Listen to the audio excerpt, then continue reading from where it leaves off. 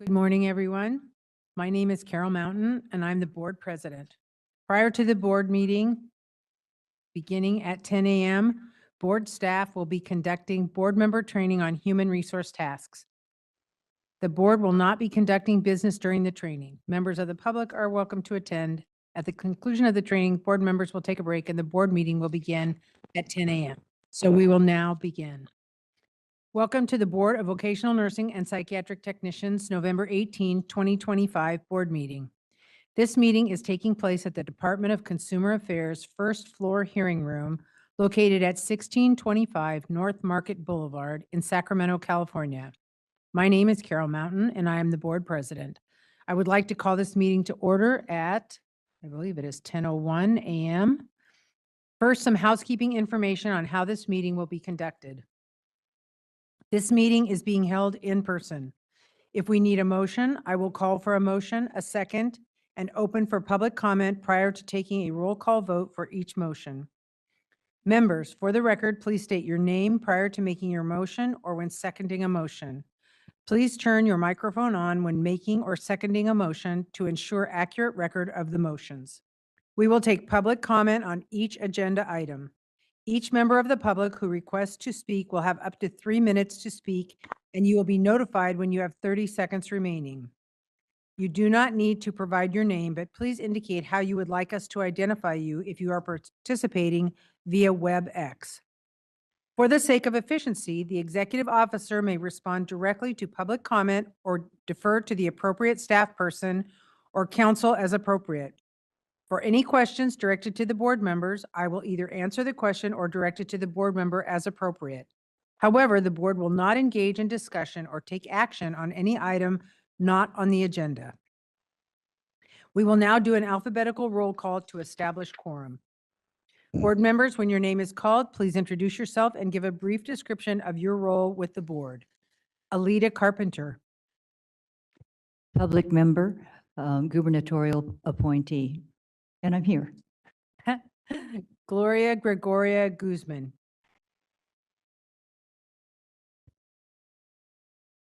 Governor appointed, board member. Leslie Moore.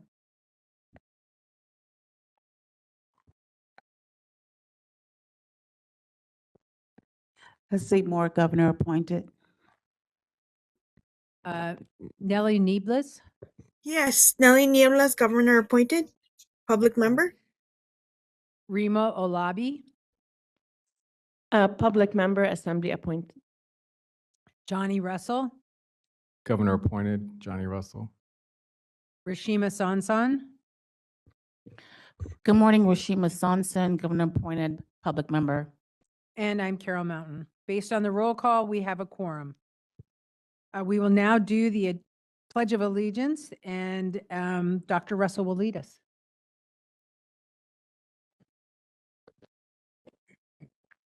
Pledge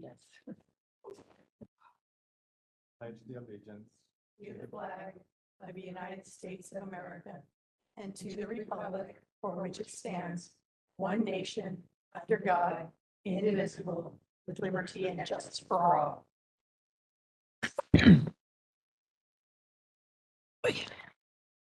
Thank you. We will now move to agenda item 3, introduction of board staff and council. Ms. Yamaguchi. Thank you very much, Madam Chair. Elaine Yamaguchi, Executive Officer. I will have to ask for some indulgence. I seem to have lost my glasses. So if I miss any of the staff members in attendance, I really apologize, but I'm squinting as it is.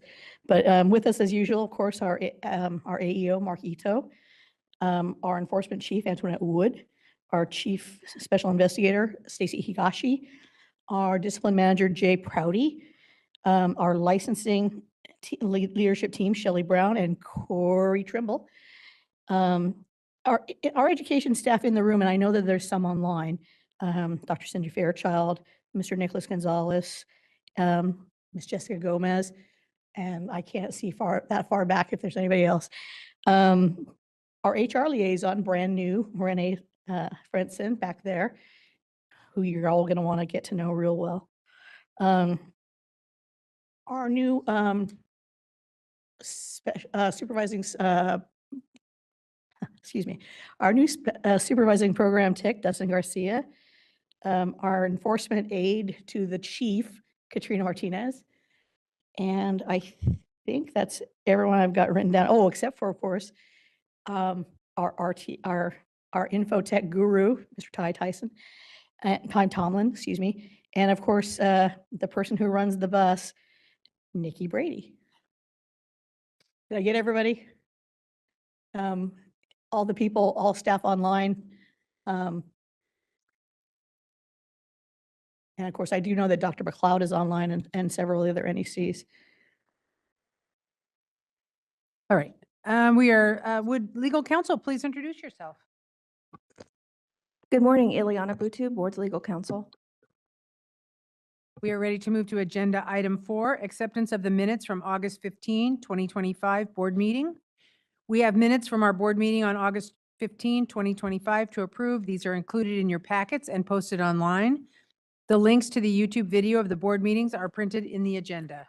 Can I have a motion to approve and a second for the August 15, 2025 minutes?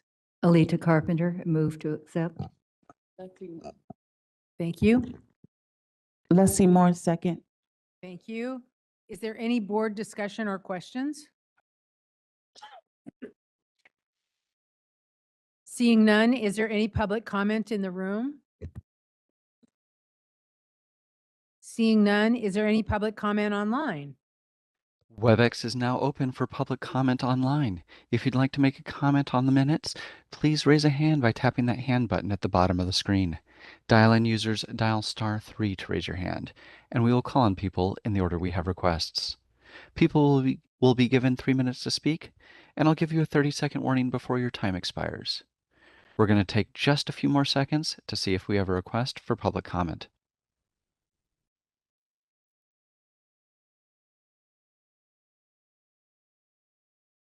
Seeing no request online, do you wish to continue with the motion? Yes, thank you. All right, I will do a roll call and establish who is in favor, opposed, or abstains. Ms. Carpenter, Yes. Ms. Guzman, Ms. Moore, Yes. Ms. Niebles.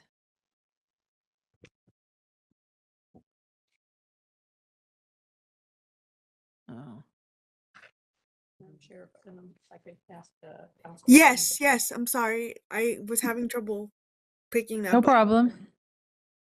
You want to do it now or after the motion? Okay. Dr. Olabi, Yes. Dr. Russell, Yes.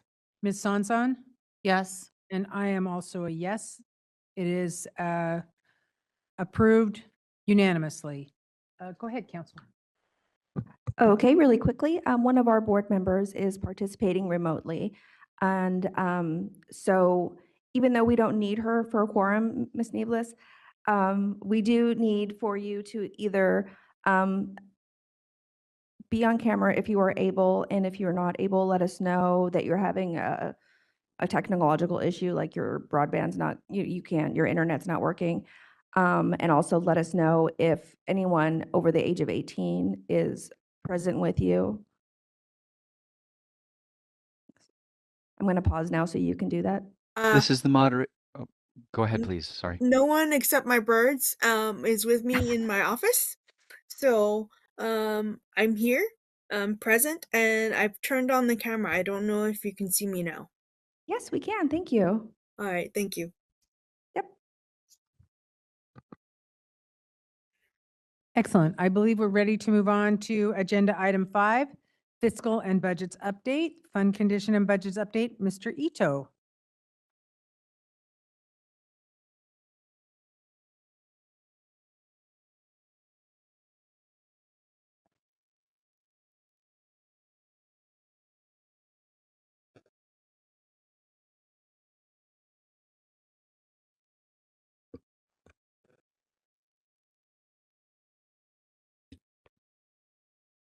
Good morning, Board President, board members. My name is Mark Ito. I'm the AEO for the board.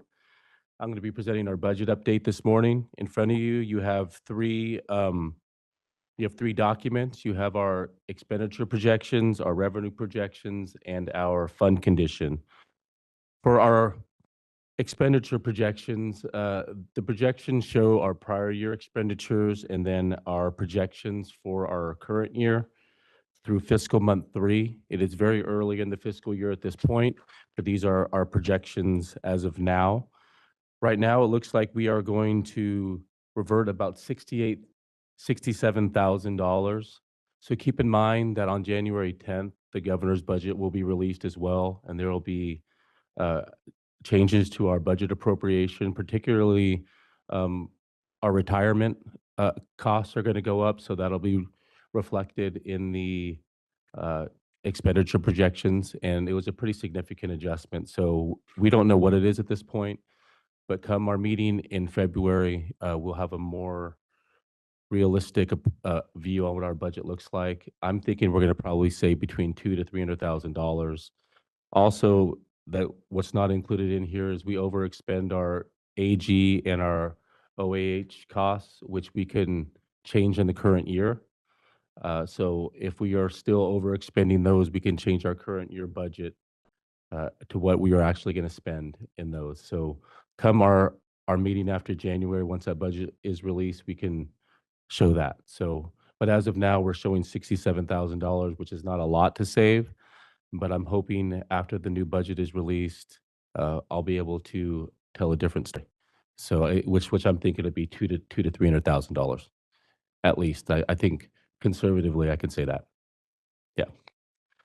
All right. So going on to the next document, we have our revenue projections. So it looks like based on fiscal month 3, we're projected to bring in $24.9 million, with the lion's share of that being our license renewal fees, which we're going to bring in $16.4 million.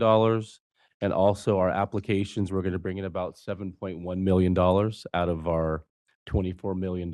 So we are bringing in quite a bit of money. In our next agenda item, we will go over our desire to do a fee study, which will change this significantly. But as of now, we're looking to bring in $24.9 million annually. Our last document is our fund condition. And now this document, it reads left to right and up and down. So from left to right, to start, we have our 24-25 actual revenue and expenditure numbers. And then from 25-26 through 28-29, going to the right, it'll show what we are projected to bring in for those fiscal years. And if you go up and down in the document, there's 4 sections. It's our beginning balance for those fiscal years, our revenue we're going to bring in, how much we're going to spend, and at the end of the day, what our fund balance is. So as you can see in 25-26, which is the second column over from the left, we start with $23.7 million.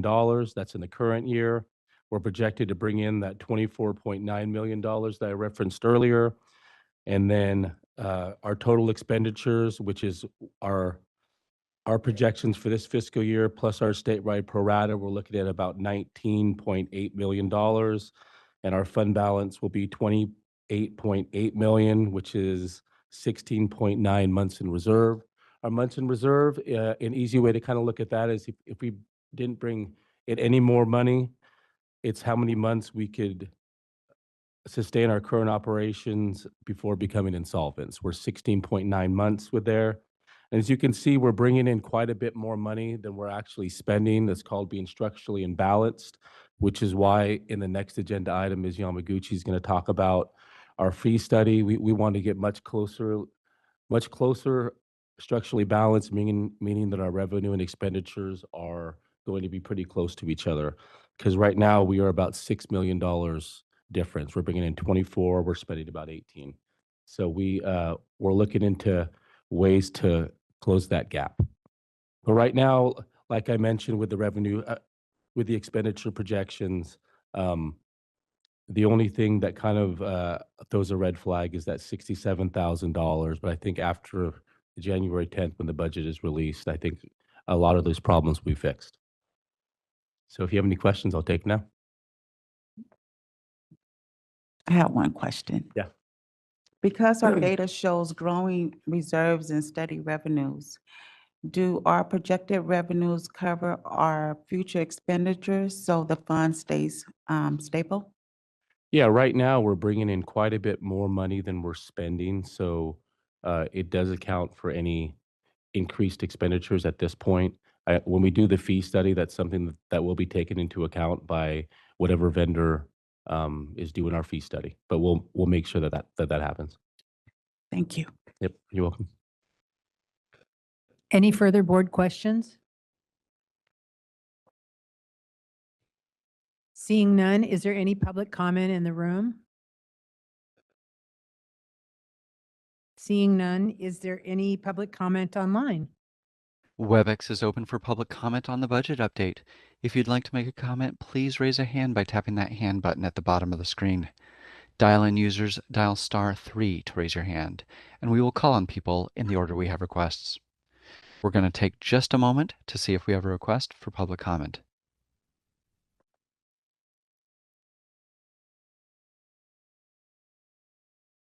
Seeing no request for public comment, do you wish to continue with the agenda?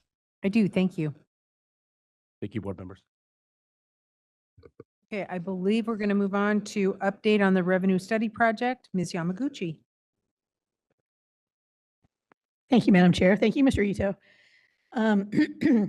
As you'll recall from our August meeting, we had a very, I think, really intelligent conversation about the need for a revenue study, and Mr. Ito, I think, neatly outlined where we're going. Essentially, again, yeah, our board right now is financially solid, but it is unbalanced. It's not, I think, a sustainable or equitable distribution. So we've known for a long time that this needs to be looked at by experts. As we discussed in August, we would like to proceed with a revenue study, with the timing being that we would have findings and recommendations to share with the legislature when we go through sunset in 2028. So right now, as you recall, I think, the board, excuse me, the board approved a series of recommendations that would basically lay out the step by step right now for how we should proceed. And we have, of course, made some progress, I'm happy to say, which is in your packet. There's a status report, essentially, and I will kind of very briefly go through. Our colleagues at the Bureau for Private Post-Secondary Ed did perform a study that covers a lot of the same objectives that I think we're after. So we've reviewed that, and I had a fairly good conversation with PPPE's chief. We talked with the department's contract management office for guidance on how to proceed in terms of the format and the process. I imposed upon Dr. Mountain and Dr. Olavi, with whose expertise in academic research, university level research, to make certain that if we were to pursue that option, we were set to do that. And mostly I've been kind of perusing other options, speaking with some consultants in project management, governmental affairs, organizational development fields.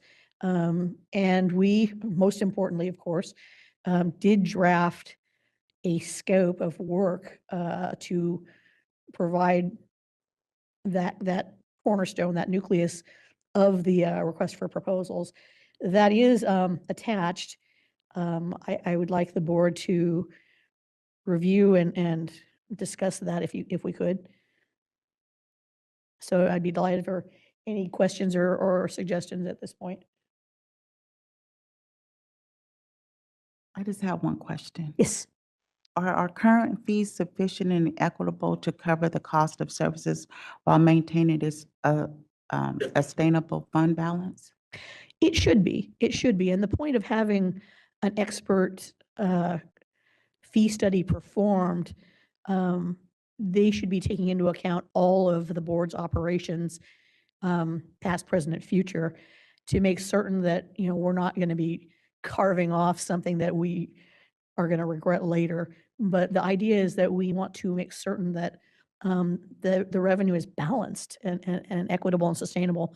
So I don't feel a problem with that coming forward. And I do plan to retire in about 5 years. So, there you go. Thank you. Thank you.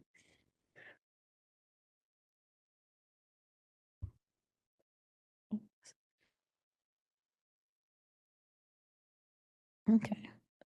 Could we ask for a motion? Can I have a motion?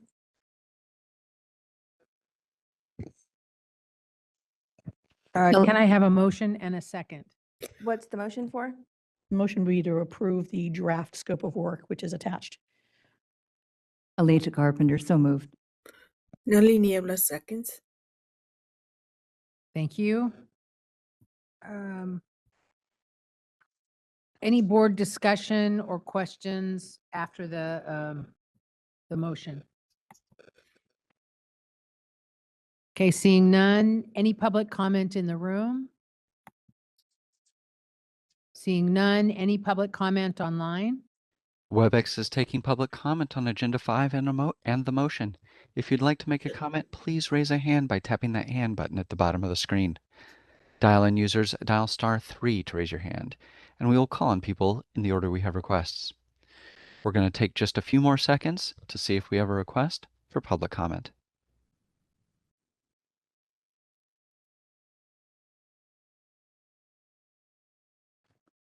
Seeing no request, you wish to continue with the motion?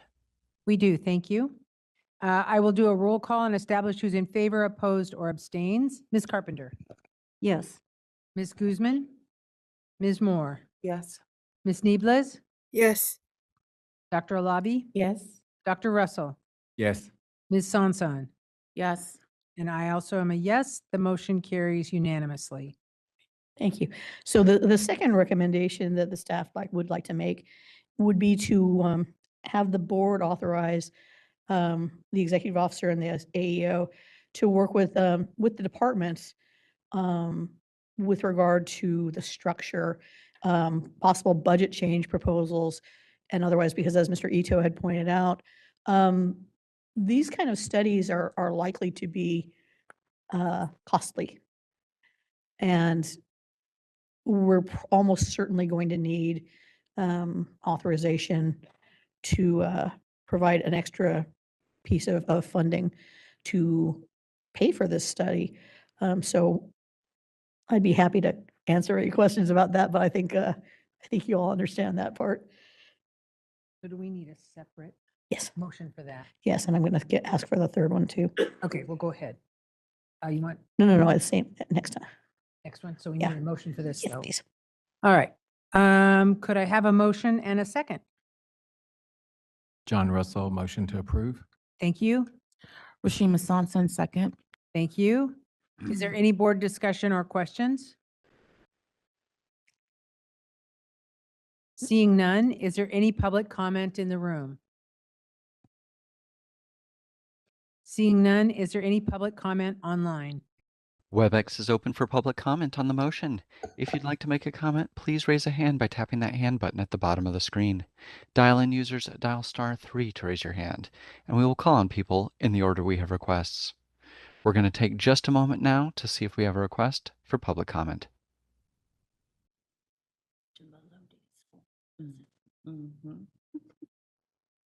Seeing no request, you wish to continue with the motion? I do, thank you. I will do a roll call and establish who's in favor, opposed, or abstains. Ms. Carpenter, Yes. Ms. Guzman, Ms. Moore, Yes. Ms. Niebles, Yes. Dr. Alabi, Yes. Dr. Russell, Yes. Ms. Sansan. Yes. I am also a yes. That motion carries by a vote of 8. Ms. Yamaguchi. Thank you very much. Final recommendation with regard to this item.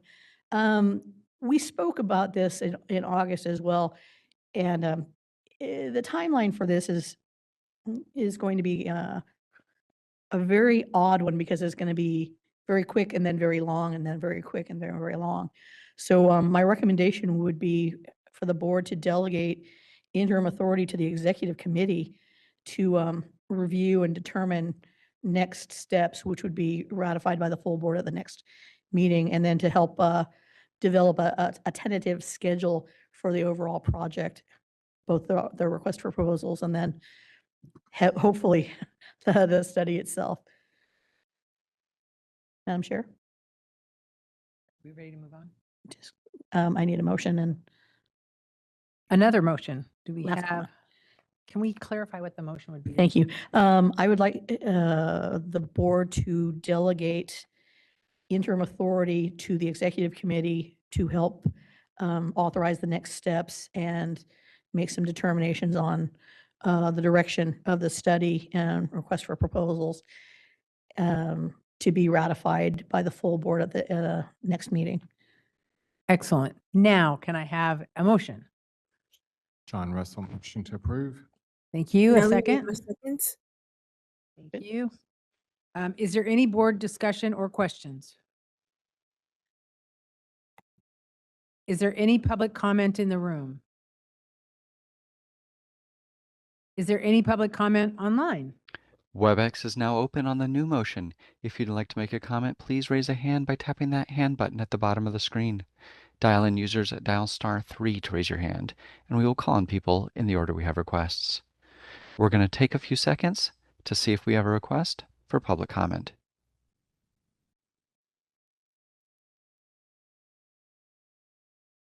Seeing no request, do you wish to continue with the motion?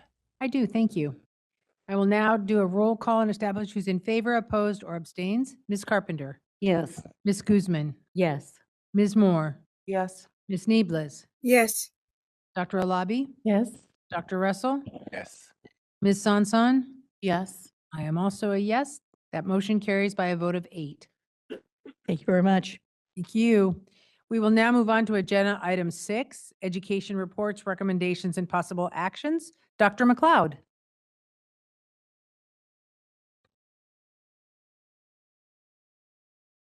Mm.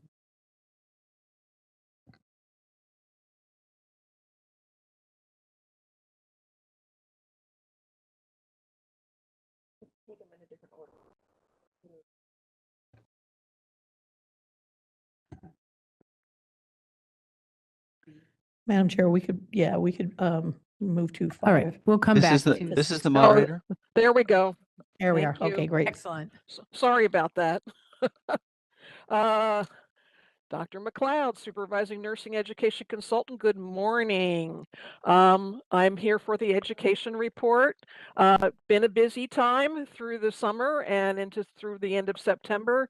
We had 12 on-site visits and 10 remote visits. So we were very busy during this period of time. Lots of schools to visit and lots of things to do. So we're up to over 60 proposed programs now that have been going on since October of 2022. There's 14 proposed programs through this period of time that we were looking at. We did approve one program. I will tell you in a little advanced for next time in February, we did approve a PT program in the month of November. So we have a new PT program and we're very excited about that.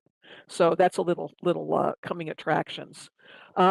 We've been doing a lot of projects. We're actually looking at doing a project with evaluating the acuity of schools so we can identify schools that need more attention. So we're in the middle of doing that. We'll give you a little bit more update on that in February. We have been dealing with the respiratory regulations, lots and lots and lots and lots and lots and lots of scope of practice questions. At least 70% of our scope of practice questions have been about that. I think the executive officer is going to talk a little bit more about that coming up. We have been working with Opus. We're in our new fiscal year, so we're starting on working on the CAPLE exam. We have had a workshop already. We had four subject matter experts come in on October the 2nd and work on the exam. So that's going on, and we have another one meeting again in December coming up. And we did a forum in September for the innovative teaching practices and lesson planning. That we had information about escape rooms, clinical simulation, a lot about artificial intelligence. It was very well attended. We had 150 people come to this forum. And so we were very excited about that. We did a whole information session on lesson planning in the afternoon. We wanted to help the programs do better with that because that's one of the weak areas, and we wanted everyone to know the expectations, and that was very well received. So we're very pleased about that, and that's my report. I'm here for any questions. Thank you so much. Are there any board comments or questions? Yes. Good morning, Doctor. Good morning. Leslie Moore. Are the current number of NEC sufficient to meet the volume?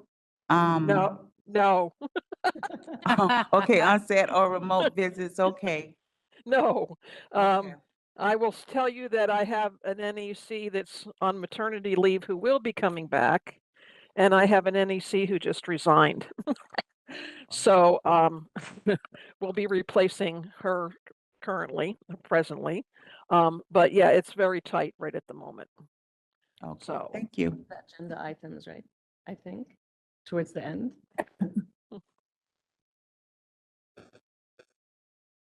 Is there any public comment? Or are there any further board questions? Is there any public comment in the room? Seeing none, is there any public comment online? WebEx is open for public comment on the report.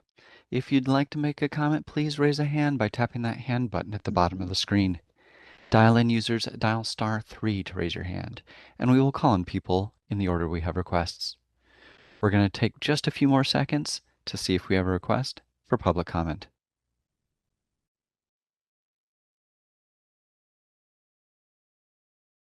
Seeing no request, you wish to continue with the agenda? I do, thank you. We do not need a vote. Just move forward. So we will now move forward to review ratification approval of executive officer program decisions for the period of August 5, 2025 to October 14, 2025. Can I have a motion and a second?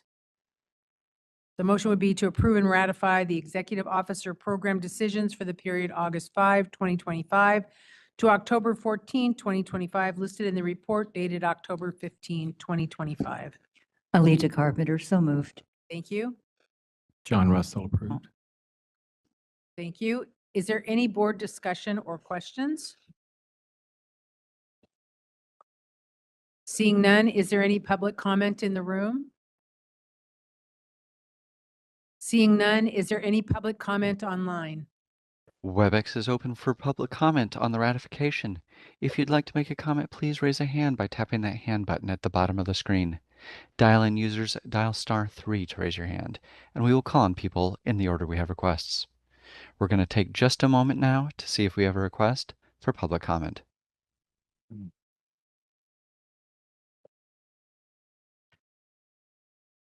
Seeing no request, you wish to continue? Yes, thank you. I will do a roll call and establish who is in favor, opposed, or abstains. Ms. Carpenter? Yes. Ms. Guzman? Ms. Moore? Yes. Ms. Niebles? Yes. Dr. Alabi? Yes. Dr. Russell? Yes. Ms. Sanson? Yes. I'm Carol Mountain. I also vote yes. That motion is carried by a vote of 8. We will move on to B, request for continued approval, program approval and removal from the list of approved schools. On December 21, 2025, our first school, Smith Chasen School of Nursing, Ontario Vocational Nursing Program. Dr. McLeod. Hello. Good Hi. morning. I'm back. I've submitted my report for Smith Chasen School of Nursing Vocational Nursing Program with a request for the continued program approval until December 21st. And then they want to voluntarily remove from the approved program list. My recommendation is to approve their continuing approval status on provisional status. They are on provisional. They're not quite ready to come off, and voluntary removal from the approved program list on December the 21st. I am very sad to have to ask for that. They are working really hard and doing a great job, but this is what they have desired to do. So I'll happy to answer any questions that you have. Wow. Is there any comment from representatives of the program? Are they online or here in person?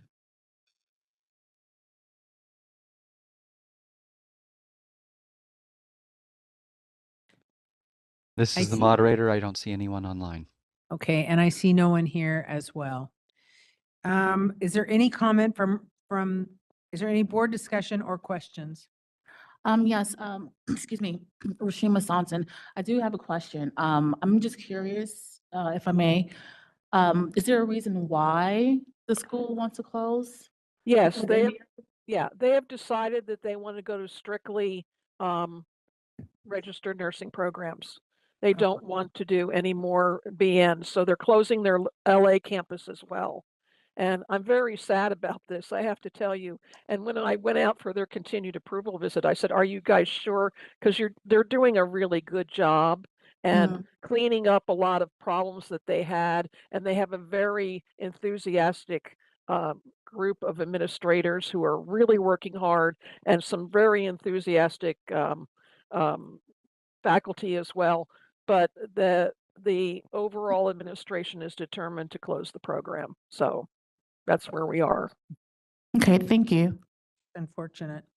All right, is there any public comment in the room? Thank you for asking that. Oh, you need a motion?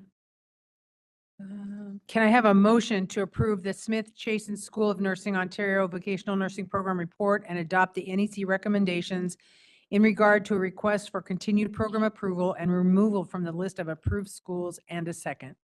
Rashima Sanson, I move to approve. Thank you. John Russell, second.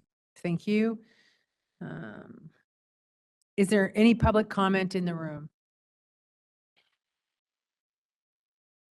Is there any public comment online?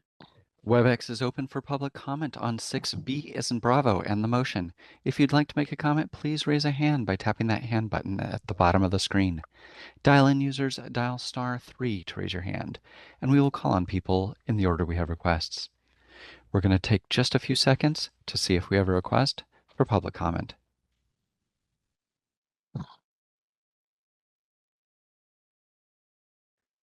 Seeing no request, do you wish to continue with the motion? I do, thank you. I will do a roll call and establish who is in favor, opposed, or abstains. Ms. Carpenter? Yes. Ms. Guzman? Yes. Ms. Moore? Yes. Ms. Neeblis? Yes. Dr. Alabi? I just had a question. If they have a solid teach out plan to make sure that the students, Yeah, yes, they only have 15 students left, and their students will graduate in December. And so I've met with that class, as a matter of fact, and they're very well supported to finish.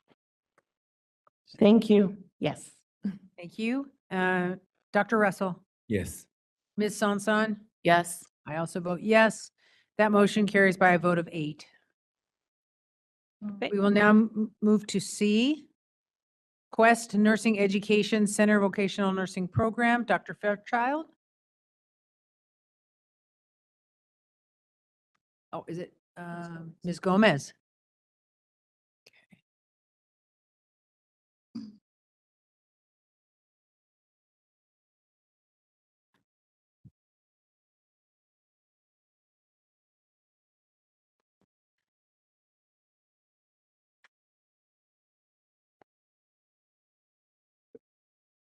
Good morning. Good morning. I have submitted the report regarding, submitted the report regarding Quest Nursing Education Center. Sorry to interrupt. There's a little green button in front of you. It's pushed. Oh, it's on? Okay.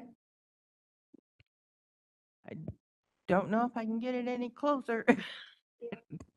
Okay, I have submitted the report regarding Quest Nursing Education Center regarding their request to admit a part-time day class of 30 students to commence on December 1st, 2025, and a request to admit a part-time evening class of 10 students to commence on December 1st, 2025. Do you have any questions?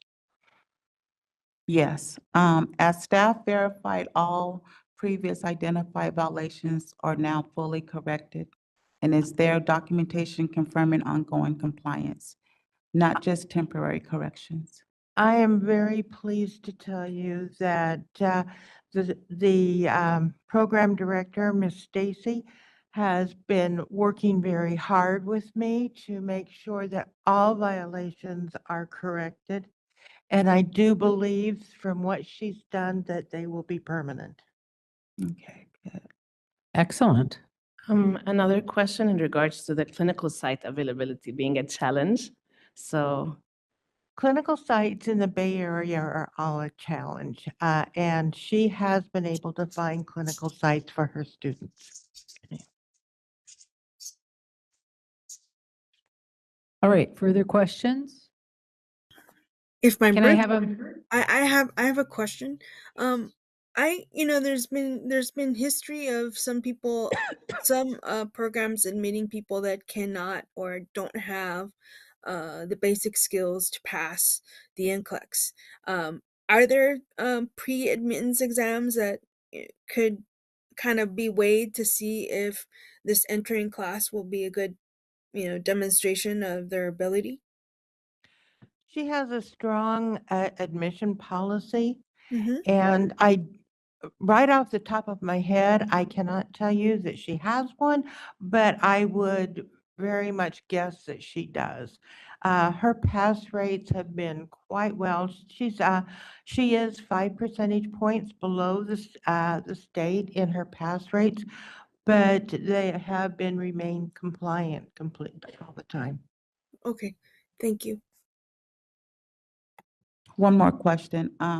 Does the program currently have sufficient faculty to maintain the required 1-to-10 clinical ratio for both proposed classes without overextending existing staff? They do. Thank you. all right, further questions? Can I have a motion to approve the Quest Nursing Education Center Vocational Nursing Program report and adopt the NEC recommendations regarding the request to admit students, and a second? Rashima Sampson, I move to approve. Thank you. Let's see more second. Thank you. Is there any comment from representatives of the program?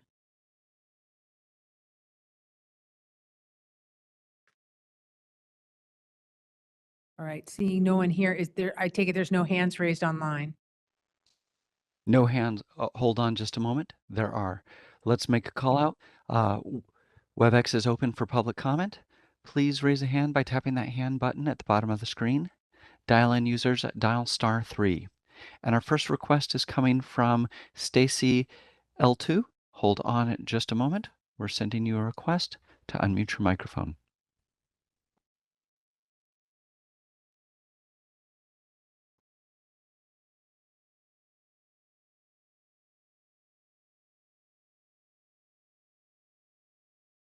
All right, Stacy, we're going to try again. Oh, can you hear me now? Yes, go ahead, please. Okay, yeah. Good morning, everyone.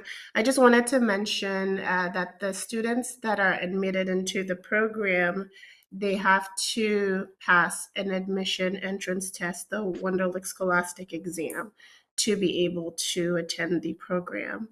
And then also to thank Ms. Jessica Gomez for continuing to work with us. That's all. Thank you. Is there any further board discussion or questions? just in regards to the exam, so does the exam, are the questions reflecting what will be in the NCLEX in order to see their readiness, assess their readiness? I know that they will hone all their skills throughout the program, but just the critical thinking part and.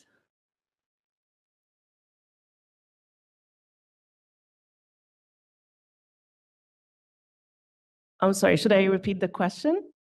I wondered if it was for Stacy, Miss Stacy. Either or. I don't know the Okay. test, so. No worries, it's fine.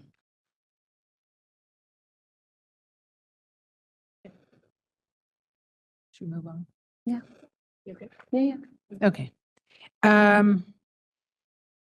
Is there any public comment in the room?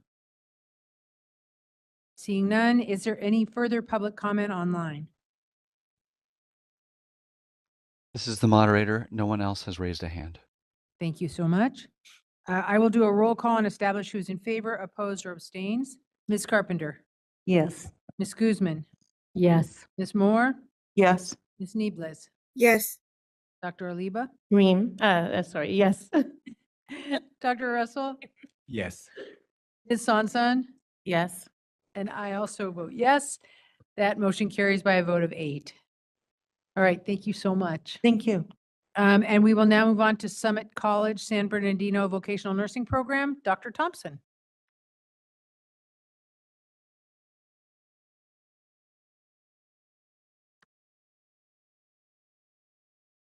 Is Dr. Thompson online? This is the moderator. Hold on just a moment, please.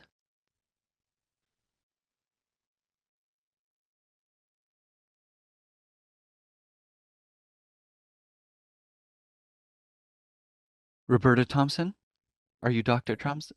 Yeah, yes. Trying to, okay, I think I'm unmuted now, correct? Yes, go ahead, please. Can you hear me? Okay.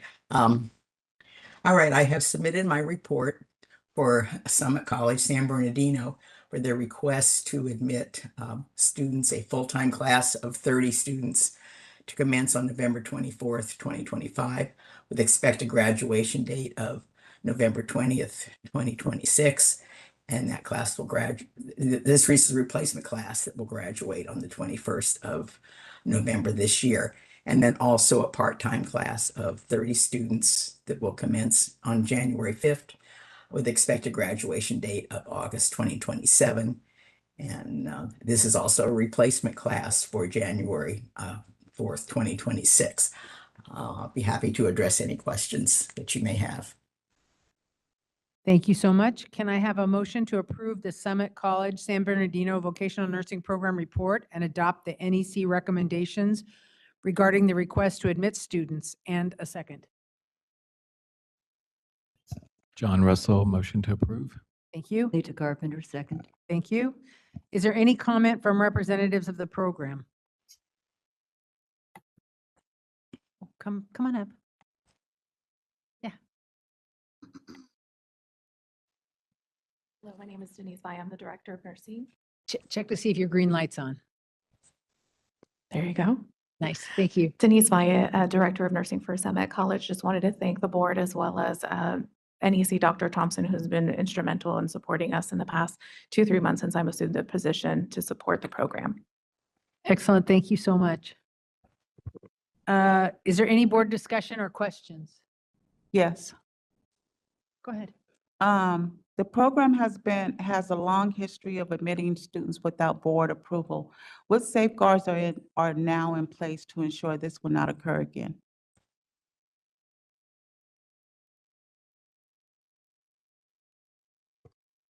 The program is now under my directorship, and integrity for the program and compliance is absolutely key for me. Anything that I've worked on, it will be worked on with Dr. Thompson and presented here for board approval. Any other questions? Yes, Rashima Swanson, I do have a question. Reading over the document, it was suggested that the environment was not less stressful and conducive of learning. Has the school looked into or thought about any ways to remedy that? To ensure Yes. that the learning is, okay, go ahead. I'm sorry. Absolutely. So in the past 2 to 3 months that I've been there working with Dr. Thompson, we've done an evaluation and assessment of all of those things. Okay. Previous issues that there were with the with verification of faculty and things like that, all of that, clinical sites, everything's up to date, our 1-to-10 ratio as well. That has been instrumental in supporting the students as well. We did a student survey to capture anonymous data, probably within 2 weeks of my arrival, so that I could get their information as well of what was stressful and things like that. It really was lack of structure. So now that we've moved forward with a lot of structure and streamlining processes, they've been very instrumental in taking that in and expressing a lot of thankfulness actually for being able to do that. Okay, thank you. One last question. What about the faculty continuity plan, like to address, the turnover, the onboarding of new faculty? Yes, so that is definitely an area that we identified that needed some work. They were putting some work into it prior to, since my arrival. We have regular faculty meetings where they are able to give free feedback on what they've done in the past that they feel has not been supportive. That way we can create that plan moving forward. And we're looking on a onboarding process online for when they come in so that everyone gets the same systemic information, as well as supporting them with active learning strategies throughout the term. Perfect, thank you.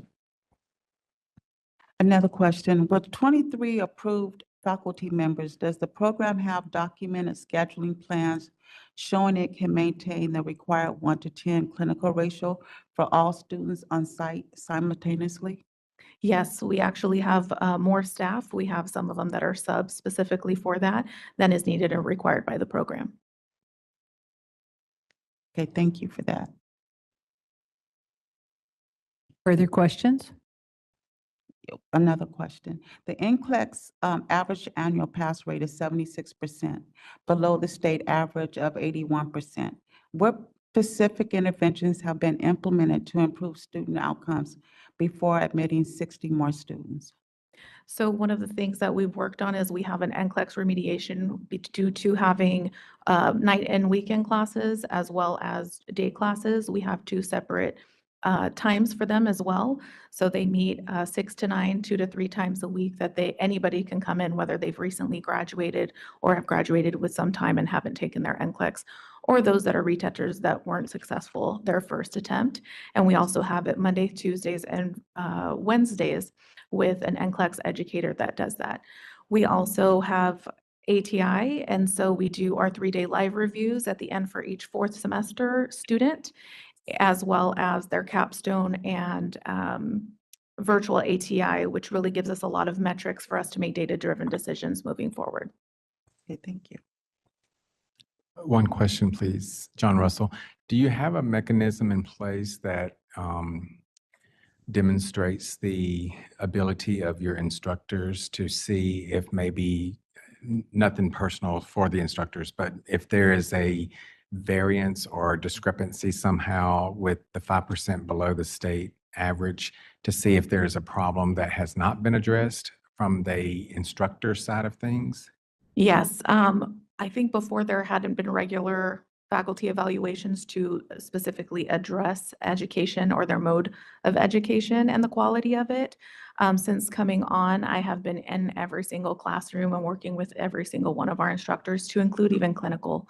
That way, everyone's not operating in silos. We're actually working together to make sure that the theory and didactic content is flowing very well into the clinical setting and vice versa.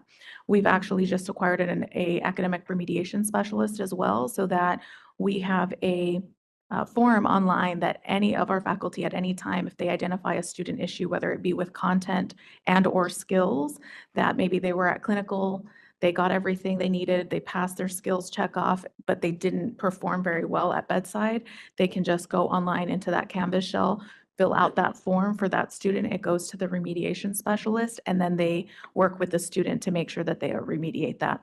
And it works for content as well.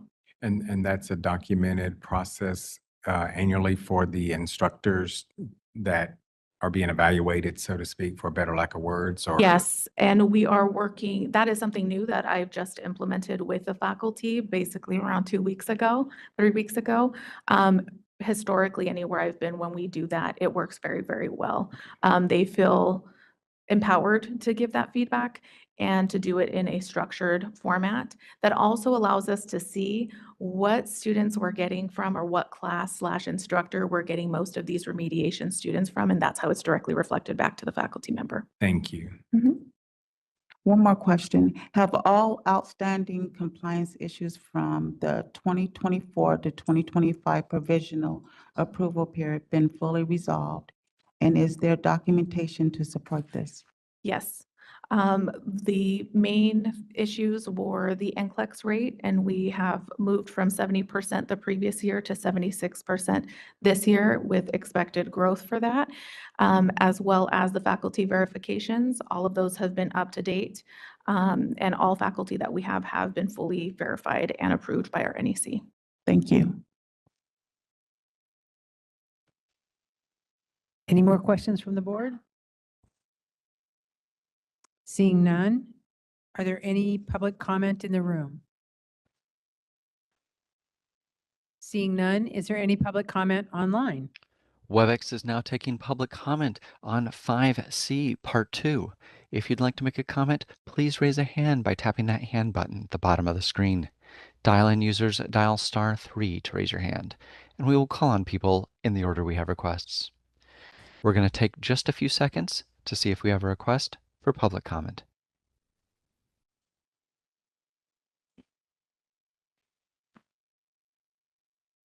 Seeing no request, you wish to continue? I do, thank you. I will do a roll call and establish who is in favor, opposed, or abstains. Ms. Carpenter? Yes. Ms. Guzman? Yes. Ms. Moore? Yes. Ms. Niebles? Yes. Dr. Alabi? Yes. Dr. Russell? Yes. Ms. Sanson? Yes. I also vote yes. That motion carries by a vote of 8. We will now move on to D, request to admit students and request for curriculum revision. Angeles Institute Vocational Nursing Program, Dr. Thompson. Okay, thank you. Just a minute here. Let me get my thing up here. All right. Good morning. I have submitted my report for Angeles Institute Vocational Nursing Program for curriculum revision and request to admit students. My recommendation is to approve the program's request for a change in curriculum from a full-time 44-week curriculum to a revised full-time 44-week. And this will be effective November 18th if approved. Also, they are requesting a full-time class. This is a replacement class, and this will commence on December 1st with the graduation date of December 1st. It's a graduation date of September 18th, 2026, and this will replace the class that graduated in August. I would like to commend Ms. Coward, Program Director, Ms. Solomon, for their excellent work and diligence in revamping the curriculum to the present product. They have spent numerous hours, and I've met with them numerous times to make sure that the BVNPT requirement for collaborative theory and clinical practice be established. I will continue to work with them and their faculty as the new program is put into place. Angeles Institute has embraced the opportunity to make major program improvements since they were placed on provisional approval. And I know they were really disheartened when that happened, but they have taken full advantage of that. And I am very pleased to see the progress they have made. And I would be happy to answer any questions.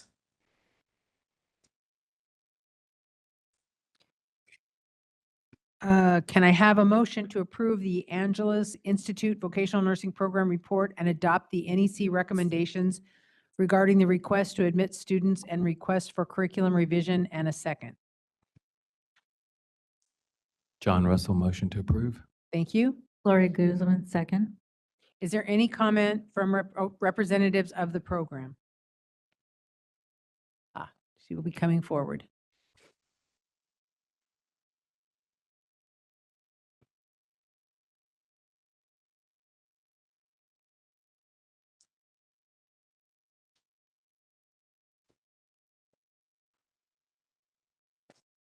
Good morning, board members.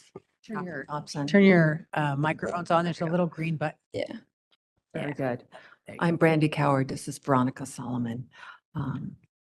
Thank you all. And I'm really, I had some nice words to say, but hearing Dr. Thompson's words really almost brought me to tears to hear that compliment of the work that we had been doing with her.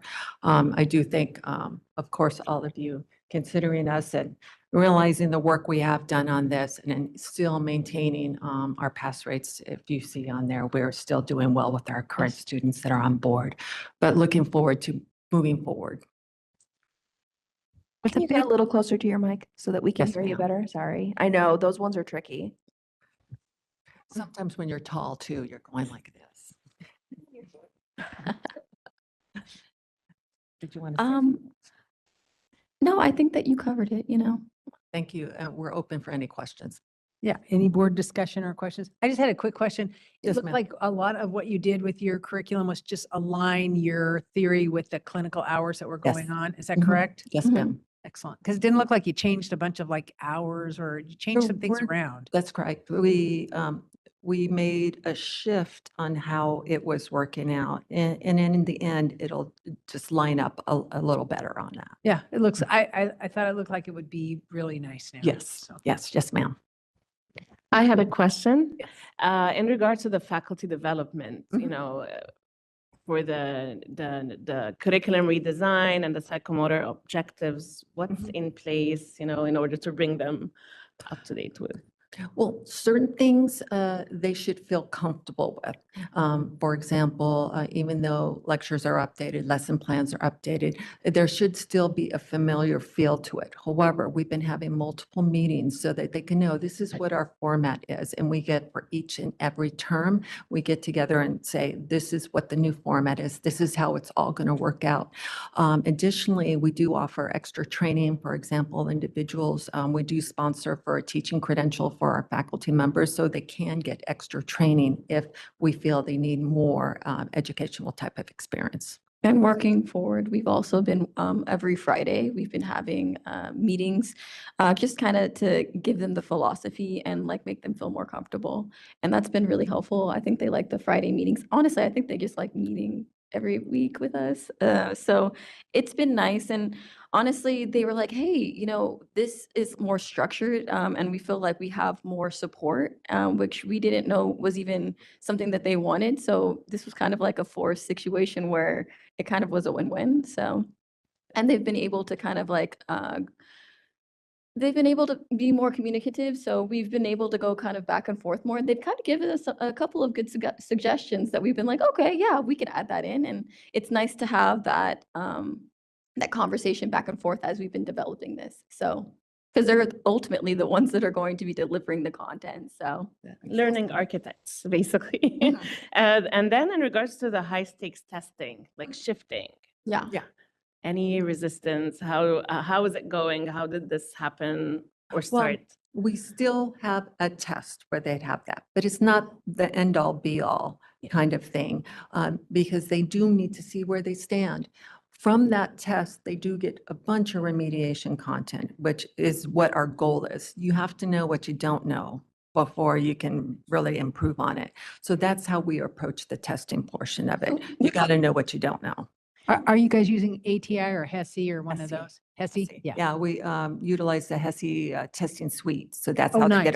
they Yeah, get the whole so there's- remediation package. There's Yeah, like 8 to absolutely. 10 examinations. Right. And then on top of that, we're doing the comprehensive a little bit earlier. So that way they have more like time to, Yeah. you know, put it together. We're kind of using it as a, hey, this is not where you want to be at. So let's do some more work. And I'm thinking it's going to be really helpful. Obviously, we haven't gotten a chance to see how that works out, but we're feeling pretty positive about it. And you guys are pretty secure in your clinical sites. I know that's an issue, so. I think it's always going to be an issue and Yeah. we're LA County, so you probably Right. know what I'm Oh, yeah. saying right there. But let's just say, once we get in there, we kind of dig in our stake and, okay, we're staying here. But we do actively, anyone out there, and we're actively looking always, that kind Yeah. of thing. Excellent. Are you thinking of offering them, the students, maybe towards the end of like, let's say the finals, like a review session where, you know, maybe a couple of faculty that can integrate components of their courses can come after, you know, grading the exam, which has to be in a timely manner, of course, in order to offer them sort of a review of the weak points, because it's at the end, it's not about the exam as much as them and their clinical readiness. I love that you asked that question because we've actually formulated a kind of a student success review workshops. There are about 3 separate workshops that go into that in length, and then there's touchbacks for that. And we start those workshops, what, 6 at the end of 6 weeks, and it goes. There's one each week. There's 3 of them, and then they can, converse with us and see where was this week point on, or I want to talk about this point again, because obviously in a workshop, you're going to go into a workshop and then you're going to be like, okay, I took some of that in, and then when you're really reflecting on it, you're like, I want to talk about that again. So we kind of built that into it. So I think that will be really helpful for the students, because ultimately they just need to feel heard, and they need to be able to reflect back on the material and what exactly might be bothering them. What works for them? Mhm. What sometimes what's for student A is not the same for student B. So this gives them an opportunity to kind of explore those things. We do have a dedicated instructor that is for that end portion of time. Great, thank you. All right, further board questions or comments? Yes, I have one question. Excuse me, Rashima Sonson. So I see that you have 8 violations previously, and I know that you guys have corrected it, correct? And you have about 4 remaining. And it's great to see that you have indicated timelines for your classes, but have you indicated or clarified the timelines that you will complete those or correct those violations? And I think Dr. Thompson can verify that. We've, with multiple conversations with Dr. Thompson, generally, those are mostly all complete at this point. I'm sending the final versions after this meeting. I was going to send it before this meeting, and it didn't. We talked and didn't think it was fair to get all these materials prior to this meeting, since it's been so busy. So after the meeting, we're going to send the remainder, final versions for her final approval. Okay, thank you. Yes, they're making great progress, and I'm sure that the last submission will take care of the rest of the violations. Thank you, ma'am. One more question, and you might have already touched on this. I might already ask. The program pass rate is currently 83%, which is really good, above the state average. What specific strategies have contributed to this improvement, and how will the new curriculum maintain or enhance these outcomes? Well, one of the things we've done is have that dedicated person. That person, and we've added the workshops on top of it. I think we're just going to continue to have that sustainability where it's going to remain in this. We love having in the 90s all the time. For us, it's like, oh, we got 83 this time. But we're hoping that this will maintain this high rate, barring anything else. So we're looking at that, the dedicated person, the workshops, and really taking a look at what each individual student needs to be successful. I was having a discussion yesterday, I'm sorry, I'm going off on a story, when I was talking about the memory palace. And she's going to look at me going, oh no, she's bringing up memory palace again, about how to remember different things. And so I was talking to a student about it. I said, this might be a way you learn. And just kind of giving some tips where they can remember, okay, these are 6 things that are going for this particular disorder that I can put it in there, and this will help me remember. But it may not be their method. It might be the testing effect or interleave or something else that might be their process for learning. And that will help them remember and really be out there and be a better nurse. Thank you for that.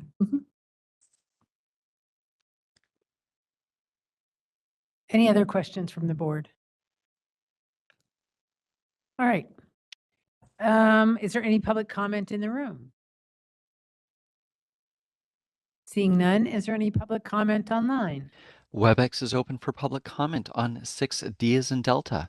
If you'd like to make a comment, please raise a hand by tapping that hand button at the bottom of the screen.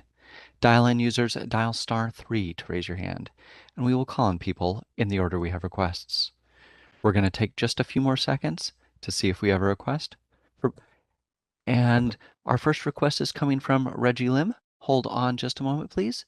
We're going to send you a request to unmute your microphone. You'll be given 3 minutes to speak, and I'll give you a 30-second warning before your time expires. Okay. Am I being heard? Yes, go ahead, please. Okay. Hi, good morning, board, to the board. Good morning to all. I'm not sure what I have missed in the agenda that I have missed as well. I just like to take this opportunity. I'm a practicing LVN already, and I just like to have a generalized comment on or take this opportunity with the board with regard to nail care. I mean, I'm not sure if because this is just the platform that I believe that could uh, echo the importance of when a state would come into facilities and do their surveys for recertification. I just want to emphasize the fact that nail care is overlooked. Sir, I hate to, I apologize for interrupting you, sir, but we need comments to be specific to the item itself. We do have a item at the end of the agenda for folks to make comments on issues that are not currently on the agenda. So I Yeah, do so apologize, but yeah, thank you. yeah, that's why I preluded and predicated my statements on the fact that I just came in. And that is just one because also I have additional. Sir, you're going Oh, to have to wait until the end of the meeting. okay, Thank you so much. you're welcome. I apologize. Thank you. Are there any other comments online? No other requests online. Thank you. I will do a roll call and establish who's in favor, opposed, or abstains. Ms. Carpenter, Yes. Ms. Guzman, Yes. Ms. Moore, Yes. Ms. Neeblis, Yes. Dr. Alabi, Yes. Dr. Russell, Yes. Ms. Sansan. Yes. I'm also a yes. That motion carries by a vote of 8. Thank you so much. Thank you. Thank you. Thank We you. will now move on to E, consideration for provisional approval and request to admit students, Glendale Career College Vocational Nursing Program. Dr. McLeod. Hello again. I've submitted my report for Glendale Career College Vocational Nursing Program for consideration for provisional approval and a request to admit students. My recommendation is to place the program on provisional approval for a period of 2 years commencing today.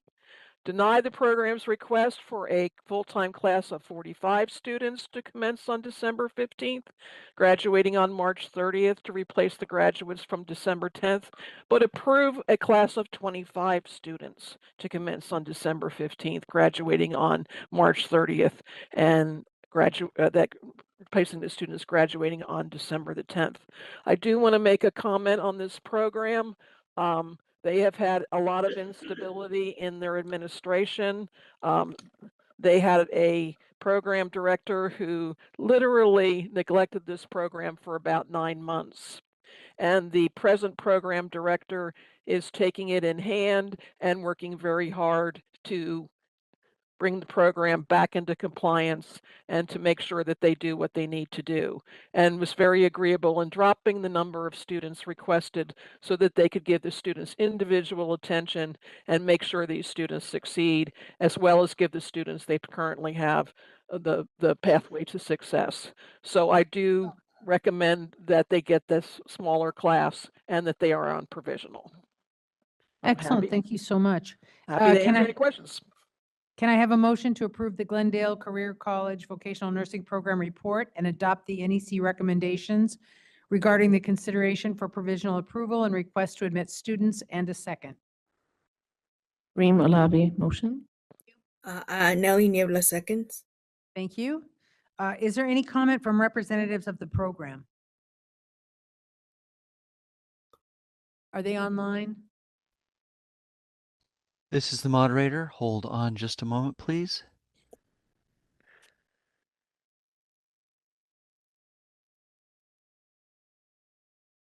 Tuesday Sal? Yes, good morning. Good morning to all. This is Tuesday Shao. I'm the program director for Glendale Career College. I am 5 months old in this organization and I am aware of the program's needs. I am fully engaged and committed to bring it at par. I know this will take probably 2 years, but the faculty and I are already motivated to get to work. Thank you very much, Dr. McLeod, for your guidance. Excellent. Thank you. Are there any questions from the board? Just one in regards to that tutoring and remediation plan, if you have any like detailed evaluation, let's say plan or monitoring, that would include, you know, early indicators of engagement, success of students.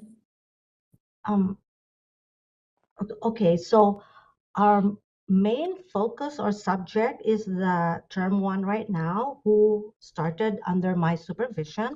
So we did a risk analysis project, identified factors that would isolate students who are more likely to be challenged.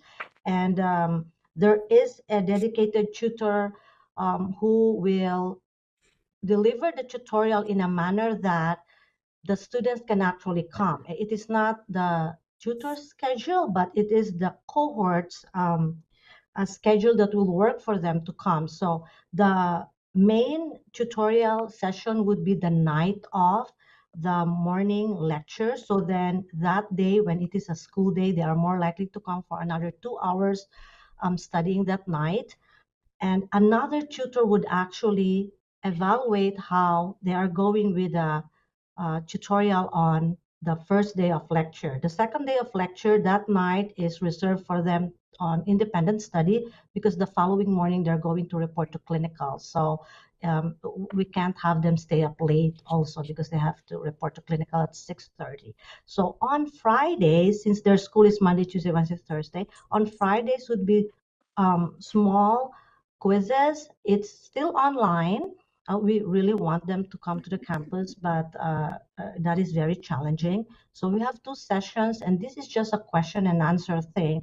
And they are going to participate in like a Mentimeter or a Kahoot activity, and we will identify which area within the chapter or couple of chapters that students who are at risk are still having difficulty. For example, the ESL students and students who have who can't attend tutor but can attend Friday. I know it's a question and answer portion because they don't have like childcare to, you know, to help them. So our main focus right now is the term one students for the cohorts which are already more senior. We have started with the August graduates. So these August graduates, we have August, September, and October graduates. They will be affecting our last quarter pass rate, but for them, we have an extended NCLEX review. So a lot of tutorial on fundamentals. They were doing well with MedSurg, but the fundamentals we were able to identify because they were not achieving proficiency level with our HESI resources. So we extended their NCLEX review. And that's the reason why there is a batch of August graduates and there are also a batch of October graduates. I have a quick question about, it looks like that despite the new plan, the pass rate decreased in the last quarter, and you're doing a lot of great stuff. I mean, HESI's great and Hearst Review is great, but I wonder, has your program considered using something like mountain measurements that's endorsed by, the NCLEX is endorsed by NCSBN, that gives you the ability to look at areas that are consistently areas of struggle for the students? It breaks it out by the NCLEX categories. It's a really useful tool. I don't know if you guys have looked into it at all, but you might consider it if your pass rate continues to stay below the average. Well, thank you very much for the suggestion. I will bring that up to the organization, the executive committee. At this point, we are using the HESI dashboard to identify the client needs categories of not only students but cohorts, and then from there, you know, we provide them with the necessary activity that for them to be able to achieve proficiency. And HESI dashboard is great. I just think the mountain measurements really breaks it out so instructors can see every quarter for certain categories there. It takes, you know, like oxygenation, then it breaks it down into the more minute categories, and you can see how the students are doing. And if you're struggling, it can be a really useful tool. Yes. Okay, we will be implementing. I will have to suggest it to the executive committee. Thank you. Are there other comments or discussion by the board? Yes, this is Leslie. How are you doing? How will the program director and the NEC monitor the progress of newly admitted 25 student class to ensure they receive adequate preparation and do not contribute to further decline in pass rate? And so prior to term 1, our students attend a seminar for success, and it is a 4-week course, which culminates in the CPR course. So I am looking into, I have 38 students right now, and because the recommendation was only for 25 seats, so they will be ranked accordingly. And this is, if I believe the previous cohorts were not, did not undergo the ranking because they were less or just equal to the amount of seats that is approved. So now that we have a smaller cohort, we will start with the ranking, and then in term 1, we will do the risk analysis project that we have just started with cohort 61, identifying any risk student, so we can actually prescribe rather than react and help them out. This is Nelly Nieblas. Do you have one-on-one tutors similar to other programs that help students that are at risk? Yes, they have a coach. The coach handles a group of 4 to 5, and they have appointments. So it actually ends up with a one-on-one, providing time to the students' availability rather than the instructor saying, "I'm available this time. Who wants to sign up?" Yeah. Okay, thank you. Any other comments from the board? All right. Are there any public comments in the room? Seeing none, are there any further public comments online? WebEx is open for public comment on Glendale, I believe. If you'd like to make a comment, please raise a hand by tapping that hand button at the bottom of the screen. Dial-in users dial *3 to raise your hand, and we will call on people in the order we have requests. We're going to take just a few more seconds to see if we have a request for public comment.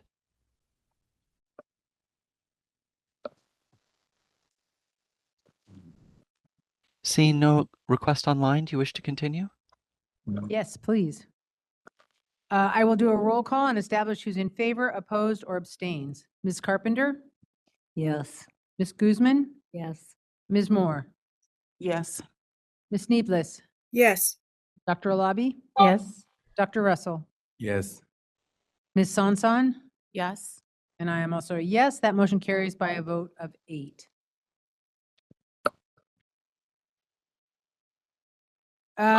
Let's move forward to Northwest College, West Covina, Vocational Nursing Program, Dr. McLeod. Hello again. I've submitted my report for West Covina Vocational Nursing Program with consideration for provisional approval and a request to admit students. Similar to the previous request, I've recommended to place the program on provisional approval for a period of 2 years commencing today, and deny the program's request to admit a full-time class of 45 students to commence on December 1st that would graduate on March 19th, 2027, that replaces the class that graduated on October 7th, 2025, but approve the program's request to admit a full-time class of 25 students to commence on December 1st that will graduate on March 19th to replace that graduated on October 7th. This program also had the same program director. So they had some of the same problems. They have a new program director, Dr. Alicia Marquez, who's working very hard to improve things here. So she's developed a plan and plans on giving me more recommendations in the next couple of months. So I am recommending that they are on provisional and get the small class. Can I have a motion to approve the Northwest College, West Covina Vocational Nursing Program Report, adopt the NEC recommendations regarding the consideration for provisional approval and request to admit students, and a second. Nelly Nieblas moves. Thank you. John Russell, second. Thank you. Is there any comment from representatives of the program? This is the moderator. Hold on, Alicia Marquez. We're sending you a request to unmute your microphone. Good morning. This is Alicia Marcus. I am the program director for the West Covina campus, and I just wanted to take some time to say that I really do appreciate the feedback that Dr. McLeod has given. She's been very helpful in identifying, where we can go from here, what's expected. We are committed to turning this program around. We are working very, very hard to see an increase in our success for our students. We are really wanting to put out some good nurses, and we will do whatever is recommended to make sure that that happens. I'm happy to answer any questions. Is there any board discussion or questions? I have one in regards also to the turnover, since it impacts the students' performance for sure. So what do you have in place, hopefully, to make sure that you retain the faculty that are on board? I've actually been very, very fortunate since I came on board with Northwest. We have a very stable faculty, actually. We've had very little turnover since I came on board. Those that have left, as I believe I have had 2 that have actually left, and they left, they were adjuncts. They were just simply not getting any assignments, so they were just simply not there. The change in numbers on our faculty and facilities report resulted from, we had had many, many faculty who had simply not done any assignments but never been resigned when I came on board. So I was just trying to clean up that list. Okay, thank you.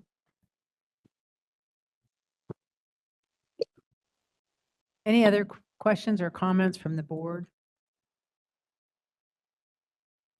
Yes, Rashima Sanson, I do have a question. So in the report, it says that the new program director, which is you, correct, created a plan to improve the pass rates. However, it said that the new plan did not help improve those pass rates. Currently, I'm wondering, are there any new discussions or ideas or plans to ensure that the rates increase? Has your team researched it? Have you possibly spoken to the students, conducted a survey? I'm just trying to understand, what new plans do you have in place to improve it? Well, one of the things that I think is somewhat difficult to see on paper is that, yes, we do have a plan. It has been implemented, but I, like Dr. Shao previously, we have both only been on board for a few months with Northwest. And so the students that you are seeing reflected on the NCLEX pass rates are those that were at the end of the program when we came on board. Right. So I have not seen any of my students that I started with the plan that I put in place graduate. They're not even yet to the halfway point in the program. So I do still believe that the program plan that we suggested and that we are implementing will be successful. However, we do speak with the students regularly.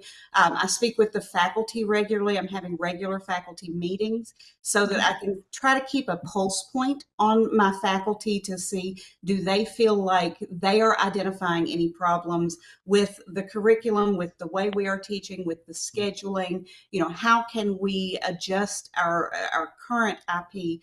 What might need to be done with that in the future? What is working with that? What are we not doing that's already in the IP that we can do better? So I did do an analysis when I came on board. Like Dr. Shah, I saw that one of the areas where we had the biggest area of improvement was in fundamentals. So we are working very hard with the fundamentals instructors, trying to get them more comfortable with the information, better able to provide that information.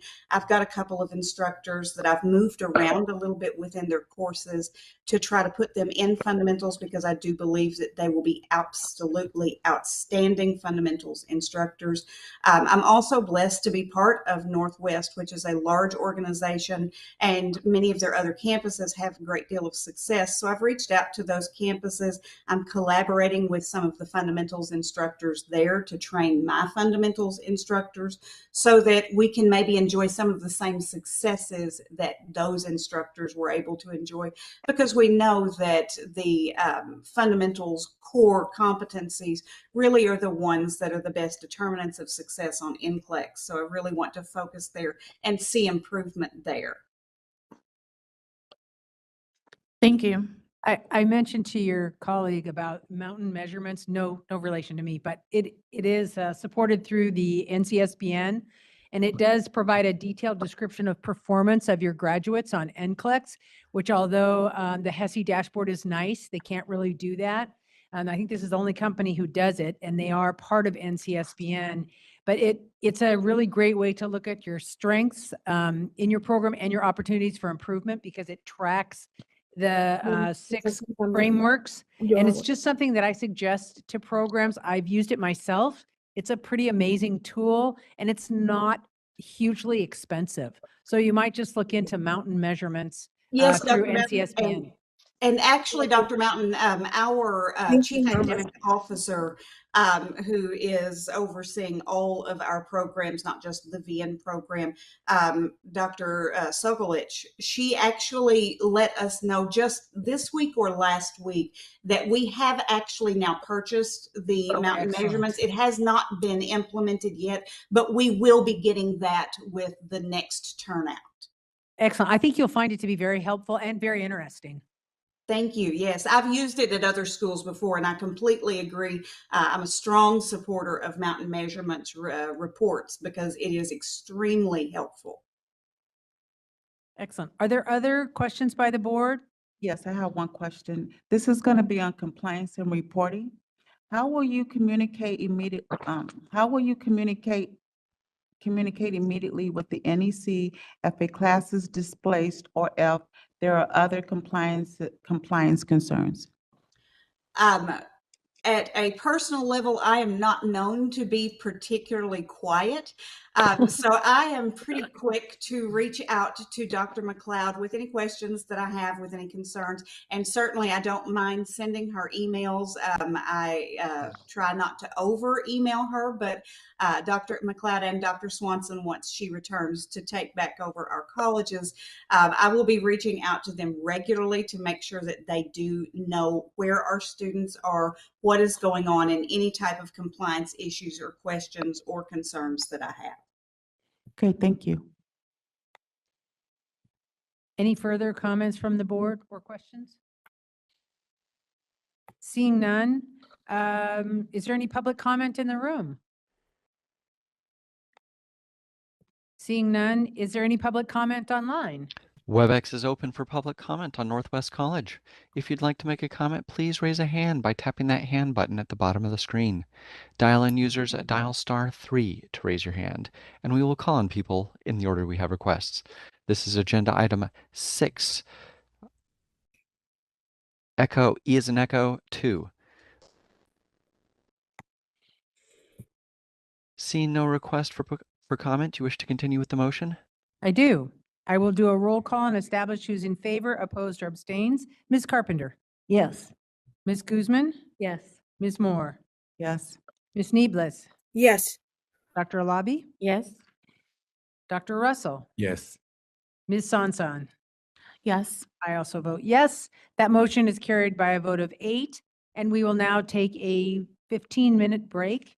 Please return at 11:48, and we'll see you then.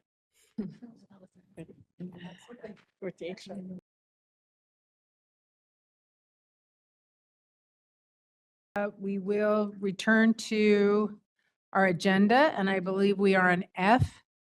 Consideration of recommendation to rescind pattern of admission and provisional approval for San Bernardino Valley College Psychiatric Technician Program. Dr. Thompson.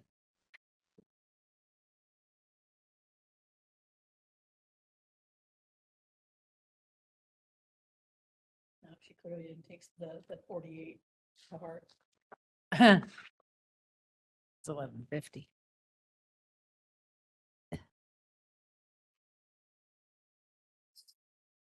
Is Dr. Okay. Thompson there? Yeah, I was waiting to be unmuted, so I think we're good now. Okay, I think it's still morning. Yes, good morning. I have submitted my report for San Bernardino Valley College Psychiatric Technician Program for consideration of provisional approval. My recommendations are that the program be placed on provisional approval for a period of 2 years commencing on November 18th, 2025. Also rescind the program's current pattern of admission and place the program on the November 2027 board agenda for reconsideration of provisional approval. I will be happy to answer any questions you may have. Can I have a motion to approve the San Bernardino Valley College Psychiatric Technician Program report and adopt the NEC recommendations regarding the consideration of recommendation to rescind pattern of admission and for provisional approval, and a second? Alita Carpenter, so moved. Thank you. Gloria Guzman, second. Thank you. Is there any comment from representatives of the program?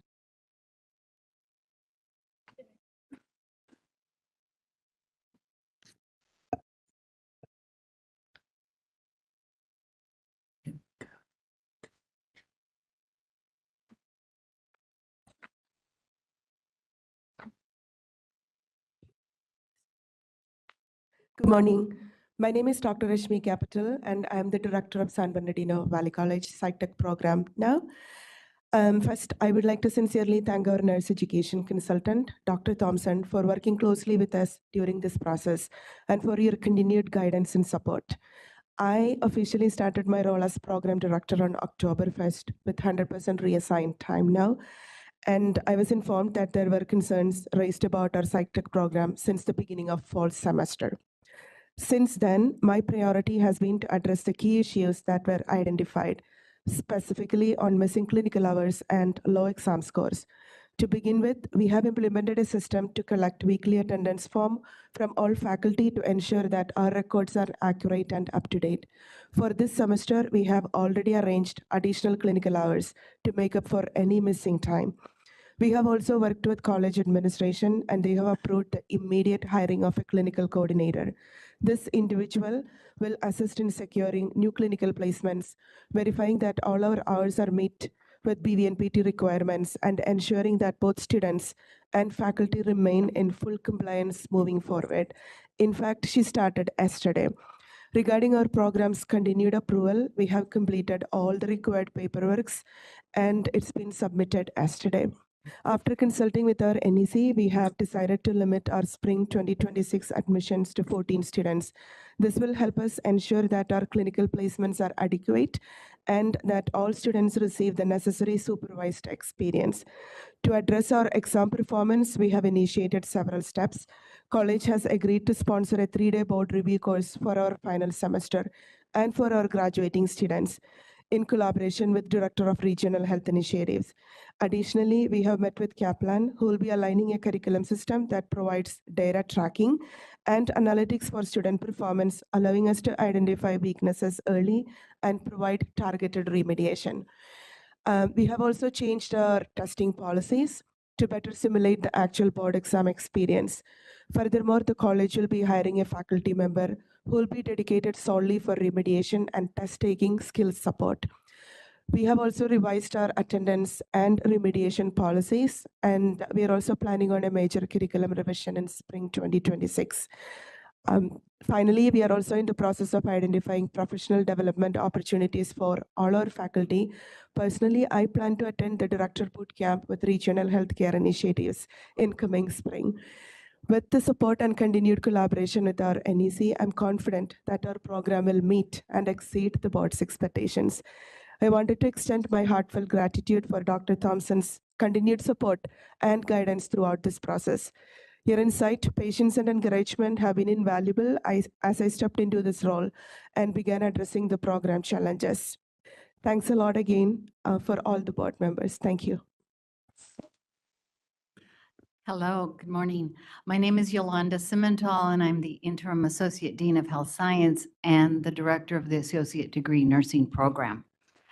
In response to the board's recommendation for our program to demonstrate incremental progress in the psychiatric technician licensure examination pass rates, we have and will implement our new admission policy, our selection and screening criteria to seek students who are most likely to succeed in completing our program. In addition, we are dedicated to increasing the rigor of our curriculum, following the instructional plans, the required daily lesson plans for each course, which will align with our students meeting the terminal objectives of the program. Instructional strategies in the classroom will be evidence-based, active learning strategies to engage students in a hands-on and participatory way rather than passive learning. Emphasis will be placed on skills lab and skills lab acquisition, skill acquisition by the students. Skills will be demonstrated by faculty, practiced by students, and skill validation will be completed utilizing a skill assessment and/or evaluation checklist. The evaluation methodology for students' progress in the clinical practice site will be completed with students meeting expected clinical objectives for each course. Our students will have the knowledge, skills, and attitude needed for success. I want to assure the board that we have secured an additional mental health clinical site, Arrowhead Regional Medical Center, the behavioral health unit, for our spring 2026 semester. But we continue to pursue new clinical partnerships to afford our students additional hands-on experiences in fundamentals, med-surg, developmental disabilities, and mental health disorders. Our psychiatric technician program is important to our college, but most of all to our future students and our diverse underserved community whom we serve. I thank you all. Hello, my name is Lori Burnham. I'm the Dean of the Science Division in which the health science area resides. I want to thank you for the opportunity to speak today. We appreciate our NEC Roberta Thompson's guidance and the recommendations and want to reaffirm that San Bernardino Valley College is fully committed to bringing our psychiatric technician program into complete compliance and strengthening the quality of education that we provide. Our program has faced challenges, but I am pleased to report that we now have new administrative leadership, including a new president, a new vice president of instruction, an interim associate dean, and myself as the new dean of science, who are fully dedicated to stabilizing and supporting this program. This leadership transition marks a true turning point. We are providing direct oversight, active monitoring, and significant institutional resources to ensure the program's success. San Bernardino Valley College new administration has demonstrated unprecedented commitment to the program's success through substantial resource allocation. We now have 100% reassigned time program director focused exclusively on program administration, compliance, and student support. We've hired a remediation specialist who will work closely with students to improve academic performance and test-taking skills, and we have approved the hiring for the replacement of a full-time faculty position who retired. All future full-time hires will be master's prepared RNs, ensuring stronger instructional quality and clinical supervision. The college has strengthened infrastructure for documentation, attendance, and clinical hours, and we have resolved all record issues for our August 2025 graduates so that they can be processed with licensure. We also actively expanding our clinical partnerships and are hiring a clinical placement coordinator to ensure consistent site management and compliance. Improving board exam pass rates is our top priority. We're integrating board-style questions throughout every course, revising exam policies, increasing test-taking preparation, and conducting a comprehensive curriculum review to align content with licensure requirements. We have also developed a rigorous selection process that ensures admissions of students most likely to succeed using a multi-criteria evaluation, including academic preparation and readiness indicators. We expect measurable progress beginning with students testing in the spring of 2026. Our comprehensive analysis report for February 7th is on track, and we will continue to meet all reporting deadlines. We will not admit additional students without board approval and will continue timely communication with Roberta Thompson, our NEC. San Bernardino Valley College administration has made significant long-term investments in the program. These changes represent sustainable transformation, not just temporary fixes. We respectfully request approval of the recommendation provisional status and affirm our full commitment to compliance, transparency, and student success. I want to thank you for your consideration, and I'm happy to answer any questions.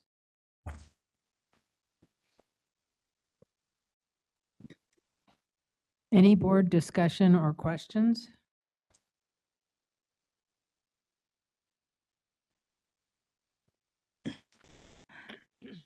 I just seen everybody looking my way, you know? I have a couple of questions for you guys. Thank you so much. What specific strategies are in place to improve the NCLEX pass rate, and how will their effectiveness be measured? Thank you, Ms. Moore. So since I started, I have requested for a 3-day review course. College is already sponsoring for it. So I reached out to the regional healthcare directive. So she has already contacted a person who has a great experience in this 3-day review. So we're going to offer it for our students who graduated last semester and who is graduating this semester. And we are planning to continue that like a comprehensive review. The other things we have done is like we are in the process of reviewing our testing policy to make sure it aligns with the PVNPT requirements. Also, I have talked with Kaplan, which is a software, so we can align our curriculum. So that kinds of give us a feedback with data to find out like early problems, and we can fix it in advance. We have also in the process of hiring a remediation consultant. In fact, it's already approved and she's going to start in spring 2026.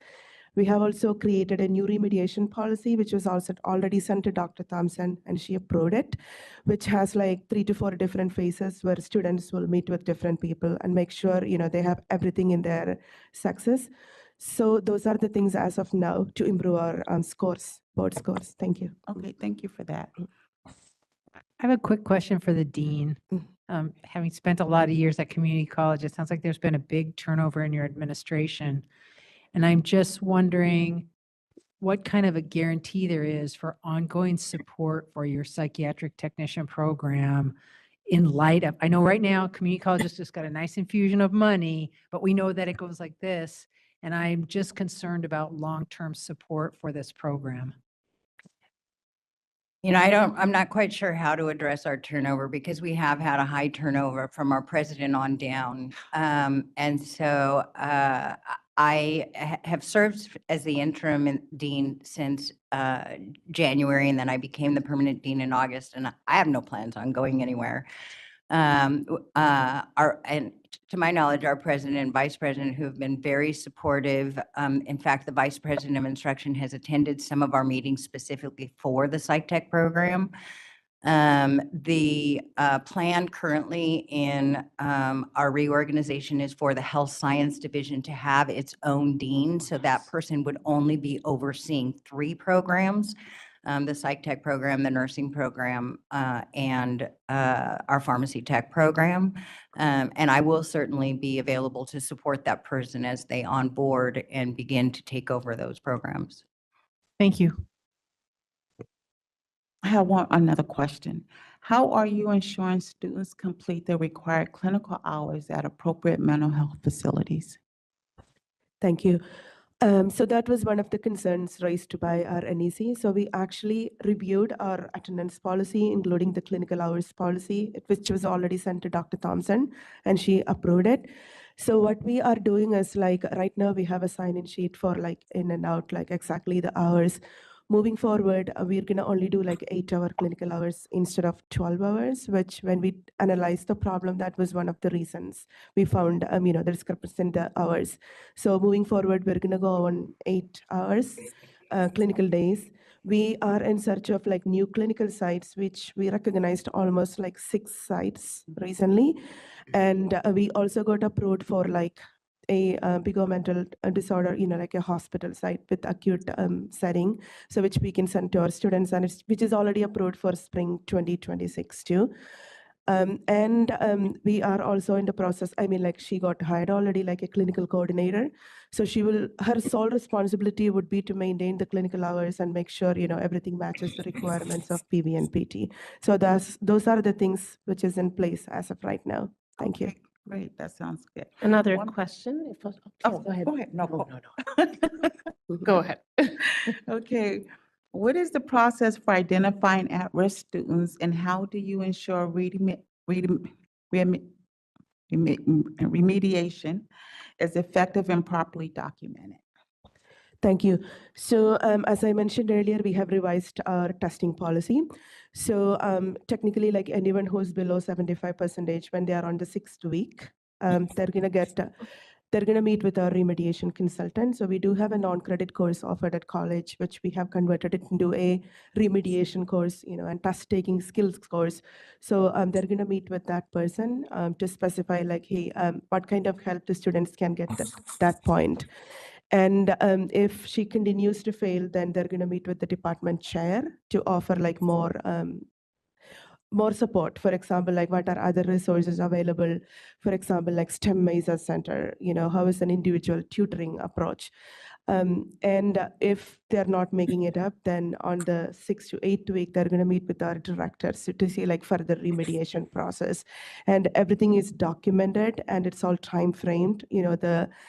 For example, the students are asked to complete certain things within that time frame, and we are closely monitoring the exams afterwards to make sure, like, how is their progress on track. So that's our plan right now. Thank you. Thank you. A question in regards to the training workshops for the faculty. Maybe if you can kindly share, a couple of them in regards to the curriculum implementation, including the secure testing environment and, other things like attendance, for instance. Regarding professional development, right? So we work closely with our regional director for healthcare initiative. Her name is Wendy Duras right now. And they offer like different workshops and specifications in curriculum development and all the things you kind of mentioned. For example, like AI in teaching, implementing AI into our testing plans. So they do offer all those workshops. So our dean has agreed for like release time and things, if they have to attend the conference. And they have offered us all the support to attending those conference.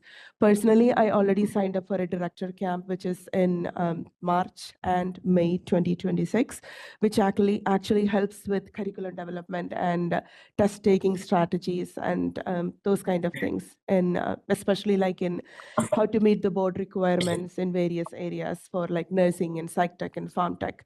So there are a lot of professional opportunities available.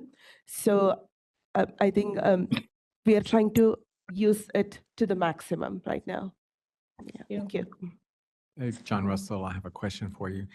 All the plans that you have in place sound great. What I would ask you is, how have you implemented a solid structure for the future? So if change is to happen, because change is inevitable, we cannot predict who's going to leave or when, but at the suffering of the students, is there something that you've put in place so there is a tier, somebody who can step up and step in interim, so there is no lacking of continuity of education while these students are going through this program?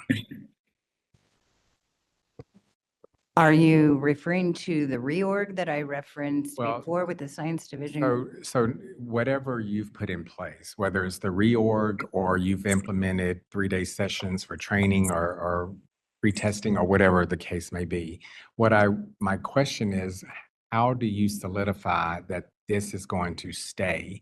So if there are changes in administration going forward, that there's no suffering at the student.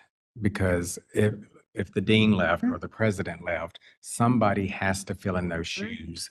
Business has to continue to happen. So what's in place to make sure that is happening? I agree. I agree with you. And I think that that is one of the reasons why our Vice President of Instruction and all of the administration has been so involved, so that we're working together as a team now. So we have regular meetings, not just with our part-time faculty and our full-time faculty. We also have meetings with our director, the associate dean, and our vice president of instruction is involved in those. And so if any one piece is missing, the rest of them are aware. We're also solidifying a lot of the work that we're doing in handbooks, both student handbooks as well as faculty handbooks, so that those are available. And so I hope that answered your question. Yeah, I guess, do you have like an org chart that? We do have an org chart, and that is currently what is in transition. And the administration and the faculty all feel that the health science, if it were a division of its own, that there could be better focus from the administrator overseeing those areas. Right now, as the Dean of Science, the health science being in my area, I have all of science. And so I think that as we move towards the reorg and have a dean in place for just the health science, we'll have an individual that can focus more individually on each of those programs.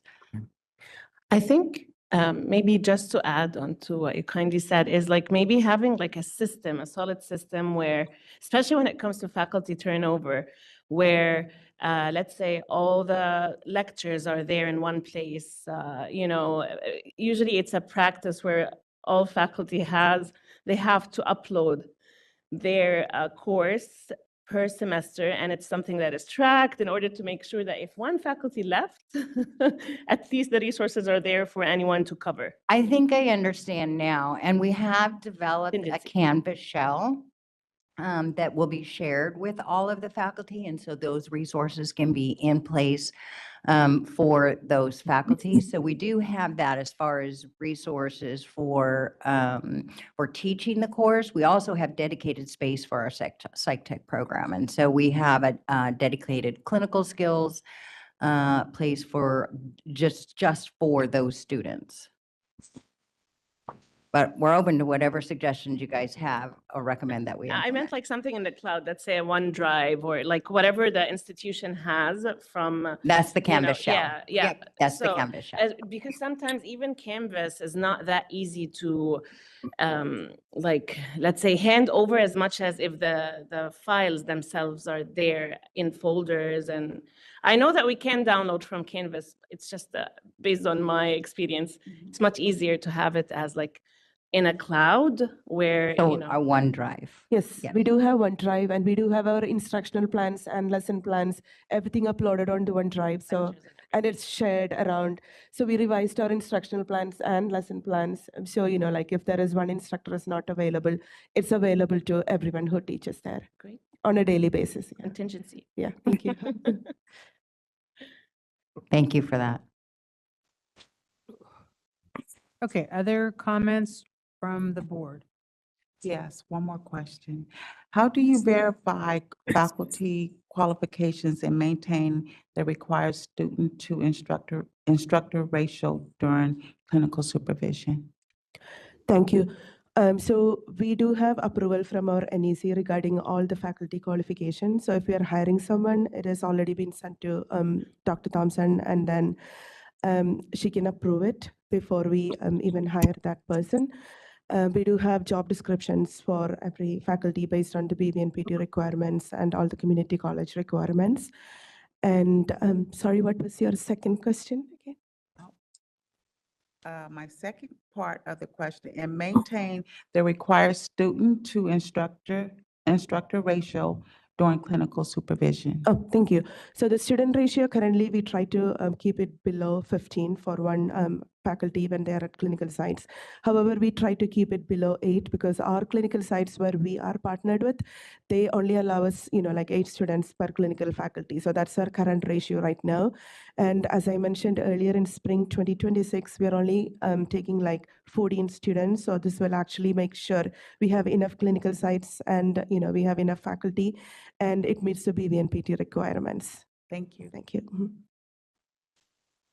I have one more question, and this is for Dr. Thompson, the NEC. Based on your review and site visit, do you believe the program currently has sufficient resources and oversight to meet students' learning objectives and regulatory requirements? They are working towards that. As far as having adequate staff, they do. There's still some issues that are going on that need to be resolved, and there's been, well, since May, there's been like 4 program directors, and so now that we have a stable program director, we should be able to see those issues to be resolved also. But they certainly are going to require very close monitoring and to make sure that everything that they say they are doing is being done on a regular basis. Thank you. Any further comments from the board? Any public comment in the room?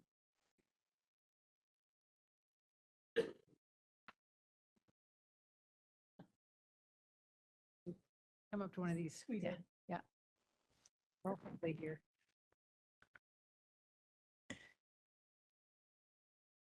Away.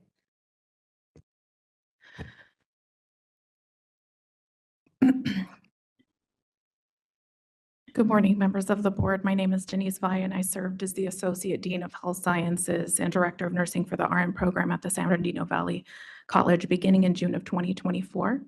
I also oversaw the pharmacy and psych tech programs and became the Director of Psych Tech program in July of this year. I've spent approximately a decade in nursing education, including services as a critical care nurse, a director of education for a hospital system, and most recently in the past 3 years, a health science program administrator. I was placed on administrative leave, as can be brought out in Dr. Thompson's report, without being provided a reason and with a very clean employee record. However, the timing directly aligned with my ongoing efforts to bring forward the numerous compliance deficiencies that are now documented in Dr. Thompson's report. Prior to my leave, I had been communicating these issues to Dr. Thompson and actively implementing corrective measures as I was being made aware of them. My role required ensuring that clinical, regulatory, and board mandated standards were met at all times. And this responsibility is central to public safety, something a microbiology instructor known for giving extra credit points in exchange for their dog's favorite brand dog food could never understand. When systemic noncompliance was identified, particularly related to the attendance rosters, clinical hour completion and documentation, faculty adherence to clinical affiliation agreements, and required health and safety clearances, I fulfilled my duty by reporting these concerns and initiating corrective processes, even going as far as acquiring grant funds to pay for it all and come into compliance. Unfortunately, my attempts to enforce compliance were repeatedly met with resistance from a particular faculty member, Angela Vogel, who regularly manipulates campus leadership, primarily Lori Burnham, the Dean of Science. I was directed on several occasions by the Dean of Science, the VPI, and HR to disregard requirements clearly outlined in clinical affiliation agreements and board regulations, even to the point of being given a directive not to utilize these health requirements that I had worked so hard to acquire to be compliant. Compliance with such directions would have required falsifying documentation and putting public safety at risk, which I would never do under any circumstances. This placed me in an untenable position. Follow an unlawful directive or maintain integrity and risk retaliation, and clearly I chose the latter. When compliance issues could not be corrected internally due to their heavy resistance, I was transparent with clinical partners to protect them from regulatory 30 seconds. You have exposure, 30 seconds. as any nurse leader with integrity would do. After all, imagine yourself or someone that you love lying in a hospital bed, believing the person caring for you is fully vetted, only to learn they never passed a simple drug test or even met the most basic immunization requirements. No patient should ever be placed in that position.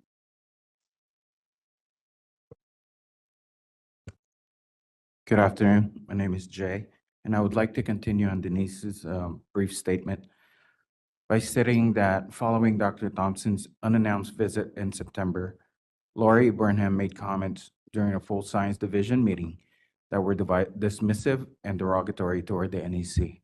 Her remarks made in reference to Dr. Thompson were very inappropriate for a senior leader and inconsistent with the level of respect and professionalism required when interacting with the board or its representatives. Lori Burnham stated in front of an entire science division that, and I quote, "We had a visit from the Psychiatric NAC. Oh, I hate that expletive B word. Sounds like itch." To which she chuckled and continued, "Well, maybe hate was a harsh word. I shouldn't have said hate." Then there was an audible gasp from the members that were present there. Such behavior does not demonstrate the professional regard owed to the NEC, whose role is grounded in regulatory integrity and public protection. Please do not be fooled. Lori has no strategy other than chat GPTing her way into tickling your ears, putting up a smoke and mirror show. Denise has served in both public and private sectors over the last 10 years, and we are surprised that this program is not being shut down and only placed on provisional. She would like to end by sincerely thanking the board and particularly Dr. Thompson for the professionalism, clarity, and integrity demonstrated throughout this process. Her interactions with Dr. Thompson reflected the same standard of ethical practice that she expects of herself, and Denise is grateful for her diligence in identifying and documenting concerns that she had already been working to address. Further comment would be the school. When you show up to school with integrity, you develop loyalties. And I believe the staff and the faculty at San Bernardino Valley deserve better than Lori Burnham. Thank you. Okay. Any further comment? All right, is there any public comment online? At least one. All right, Thank you. WebEx, now is the time for public comment. Please raise a hand by tapping that hand button at the bottom of the screen. Dial-in users, dial *3 to raise your hand. And right now we're going to call on Emma Malika. Hold on just a moment, please. We're sending you a request to unmute your microphone.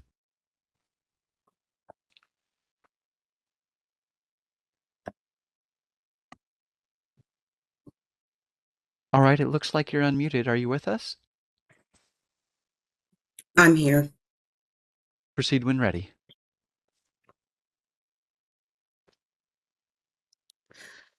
Good morning, and thank you to the board. Since Ms. Leslie Moore did not recuse herself, I hope she abstains from voting on this item due to the apparent conflict of interest. My name is Miriam Malika, and I serve as the Administrative Assistant 3 for the Health Science Department at San Bernardino Valley College. Our department supports 3 programs: registered nursing, psychiatric technology, and pharmacy technology, all housed under the science division, a problem I hope to address if time permits. I joined SBVC in January 2021. Since that time, I have worked under multiple administrators and witnessed significant instability within the psychiatric technology program. Beginning in spring of 2022, I observed a serious decline in Director Maria Valdez's ability to manage the program. The lack of appropriate management intervention placed an increasing burden on staff, creating ongoing complaints from students, faculty, and clinical partners, and contributed to compliance concerns. Despite raising these issues several times, no meaningful support was provided to the program, nor to those of us absorbing the impact. Over the years, repeatedly experiencing mismanagement, inaction, and lack of accountability has taken a personal toll. The work environment became increasingly stressful, unpredictable, and emotionally draining. These conditions contributed to the cumulative sense of trauma caused by long patterns of dysfunction that were never addressed. When Denise Valle was hired in June of 2024, it was the first time in my tenure that I felt genuine hope for the department.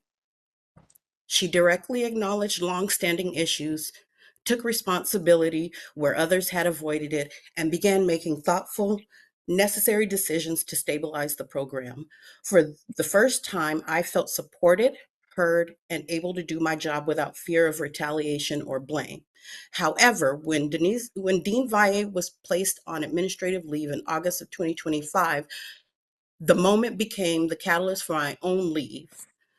Her removal signaled to me that attempts to correct systematic problems would not be supported, and that the unhealthy 30 patterns seconds. that I had endured for years would continue. The psychological impact of seeing the one administrator willing to address these issues be removed so abruptly triggered the culmination of trauma I had been carrying at that point. At that point, I no longer felt safe, valued, or able to function in that environment. The structural issue of having the health science department overseen by the dean of science who does not have a background in Time. health science.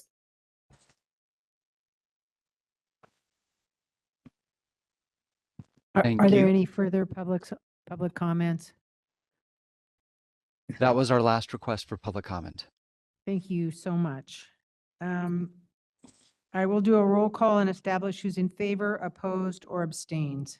Ms. Carpenter? Yes. Ms. Guzman? Yes. Ms. Moore? Due to my work history with San Bernardino Valley College, I'm abstaining. Thank you. Ms. Neeblis? Oh, she needs to leave. All right. Dr. Alabi? Yes. Dr. Russell? Yes. Ms. Sanson? Yes. I am also a yes. That motion carries by a vote of 6.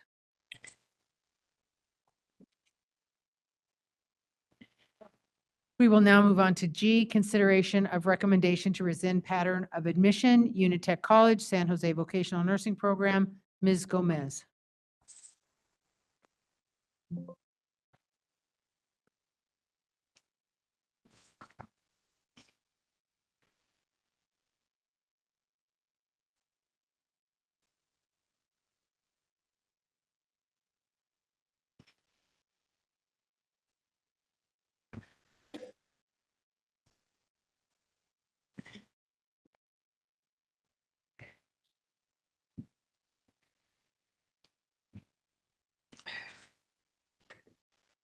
Good morning. Morning. Due to an email that I received this morning, I would really like to change my request and add something to the recommendations. My recommendation is to rescind the program's pattern of admission. The reason that I was requesting this was because of a revolving door that the school seems to have with their faculty, and that's in the report here. This morning, I got another request for another faculty member to leave that started just in June this year. And so where I thought that hopefully they could get a handle on this, since I wrote this report, this is 3 more that have left since I wrote this report. So I would like to add to this report consideration of provisional. Can I have a motion to approve the Unitech College San Jose Vocational Nursing Program? Should we ask for questions? Yes, you can change it. You're basically, the board members are going to evaluate the report that she has provided and then take into consideration the additional information.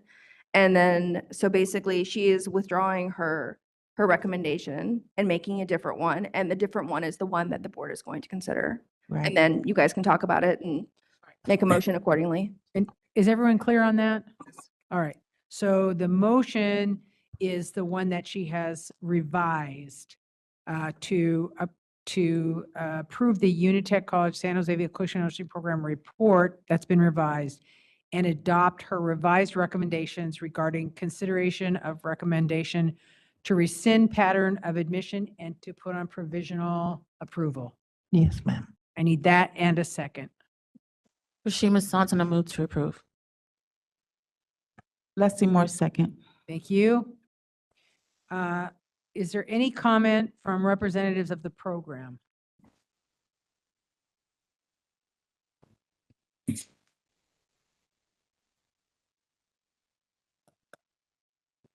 This is the moderator. I don't see anyone online. We have him here. Perfect.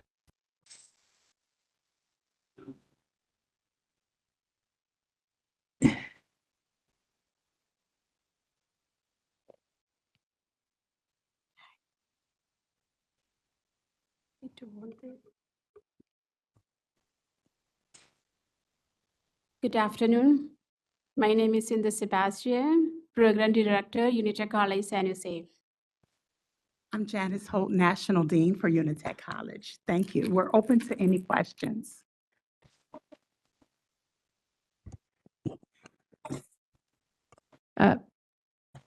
Just out of curiosity, what is the cost of your program for a student to complete?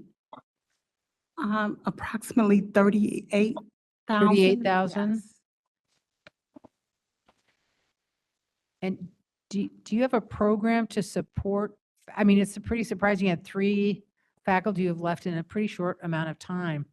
Well, the program director can speak to that. The last resignation, she told me he has to have foot surgery. He can't stand.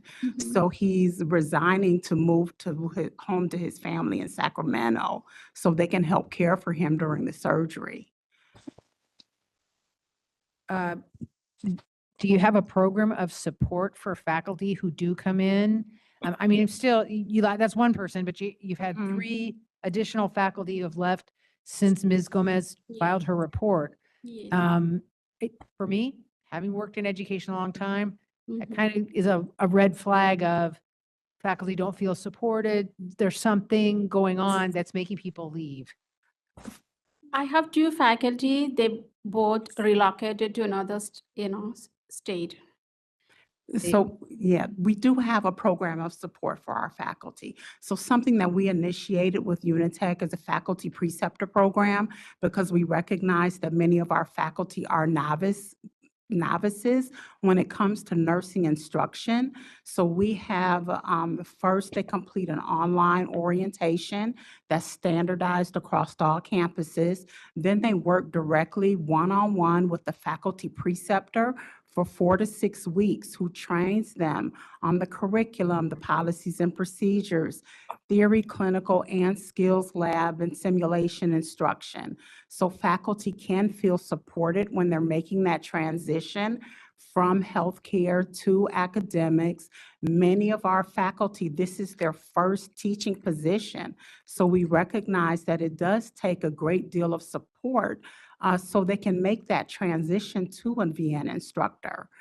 So we have a mentorship program.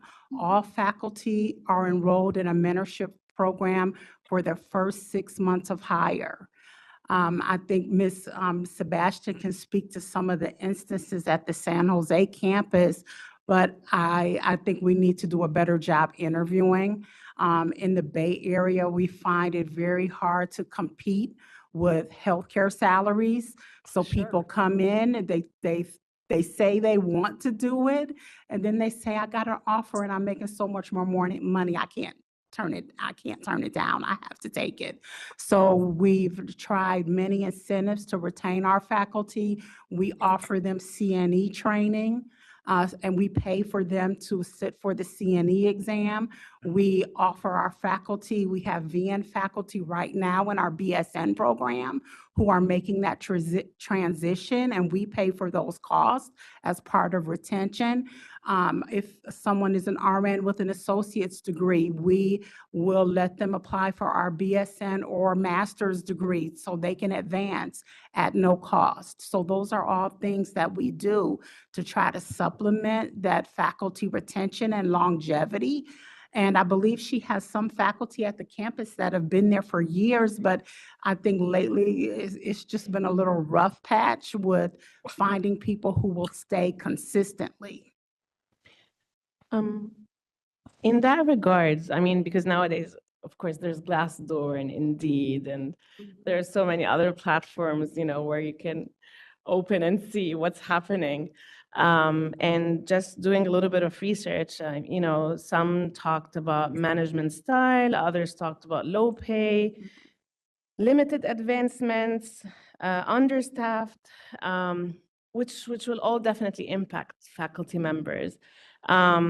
So I wonder whether you tapped into that, like the leadership, and what are they trying to do in order to work? So number one, we recognize salary has always been an issue in academics, especially for people transitioning to that from healthcare, especially in the Bay, where people are making over $100 an hour. So we have revised our pay scale, and that's something that's still in progress. We will be meeting with, you know, faculty through the end of the year to look at their pay. We have instituted levels. So someone coming in with 0 to 3 years experience will be a level 1, and then faculty will advance as they gain more experience in academics. We've instituted a float pool. So people who do want to pick up extra can actually float to another campus, and Ms. Gomez has been so gracious to work with us on that. So we get our faculty, if I'm a faculty at our Fremont campus where I'm approved full-time, I can get approved for San Jose, and we write float pool on the application, and I can go there if I want to pick up extra money instead of going to an outside position. We have faculty, and we also utilize faculty from our BSN who want to work in VN. They can do that as well through float pool. We have created an internal position called a VN coordinator. So that's going to be someone who doesn't quite meet the board requirements for program director or assistant program director, but they have demonstrated great leadership and management skills.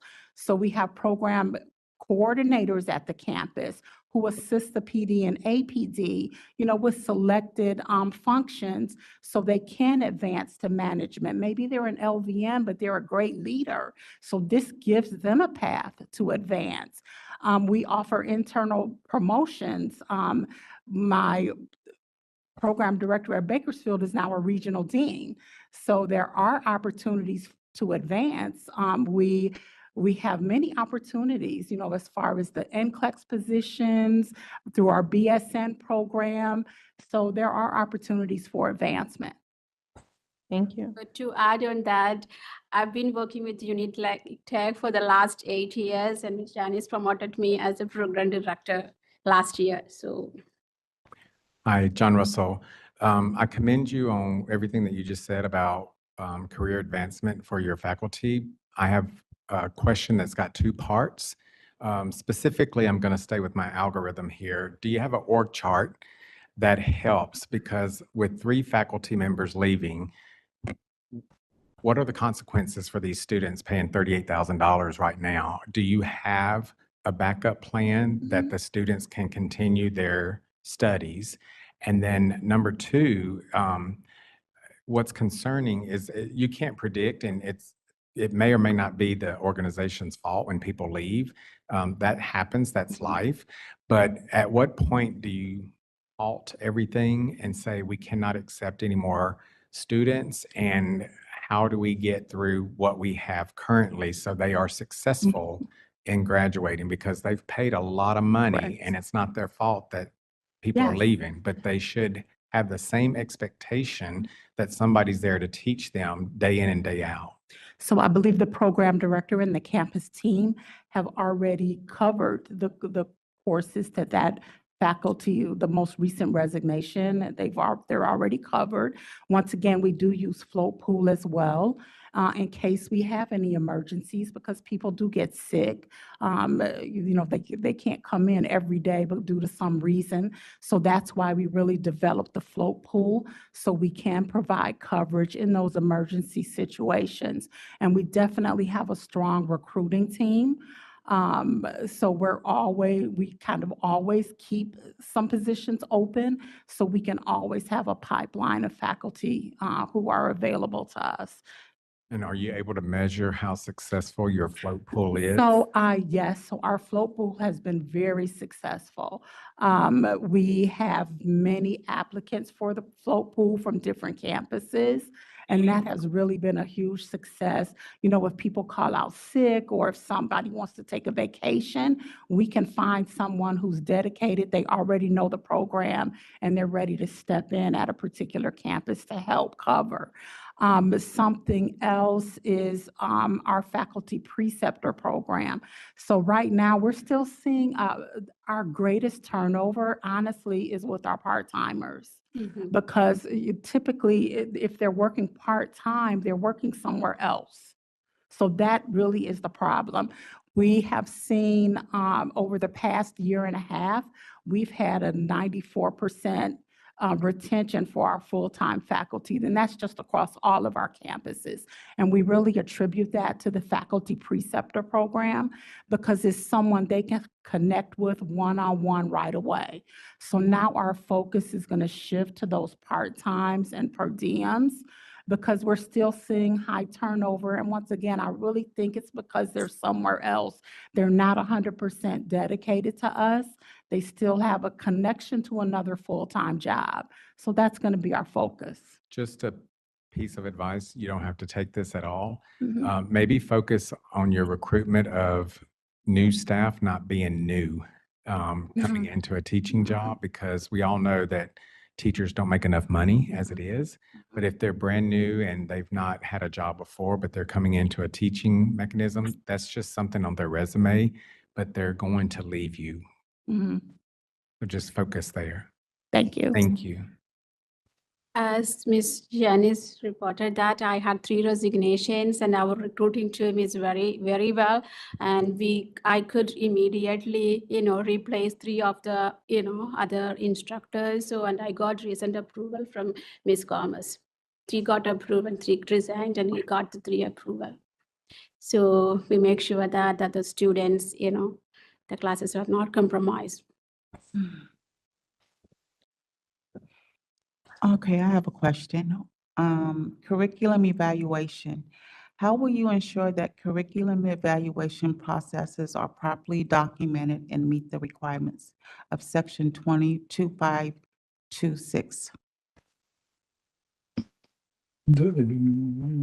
So our curriculum process, we actually updated our faculty meeting minutes policy, and we have held a PAC meeting at the campus with the program director, and the curriculum was discussed there, and it's reflected in those PAC meeting minutes. And we'll make sure that that happens moving forward. We do have a curriculum committee and an outcomes committee for the VM program. Okay, thank you. One more question. Clinical placement and resources. I don't know if you answered this question already, but I'm going to ask again. How do you ensure that all clinical hours are adequately supervised and that facilities meet the learning needs of students, especially when current enrollment exceeding the approved pattern? So for our clinical acquisition, we do have the support of a clinical team. So they help all of our programs acquire clinical sites. If a site is identified for the VM program, the program director will go out to that site and make a visit and with the clinical objectives for the program, and they will ensure that those can be completed at the site. for our clinical hours to ensure placement occur, to ensure that they happen. Number one, we use Course Key with GPS, so students have to be at clinical to log in. Two, we do unannounced site visits to clinical locations. And three, we make sure that they're scheduled so that students receive all of the clinical hours. They need to meet that term, sorry. Thank you so much. You were kindly mentioning a couple of committees, the curriculum, the outcome, which is sort of like the assessment. Correct. May I know like what other committees, like for instance, appointment, retention and promotion for the faculty or?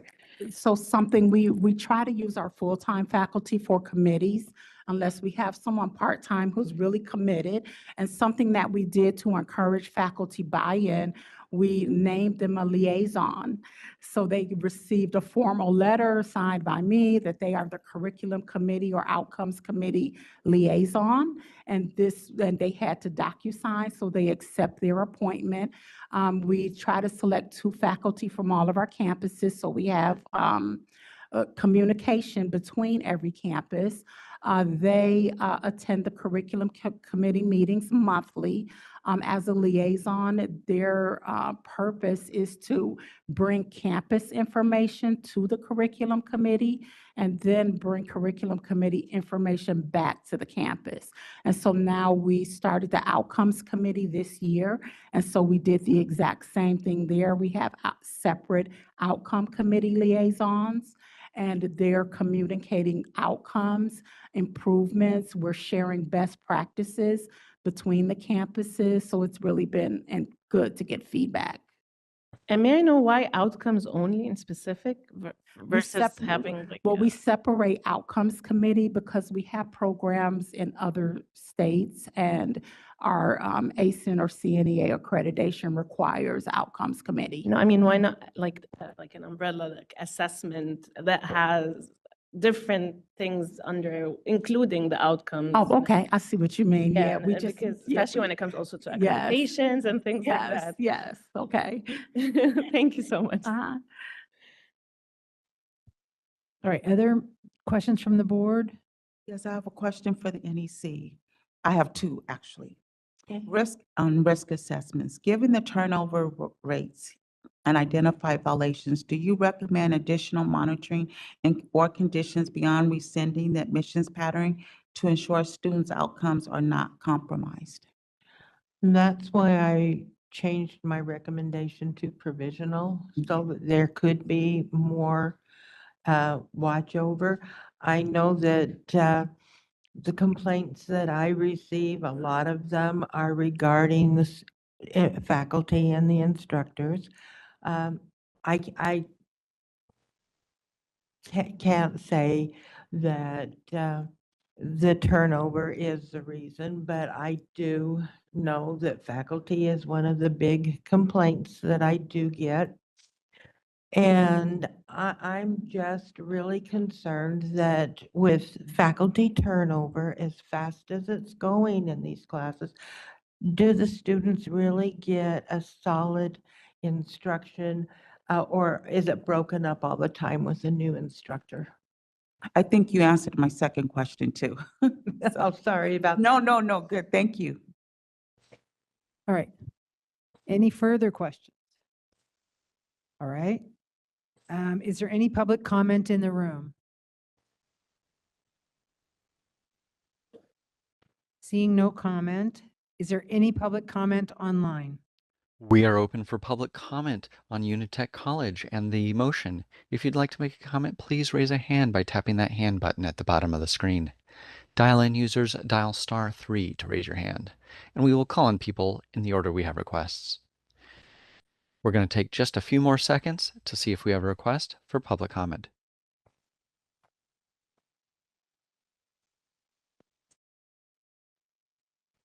Seeing no comment, you wish to continue with the motion?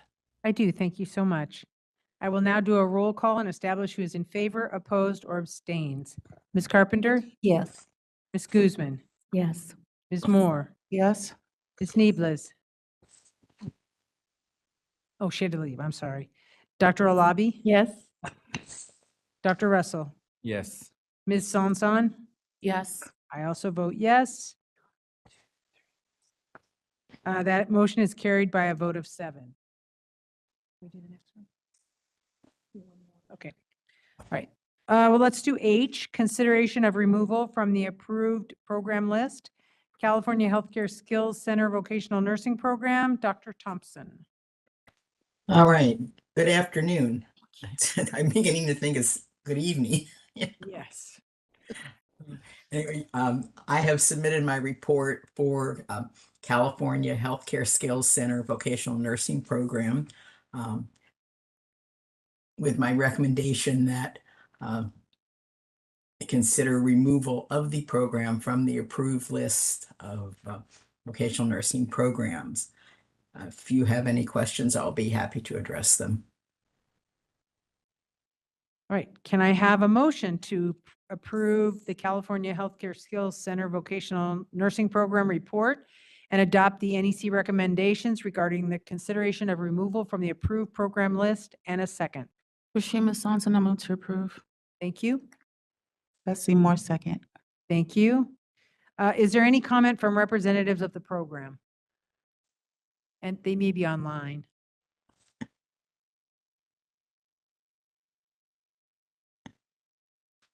This is the moderator. Welcome, Edith Amati.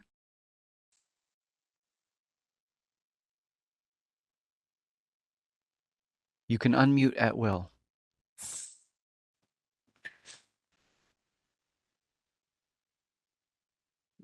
Edith, are you with us?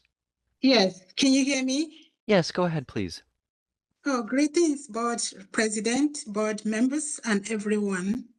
My name is Edith Amadi. I'm the program director for California Healthcare Skills Center. On May 2025, the board granted 2-year provisional approval to California Healthcare Skills Center Vocational Nursing Program due to low pass rate. We lost most of our potential students while waiting for our class approval by the board. Hence the reason we have only 5 students left to enroll after our provisional approval in May 2025. We remain grateful to the board and sincerely ask the board for the opportunity to enable us to continue to work diligently with our students to ensure that they are successful in the program and to achieve the desired pass rate in their NCLEX. Our faculty and students have been working hard. The current class is halfway done into the program, and our students are doing well in their academic performance, as evidenced by their grade book, which is reported to our NEC, Dr. Thompson, on the 1st of every month. We are working with the ATI education team and incorporated the ATI portfolio in alignment with our approved curriculum as part of the effort to improve our pass rate. We have been working one-on-one with our students to ensure that they perform well in the new generation NCLEX strategies. Some of our students took personal loans for tuition and have invested so much time and resources into the program. The board gave us a list of requirements to complete within the 2-year provisional approval period. We have meticulously followed the process of completing the required items of each stage.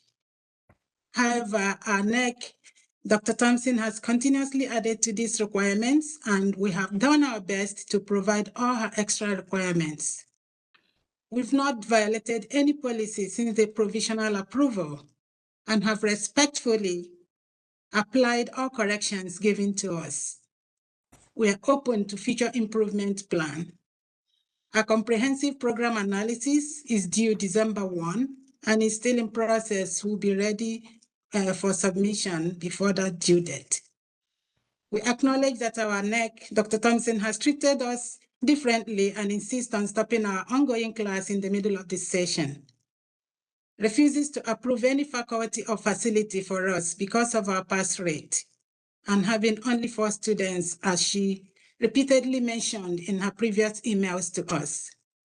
We kindly request the opportunity to complete the approved program to enable our students to take their NCLEX, achieve the desired pass rate, and become successfully nursing professionals.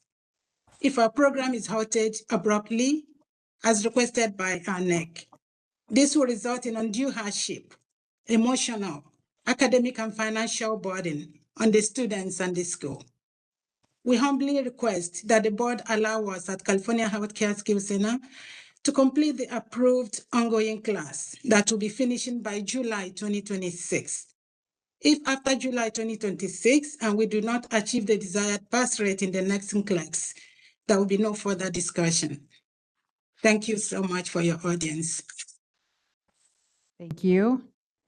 Is there any board discussion or questions? And I'll just get it started. Ms. Amadi, can you just tell me the average cost for the student to complete your program, please? Approximately 37,000. $37,000. And your pass rate currently that I see here is that your average pass rate is 30%, and you had, at one point, your pass rate was 14%. So I just have a lot of concern about someone paying this much money and their chance of passing NCLEX of being 30%. And I have to wonder, where was the wake-up call? When did somebody not say, excuse me, this is a huge problem for us. We are not servicing our students. We are not providing the education they need. And we don't have anything in place as a safety net for these students. I have just an ache in my heart for what this looks like. Well, our pass rate was reviewed in March, April meeting. I think it's May meeting. And then they gave us an opportunity. The board was aware of our low pass rate, and that's why they put us on provisional approval for 2 years. And we've been working so hard since May that we were put on provisional approval to make sure. And that's why we got the ATI team to work with us. And our students, even though they are few, we've been working one-on-one with them, and they're actually responding well.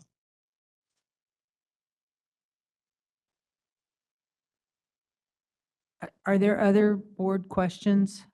Yes, this is Leslie Moore. Admissions policies, the ATI test scores requirements was lowered from 70/50 to 50. How do you justify this change, and what support mechanisms are in place for students admitted under this lower threshold? So we did revise our admission policy in May when we admitted the new students. So we increased it to 55. And our students that brought in ATI, they actually got 79% and 72%. So they were way higher. And then those that did peanut, they did 80%. 78% and 95%. So our students came in strong. So we really went above and beyond with our admission criteria on that. Okay, another question, what faculty and facilities? Can you provide current documentation confirming adequate faculty and clinical resources to meet state mandated instructor to student ratio and ensure quality clinical experiences? Yes, we did send our current faculty and facility spreadsheet to our NEC. So we actually currently we have up to 7 active faculty. And then our clinical site, we have 2 acute care, San Bernardino Hospital and Totally Care. We have 2 nursing homes and 1 clinical facility, 1 clinical clinic. So usually our students will start with nursing home on their second term to learn how to do medication and wound care and all that. And then from term 3, term 4, when they get stronger, that's when we send them to San Bernardino and Loma Linda Totally Kids. And those ones are really acute. So we go there towards when they were ready to graduate. Okay, thank you. I have a question for the NC. Based on your review, do you believe the program has the capacity to provide competent graduates given current pass rates and resource documentation? No, I do not. They have never been within compliance since the very beginning of the program. So they have remained out of compliance for more than 8 quarters. I have not seen any improvement, and I have not seen that they took responsibility. Whenever comprehensive analysis was requested, it was always ATI didn't provide the support we needed. Students were not dedicated or involved in doing this. So there was always some other issue rather than taking ownership and coming up with a reason for it. I don't see how extending a program with 4 students is going to, they still won't be in compliance, even if 4 students that are in the program now graduated, they would still be so way out of compliance for an annual pass rate. I have one last quick question for the program director. How many times are your students allowed to take that ATI pre-admission test? They can take it up to 3 times, but this one did it once. The ones that came in just did it once. Okay, thank you. So just to make sure there's only one cohort and it's 4 students. Yeah, because we lost most of our students when we were waiting for provisional approval. So most of the students who prepared went to other schools. So we ended up with 5. That's how we ended up with fewer students, but we still wanted to, give ourselves a chance to improve our pass rate.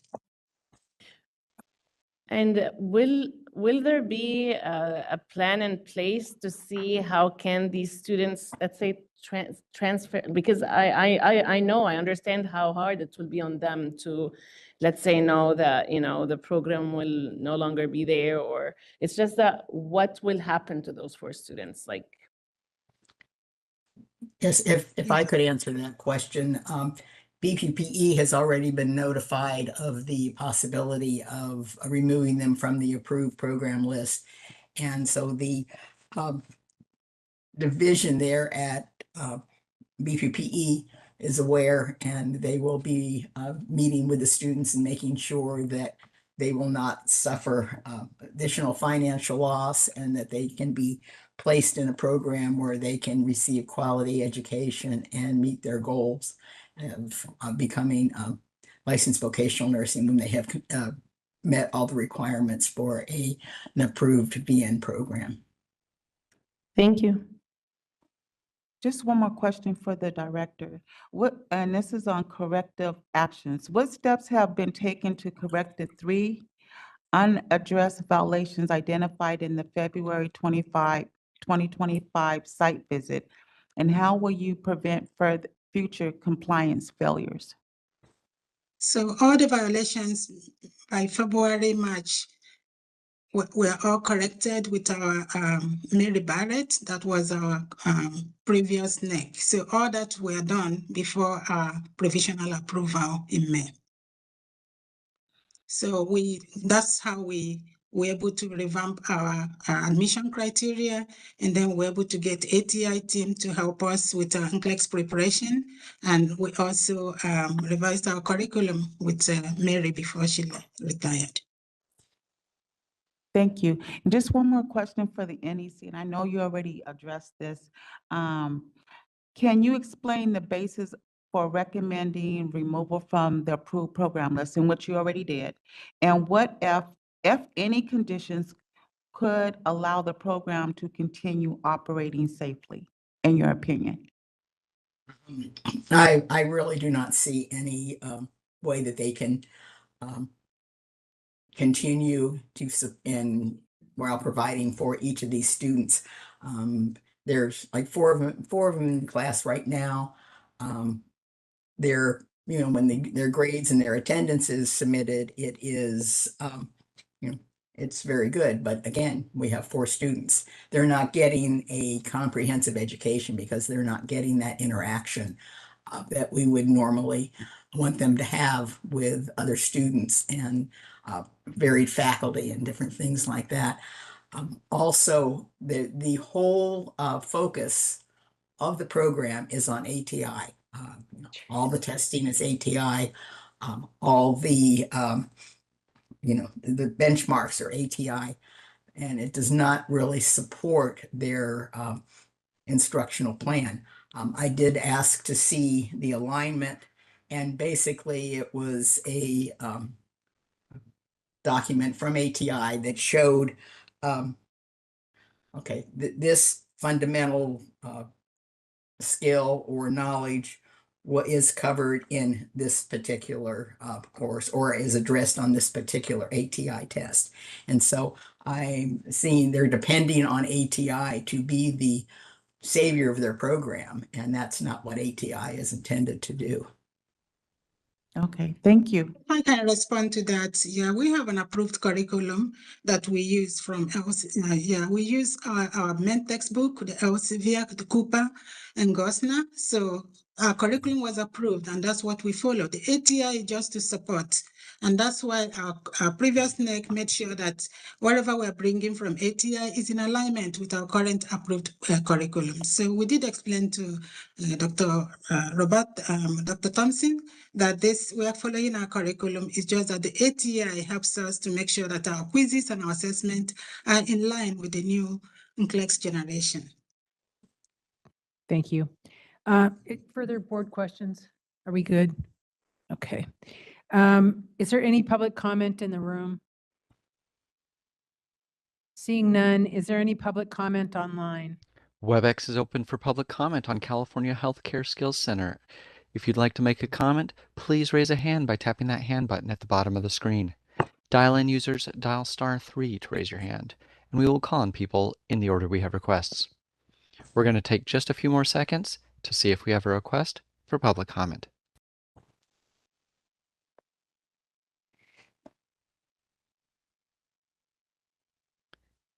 Seeing no request for public comment, do you wish to continue? Yes, thank you so much. I will now do a roll call and establish who's in favor, opposed, or abstains. Ms. Carpenter? Yes. Ms. Guzman? Yes. Ms. Moore? Yes. Ms. Neeb? Oh, she's gone, sorry. Dr. Olabi? Yes. Dr. Russell? Yes. Ms. Sanson? Yes. I also vote yes. That motion carries by a vote of 7. We will now take a 30-minute break for lunch.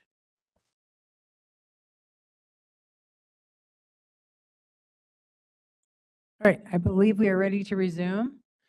And we will be on I, consideration of recommendation to deny request to admit students to Stanbridge University San Diego Vocational Nursing Program. Dr. Fairchild.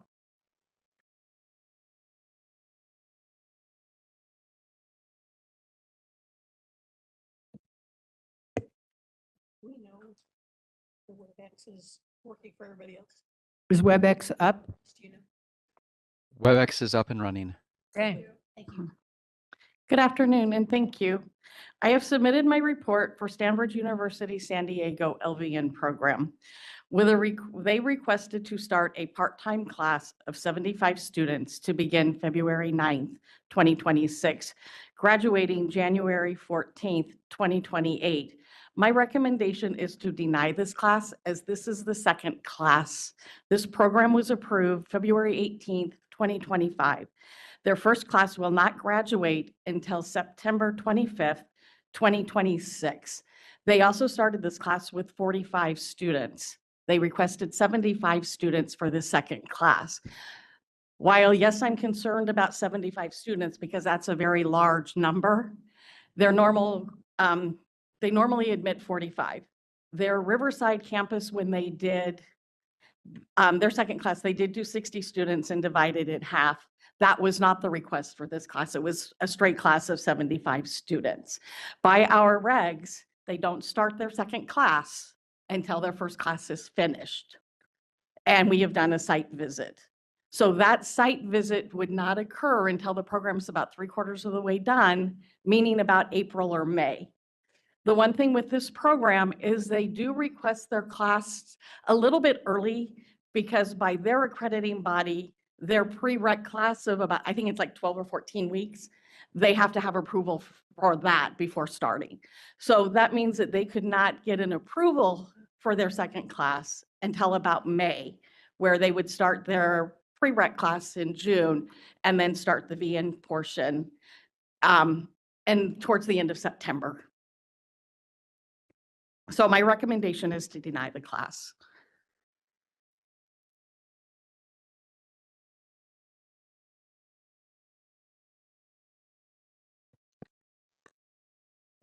All right, can I have a motion to approve the Stanbridge University San Diego Vocational Nursing Program report and adopt the NEC recommendations regarding the consideration of recommendation to deny request to admit students, and a second? Alita Carpenter, so moved. Leslie Moore, second. Thank you. Is there any comment from representatives of the program? Will they be online? They'll probably be online. I saw a hand pop up. Hold on just a moment, please. Renee, we're sending you a request to unmute your microphone. Hello, am I able to be heard? Yes, go ahead, please. Hi, good afternoon. My name is Renee Hippolyte, and I'm the director for the San Diego campus. I'm going to defer this to the president of the university for this request for the 75.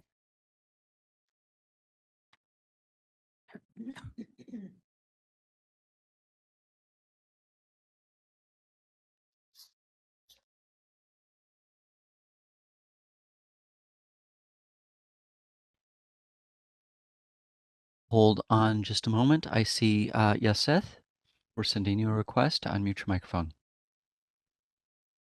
Thank you. Would it be possible to get video, sir? Absolutely. Hold on just a moment. You should be able to start video now. Thank you.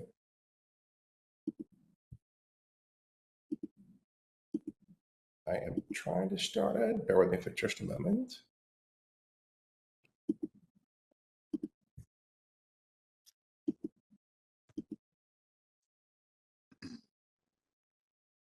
I don't know if you're able to see. Hi. Not just yet.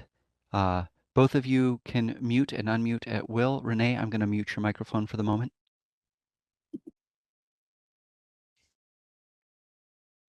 All right, you look good. Well, thank you. Thank you very much for the opportunity to speak, and thank you, Dr. Fairchild, for your time in presenting this information. The university would like to, on the basis for the denial, request that the board considers the university's 3 other campuses have with identical curriculum pass rates that are in the mid-90s, and we've consistently maintained these for many years. The San Diego campus, contrary to what we see in the report, has ample capacity to provide the training. We have plenty of classrooms. As Dr. Fairchild alluded earlier, this is one of the few associate degree programs in the state. So the first quarter, the students would begin with anatomy, with med math, with written communications, oral communication skills, in tandem with medical terminology, which then leads to the BVMPT approved terms that are part of the VN program.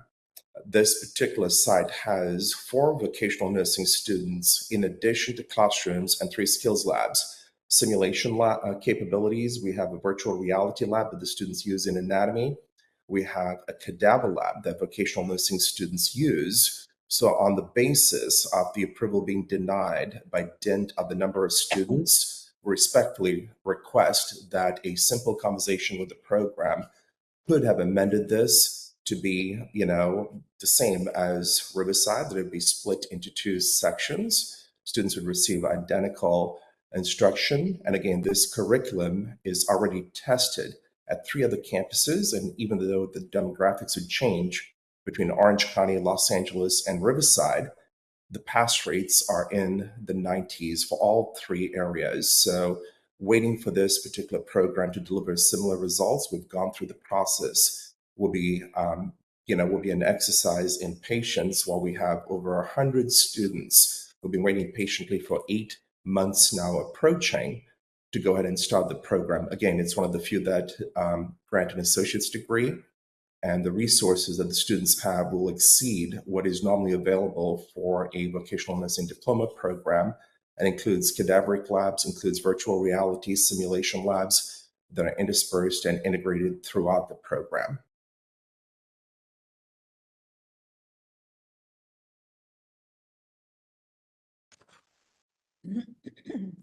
Are there any board discussion or questions? John Russell, Dr. Fairchild, could you just articulate for me one more time the hesitancy for the number of students? I missed the time frame, I think.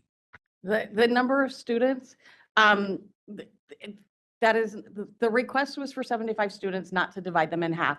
That is not where my hesitation is. My hesitation is with what the regulation states. And hold on, let me read it to you.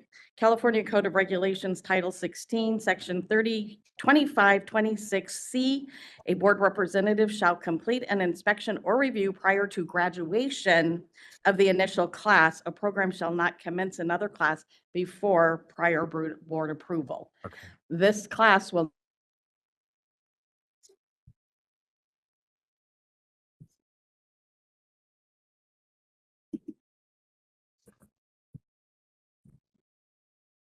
This is the moderator. Please stand by. pass prior. That's where my hesitation is. Thank you. You're welcome. This is the moderator. On WebEx, we lost the end of that. Can you please repeat? No problem. I apologize. That's okay. Where you want the whole regulation again? Yes, okay. So the regulation is California Code of Regulations, Title 16, Section 2530K. The program shall have prior board approval with okay, hold on, wrong reg. That's a different one. California Code of Regulations, Title 16, Section 2526C, a board representative shall complete an inspection or review prior to graduation of the initial class. A program shall not commence another class without prior board approval. May I add an additional comment, please? Sure. I would like to, Dr. Fairchild, just bring to the fore that you visited the campus in October and spent about 2 hours visiting the classrooms and the laboratories. Although informal, what we're requesting is, in addition to that informal visit where you visited our classrooms, looked at our skills labs, simulation lab, cadaver lab, virtual reality labs, all sitting empty and waiting for the students, met with the program director. What we're requesting is simply for you to schedule such a visit. If it'd be as simple as the students will be able to start classes. So we're not disputing any of those facts. We would welcome it as we have welcomed you, and we'll welcome you again. You've already visited the campus for such a visit. You've visited all of our laboratories and classrooms and met with the program director. That is correct. I did visit the campus because I was already down close to the campus. So I thought, what the heck, let's go see, because the other 3 campuses are very nice. There were no students on campus. So there was no looking at any records. There was no looking to see if all of the policies and procedures were being followed. It was literally to see what this campus looked like. And I mean, it's a very nice campus with a lot of really awesome learning tools, but that's still not where the problem is. A complete site visit to do everything and look at all policies, procedures, student folders will not happen until April or May. And Dr. Fairchild, if I may ask, the regs do not specify the time frame of April to May. It says before the first class graduates. It's somewhat arbitrary to select that date when we have this many students and a great facility with great outcomes with this instructional plan. We have mid-90s pass rates at 3 of the campuses. We're using the identical curriculum. To use your own words, you know, where we have a beautiful campus waiting for these students. Why deny these students the ability to move from being a medical assistant or a CNA and join the workforce as LVNs when the patient ratios are approaching 1 to 30 in some skilled nursing facilities in the area? the scheduling of the site visit is going to also have to look into what other obligations to other programs that I have. And I have not looked that far. But with the fact that a class could not start until September, in reality, scheduling April or May is going to be very early. And that is a courtesy to your program because of needing your, because you've always requested the A&P to be included in the request to start the date. So that's why once I can look at the schedule, I can figure out better, then we can schedule a date, but it will not be sooner. Dr. Fetchel, I would just like to clarify there's deep appreciation on the part of the university for your work. You work 7 days a week. Frankly, you on vacation. We get emails all times of the day in the evenings and on weekends too. We do not dispute the fact that there is a lot of work and we deeply appreciate it. I would dispute, though, the grounding on regulation over the fact that the first class must graduate before you schedule a visit. There is no regulatory framework with which to support that. It's just precedent that is not supporting the current workforce needs of the state. I just want to clarify. This is simply a regulation, one of our board regulations, correct? Yes, ma'am. So it's not changeable. No, ma'am. So in some ways, this is kind of a moot point. Yes, ma'am. So, and we appreciate the work too that you are doing at Stanbridge University. Appreciate all the great things we've heard about your labs. And I feel like we just need to kind of move forward with this because it's not something we can change. No, ma'am. So But the regulation is incorrectly cited here. It does not state under any in anywhere of the regulation that this visit must occur at a certain time frame. It simply states, as Dr. Fairchild mentioned, it'll occur before the first class graduates. Ergo, everything else is arbitrary. and when does the first class graduate? Next year is September.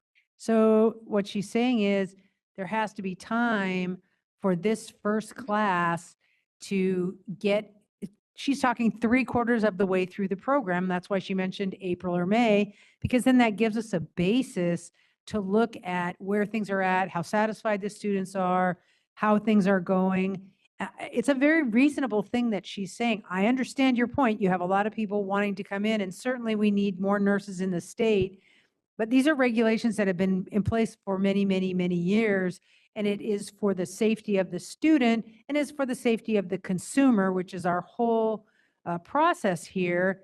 And so this is just simply a regulation. We're kind of fighting about something that's not going to change.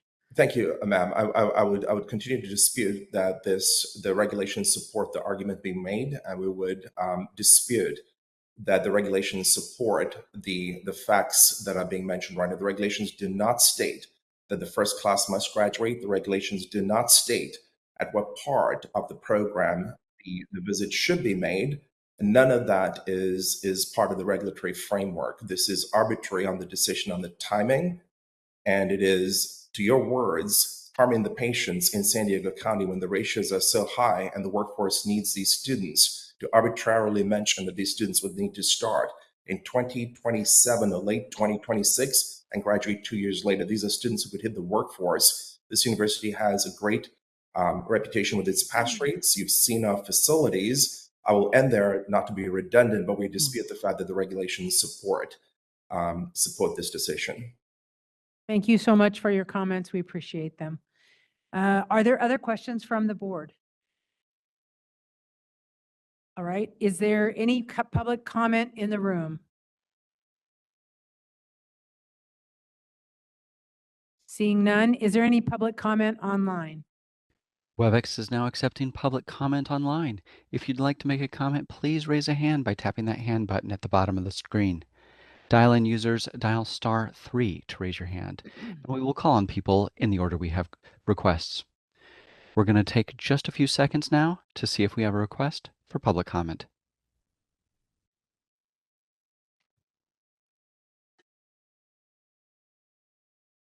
Seeing no request for public comment, do you wish to continue with the motion? I do. Thank you so much. I will now do a roll call, establish who's in favor, opposed, or abstains. Ms. Carpenter? Yes. Ms. Guzman. Ms. Moore, Yes. Dr. Russell, Yes. Ms. Sanson, Yes. and I also vote yes. This motion is carried by a vote of 6. We will now move to Agenda Item 7, Executive Officers Report.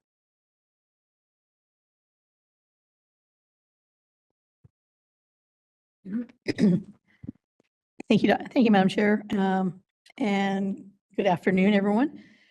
My written report, of course, is on file, but if there were any questions or comments on any of that before I launch into the good parts. No. Okay, well, the first, obviously, the first issue is, of course, on my report, my update on, excuse me, our update on the work that the Respiratory Care Board has been proceeding with in terms of their regulations on basic tasks as affecting licensed vocational nurses. So as I mentioned, the Respiratory Care Board met October 24th to discuss their package of regulations. It was a very well-attended meeting. There were at some point more than 500 people in attendance online. Public comment took about 4 hours. There were some really amazing and compelling stories told by parents and educators and practitioners and employers and movingly young people who depend on the care of a LVN to be able to have as normal of a life as possible. So the upshot of the meeting on the 24th, of course, is that the board was authorized to meet later to discuss and approve emergency regulations to delay the full implementation of their regulatory package, section 1399.365, which is going to, at some point, carve out employment settings like home health care, congregate living, community-based care, so that LVNs in those settings may take on the tasks that we've commented on, most notably suctioning, trach care, and the like. So their board met again last Friday, the 14th, in which they did discuss these emergency regulations, and the board did approve them. At this point, pardon me, at this point, of course, they will be in their comment period. It's not, I think, something that BVNPT as a whole would want to make a comment on. We want them actually to step back and not, hammer through what may or may not be completely 100% functional. And also their following package, which was discussed, and the board approved that the executive officer and her staff proceed with working on that regulatory package, which would specifically be that carving out. In the meantime, of course, I think we discussed this in August, that the California school nurses ran a bill which was signed to essentially make certain that licensed vocational nurses who are employed by school districts could continue to provide those areas of care under, of course, a certified school nurse. But clearly, there's a lot of, I think, flaws in the RCB plan. I think we've commented any number of times, and I think the RCB is well aware of our main concerns. We don't think prohibiting them from those certain basic tasks, and we also don't agree that there should be separate requirements, separate scopes, if you will, at different employment locations. I think there's a long way to go. And I think the board knows as well that our position has been that we fully accept that, LVNs do the work that they have been doing for decades based on the interpretation of the scope that's in our code and regs. But on the same breath, we're certainly more than supportive of the idea that we would work with RCB and certain other stakeholders to develop and implement and oversee a intensive training program, like a post-licensure certification, one which isn't like a one-time only, like the blood withdrawal IV certification, but would be needing to be renewed. And our position would be that LVNs should work where they're hired, but they can't do this kind of work unless they have that certificate on their license. So long story short here, we're at a point where their regulations are proceeding, but we continue to want a little bit more. We'd like to, if we could have things amended in or drawn back, I think that'd be an admirable thing. Now, RCB's executive officer has agreed that, she's certainly more than willing to meet and discuss. I suggested that we possibly have a joint meeting with the vast amount of stakeholders who are very passionate on this issue. She didn't say no, but we'll see, and we'll see if what we can schedule. Now, the sticking point here, of course, is that RCB is subject for sunset this coming year. And I know that nobody wants this issue in particular to gum up that process. In a funny kind of way, it might well be that this is the coming year that we actually solve this.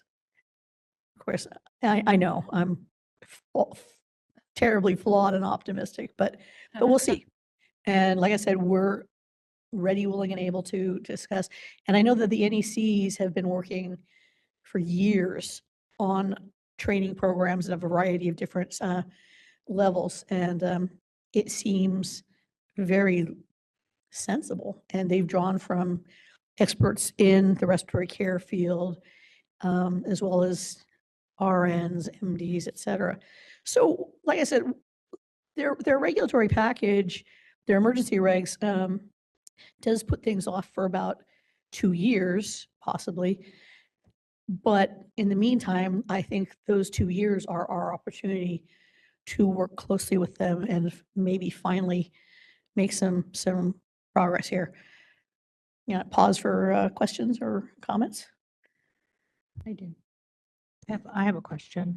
Has there been any meetings or any type of curriculum design for an extended license, like IV certification? Has there been a respiratory curriculum design for the LVNs? That's a great question, because I know that the package that the NEC's designed is that kind of extension and that expansion of that. But I also, we were fortunate to have both the community colleges and one of our for-profit universities, Unitech, offer to us their own curriculum with regard to respiratory care, which, in our opinion, of course, adequately trains an LVN. And we also know that the NCLEX does ask specifically questions about respiratory care, about suctioning, about things like that. So in the end, we have a couple of parallel lines of action to go forward. And I was going to delve into that in a bit, but essentially there's a lot of different things we need to, I think, address our own scope. And I think we need to have some, at least conversation, if not action, to, I think, really move forward on the concept of a cert. I don't know that RCB would agree with that, but we're willing to talk about it. Other questions? Good. Great. So if I could move on to the second item. And this should go quickly. I think you should all probably remember that I emailed a while back after the August meeting to ask you, once, would the board members have a tremendous amount of angst and opposition to changing our meeting schedule in 2027 from 4 meetings to 3, from changing our traditional meeting dates from Thursday and Friday to Tuesday and Wednesday. And everybody seemed very amenable to that, and I did appreciate that. So the draft calendar in front of you for 2027 does reflect that, and I would appreciate a board approval.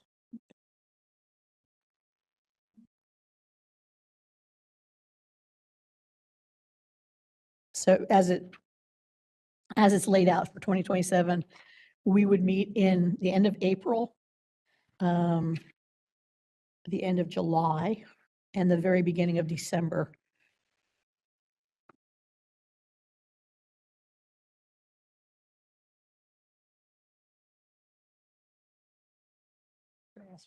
Yes, please.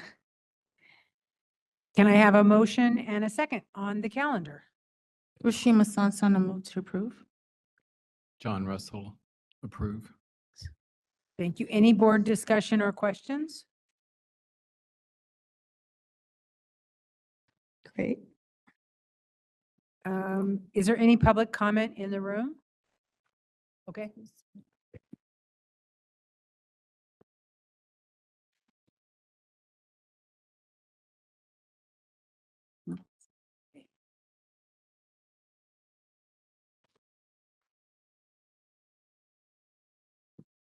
Hello, can you guys hear me okay? Yes. Hi, my name is Anna Maria. I'm a respiratory care practitioner for Cypress Healthcare Group. And I was at the couple of last meetings for the respiratory care board, and yeah, I had a discussion with them because I agree, we don't have enough people to provide the care, especially respiratory care practitioners. And I've been doing this for almost 20 years in skilled nursing as a respiratory practitioner. And I've seen firsthand how it affects nurses and practitioners like myself. And we've done this before other changes happened. So what I would do is I'd come in once a week, do my assessment, and then we would, as a respiratory program, we would provide care, and the LVNs would follow delegation. And so my recommendation was for the respiratory care board when I was at the meeting to, like you guys were talking about, to have, sit down with them, the nursing and the LVN board all together, sit down and come to a happy medium.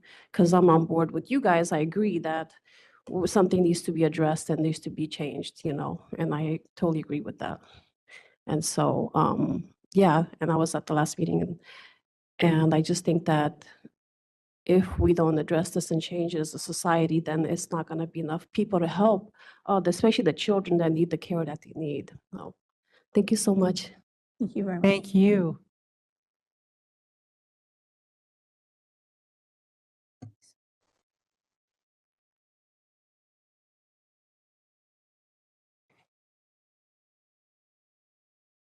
Good afternoon. Push a button. Good afternoon. My name is Sidney Jackson. I'm from the Association of Regional Center Agencies.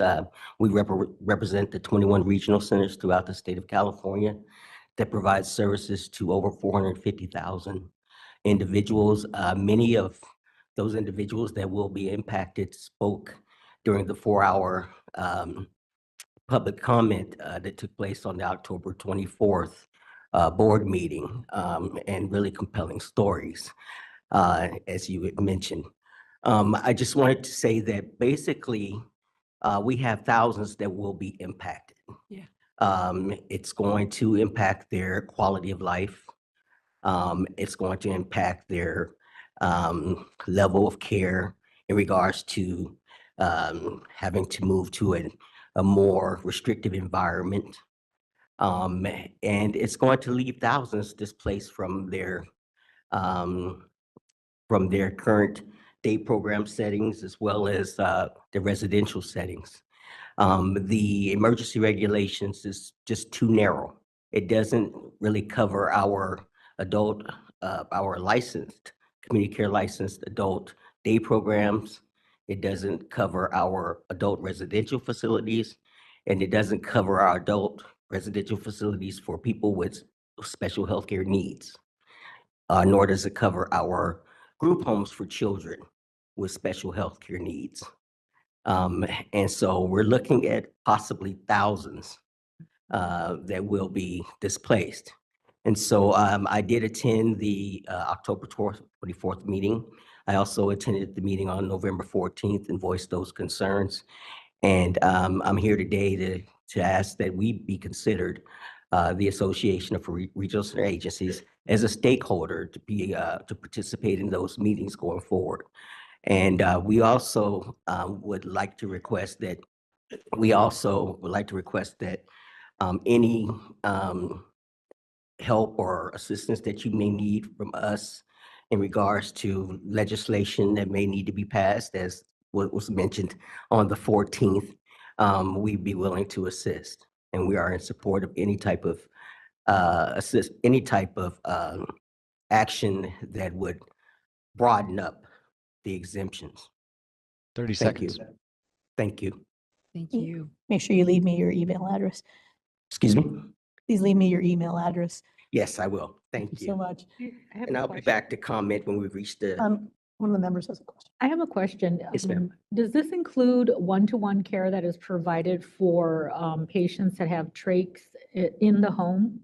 well, the emergency regulations, if I'm not mistaken, does include that in the home. No, I mean, do your numbers include those patients that are receiving individual care in their own homes, not group homes? Yes, yes, it does, as they will be impacted. As many as, and also individuals that, as we talked about, compelling stories from students.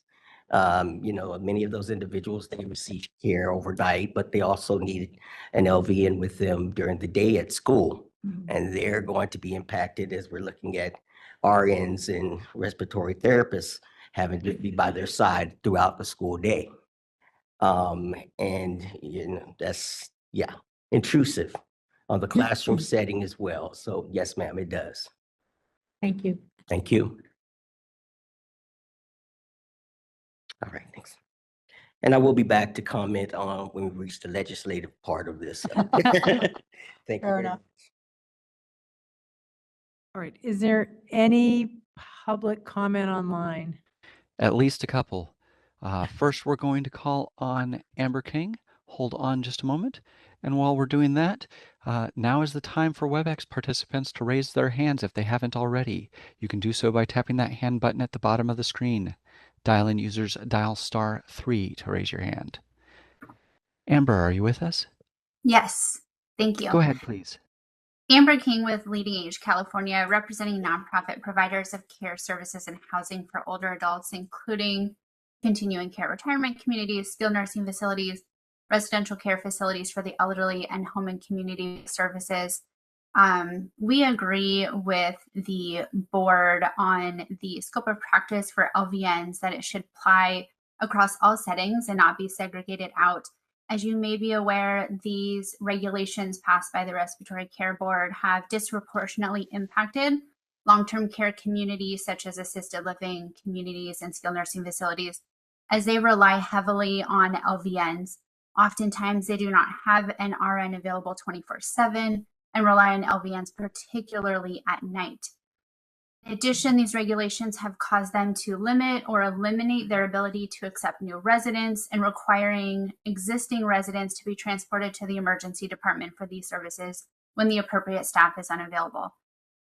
Additionally, we fully support the Respiratory Care Board and the BVNPT to address this urgent issue, as it is impacting access to care currently for the state's growing older adult population. We also fully support a training and certification program, as was mentioned previously, and for additional changes through the legislative process to allow LVNs to continue providing this care. Thank you.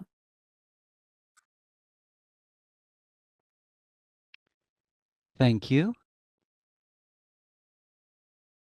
Next, we're going to call on Jennifer. Hold on just a moment, please. We're sending you a request to unmute your microphone. Greetings to the, am I live? You're live.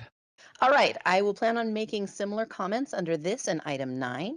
I'm a parent of a disabled child who has a tracheostomy and uses a ventilator that breathes for him at night. My son is able to live at home with our family because he has access to private duty nursing care that has always been provided by LVNs. He's able to attend school with his peers and participate in activities because he has an LVN who attends class with him. The LVN keeps him breathing so that he can focus on learning. I'm here and I care about the LVN scope of practice as it affects disabled people because I care about disabled people's civil rights.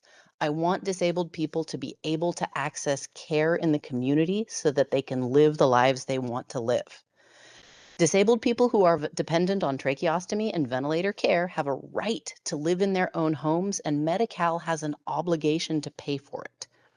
As of October 1st, disabled people are depending on LVNs to provide care that is explicitly outside the LVN scope of practice in order to live. These regulations went into place without a budget or plan for what happens to patients who lose access to their caregivers. The Medi-Cal programs that pay for this care are chronically underfunded and deeply dysfunctional even in good budget times. We are not in good budget times. The only way to comply with Hold on a second, Jennifer. Yep. We may have lost the room. Oh, sorry. I will If you- pause my soapbox. All right, do we have the room back? It's, This is the moderator. Can we try again with the room, please?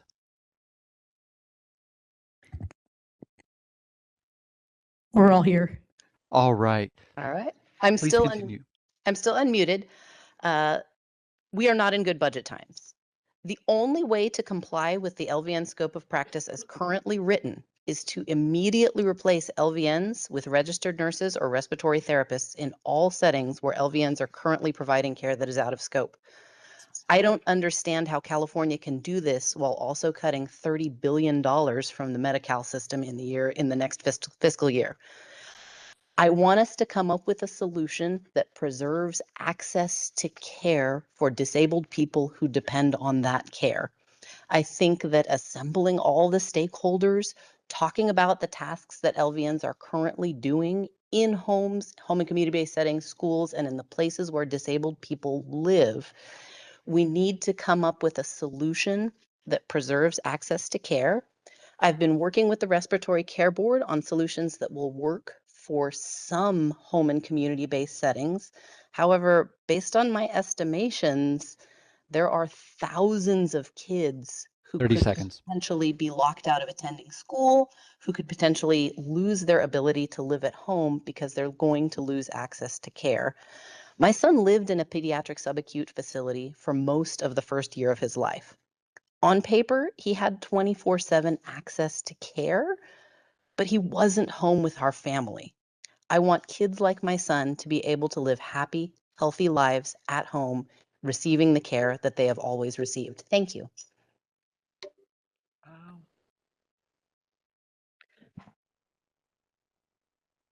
Those are all of our requests for public comment. Thank you. Back to the topic at hand, just so everyone remembers, we're voting on the calendar. Yes. All right, I will do a roll call and establish who's in favor, opposed, or abstains. Ms. Carpenter? This is the calendar, right? Yes. Yes, aye. I'm really Yes. embarrassed. Ms. Guzman? Yes. Ms. Moore? Yes. Dr. Russell? Yes. Ms. Sanson? Yes. I also vote yes. That motion carries by a vote of 6. We will now go to the NCSBN Annual Report Program. Okay. Ms. Yamaguchi? Thank you, Madam Chair. And I'm really embarrassed. I should have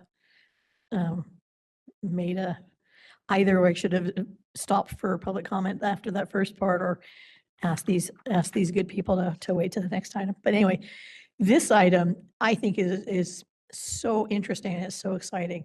The National Council of State Boards of Nursing has put together this new National Nursing Education Database, which is looking at all the characteristics that are impacting all the nursing education programs in the US.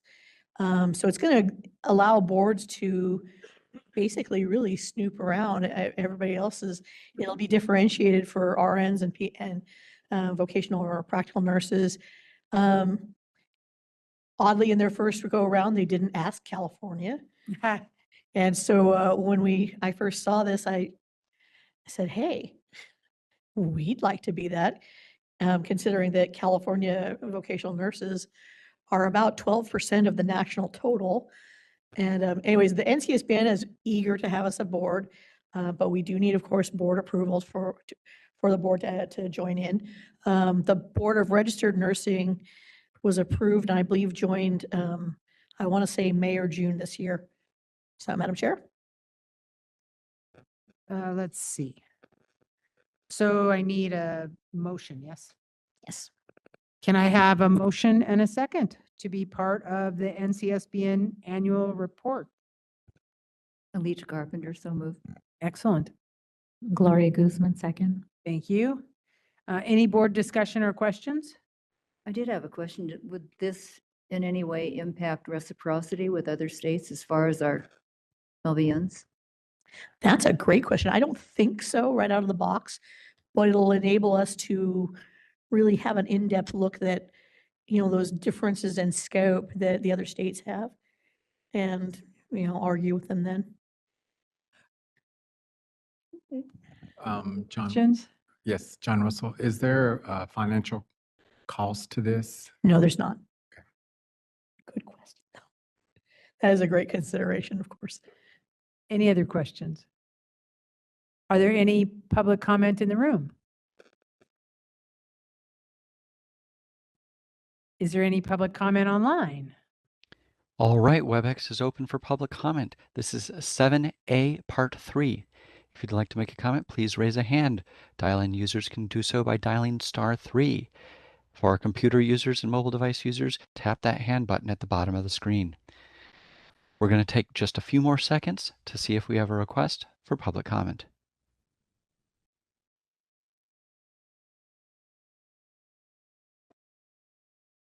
Seeing no request, you wish to continue with the motion? Yes. I will do a roll call and establish who's in favor, opposed, or abstains. Ms. Carpenter? Yes. Ms. Guzman? Yes. Ms. Moore? Yes. Dr. Russell? Yes. Ms. Sanson? Yes. And I also vote yes. The motion carries by a vote of 6. All right. Executive Committee report, Dr. Mountain. It's in the packet. Is there any board discussion or questions? No, but FYI, the executive committee will be meeting again on the 1st. You. And is there any public comment in the room? Seeing none, is there any public comment online? WebEx is open for public comment on 7B as in Bravo. If you'd like to make a comment, please raise a hand by tapping that hand button at the bottom of the screen. Dial-in users dial *3 to raise your hand, and we will call on people in the order we have requests. We're going to take just a few more seconds to see if we have a request for public comment.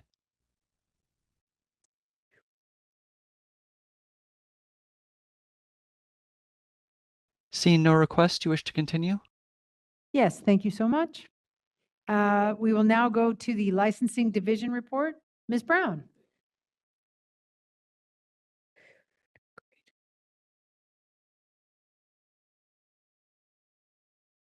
Good afternoon. The licensing division report with the statistical data is included in your board packet.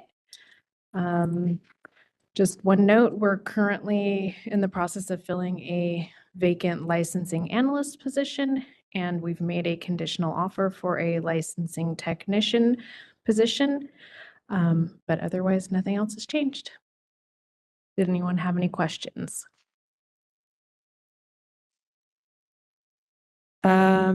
Any questions from the board? Doesn't look like it. Is there any public comment in the room? Seeing none, is there any public comment online? All right, we are open for public comment on the licensing report. If you'd like to make a comment, please raise a hand by tapping that hand button at the bottom of the screen. Dial-in users dial *3 to raise your hand, and we will call on people in the order we have requests. We're going to take just a few seconds to see if we have a request for public comment.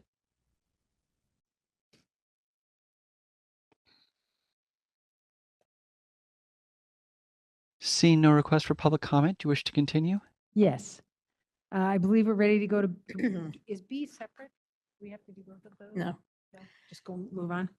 All right, I believe we're going to agenda item 9, legislative and regulations report, recommendations and possible actions. I turn over to Ms. Carpenter. The Legislation and Regulations Committee did not meet prior to this, but I'm sure Ms. Yamaguchi has all kinds of information for us. Indeed. Thank you very much, Madam Chair. Madam Chair, the first item in front of you is it's a proposal with some suggested language to seek some legislation to amend the business and code professions regarding our new program approval processes. As you've heard, just today, notably, our NECs are overstaffed, or excuse me, overworked. Overworked. I beg your pardon? I don't think we can, but apparently I can't afford to, the state doesn't want to up my appropriation just yet. Sore spot. But no, we have to, in light of the fact that we're not going to be authorized in this coming budget year to increase the staffing, we need to look very critically at some ways to clarify and make more efficient some of the work that the NECs do. And then, of course, they're supporting staff as well. So one of the things that that we'd like to think through and put before the board to discuss is possibly implementing something of an official program application period biennially, ergo that the board would every 2 years look at the prior 2 years and patterns and numbers and assess whether, we should reopen on April for 2 months, or we should open for, and basically kind of set the pattern for next 2 years of when programs could propose a new program. I think this is really aimed at helping, I think, to better plan and better assign staff work, but it's also, I think, trying to, encourage programs. I mean, when we first designed this new program approval process, it was predicated on the idea that programs would not apply or not file their letters of intent until they were ready. But the fact is that most, probably virtually all, of the initial letters of intent are missing an attachment, are incomplete, or have things that are incorrect. And what happens then, of course, is that an NEC is assigned to review the initial letters of intent and notes all the deficiencies and sends a note back to the proposers. And it goes back and forth a few times. I think having a designated application period may very well incentivize folks to plan and make certain that before they submit their work, it's ready. That would be one of my key things. Some of the other changes in the suggested language have to do with the timeline, which is a little bit. I think there's a little bit more wiggle room, I think, than I'm comfortable with. Essentially, I want to make certain that, again, the work product, the timeline of the work for the NECs is adhered to. So really the language changes in a couple of ways. One being that we would like to see only one back and forth so that, when you submit your work, there is one letter back outlining your deficiencies and you can respond to that And if you have not completed and resolved all of your deficiencies, you are removed from consideration for a year. I think, again, this is trying to incentivize people submitting, what we in state service call completed staff work. But more importantly, I think that it's enabling, I think, the NECs and the whole education division to better plan out their assignments and their work. Because one of the things I do know is that even though I know the NECs are exempt employees, but their analysts are not. But all the same, and you heard from Dr. McLeod this morning that we have just lost an NEC because of the workload. This is something that we did warn people about last year before. But failing to increase the staff, we have to figure out some ways to, I think, relieve the workload somewhat. And there's not a whole lot of areas where we could eliminate tasks, but we need to look, I think, really critically at that. My recommendation would be for, aside from today's recommendation for the language, and believe me, and by the way, the motion for today is really to authorize staff to kind of proceed with seeing whether there is actually even a possibility, whether there is thoughts on the other side or from the legislature on other aspects. But nevertheless, this is only part of the work, and I would certainly recommend that the Education Practice Committee have a more substantive conversation on the whole of the process. With that, Madam Chair.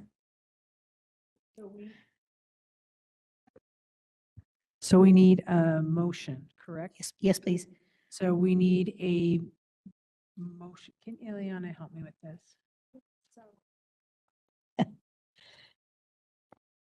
All right, so the recommendation is on page 3 of the report. Okay. And my understanding is that this is the desired motion. Yes, Elaine? Yes. Okay, so if you look at the bottom of page 3 at the recommendation, that's your motion, except, just phrase it.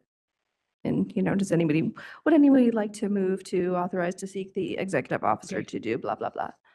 So we need a motion to authorize the EO to seek the following legislative amendment to BPC Section 2881.2, authorizing the board to establish biennial application dates to cycle new school or program approvals, which would be publicly posted on the board's website within the established timelines. All right. John Russell, motion to approve. Thank you. Alicia Carpenter, second. Is there any board discussion or questions?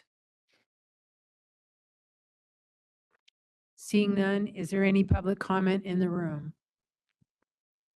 Seeing none, is there any public comment online? We have a motion and a second on the floor. If you'd like to make a comment, please raise a hand by tapping that hand button at the bottom of the screen. Dial-in users dial *3 to raise your hand, and we will call on people in the order we have requests. We're going to take just a few seconds to see if we have a request for public comment.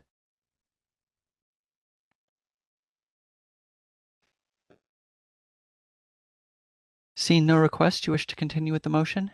I do. I will take a roll call and establish who's in favor, opposed, or abstains.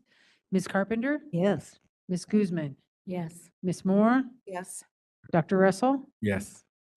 Ms. Sanson? Yes. And I am also yes. That motion carries by a vote of 6. Back to you, Ms. Yamaguchi. Thank you very much. So the next interesting item, and this is, of course, where I believe some of the people are interested in discussing. Here's this other. No, we're on. Oh, you're right. Sorry, I didn't turn on my mic. Yeah, so if you go to, I think, yes, there is an issue 2 recommendation and an issue 3 recommendation. And So number 2, of course, is on page 5. okay.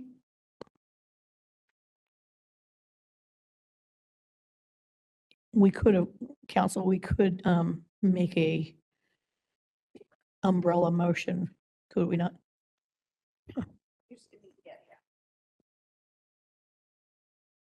So we need So- to revise to an umbrella motion? Yeah, so what I think is probably the best idea is to have, withdraw the initial motion and vote, and then start over, and then you want to encompass all of the recommendations in the memo. I could have made the recommendation at the first time and I didn't even notice. I forgot that there No, were other I'd forgotten. recommendations, so I'm sorry. I'd forgotten as well. I sorry. take responsibility. No, no. Need a motion, though, to withdraw. Yeah, because the board has already voted on it. So let's pull it back and then we'll start over. So do we have a motion to withdraw? Move the to previous? withdraw. Thank you. In a Yes. second. Rashima Sasan, second. Thank you. Do we need to vote on that? Yes. Do I need public comment on that? Do we need public comment on Yeah. withdrawing it? Apparently so. Okay, board discussion? I see none.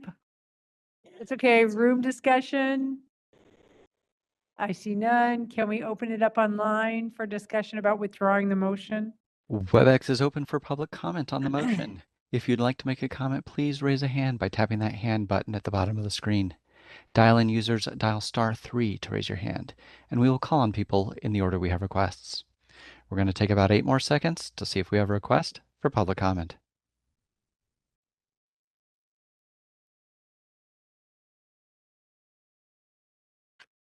Seeing no request for public comment, do you wish to continue with the motion?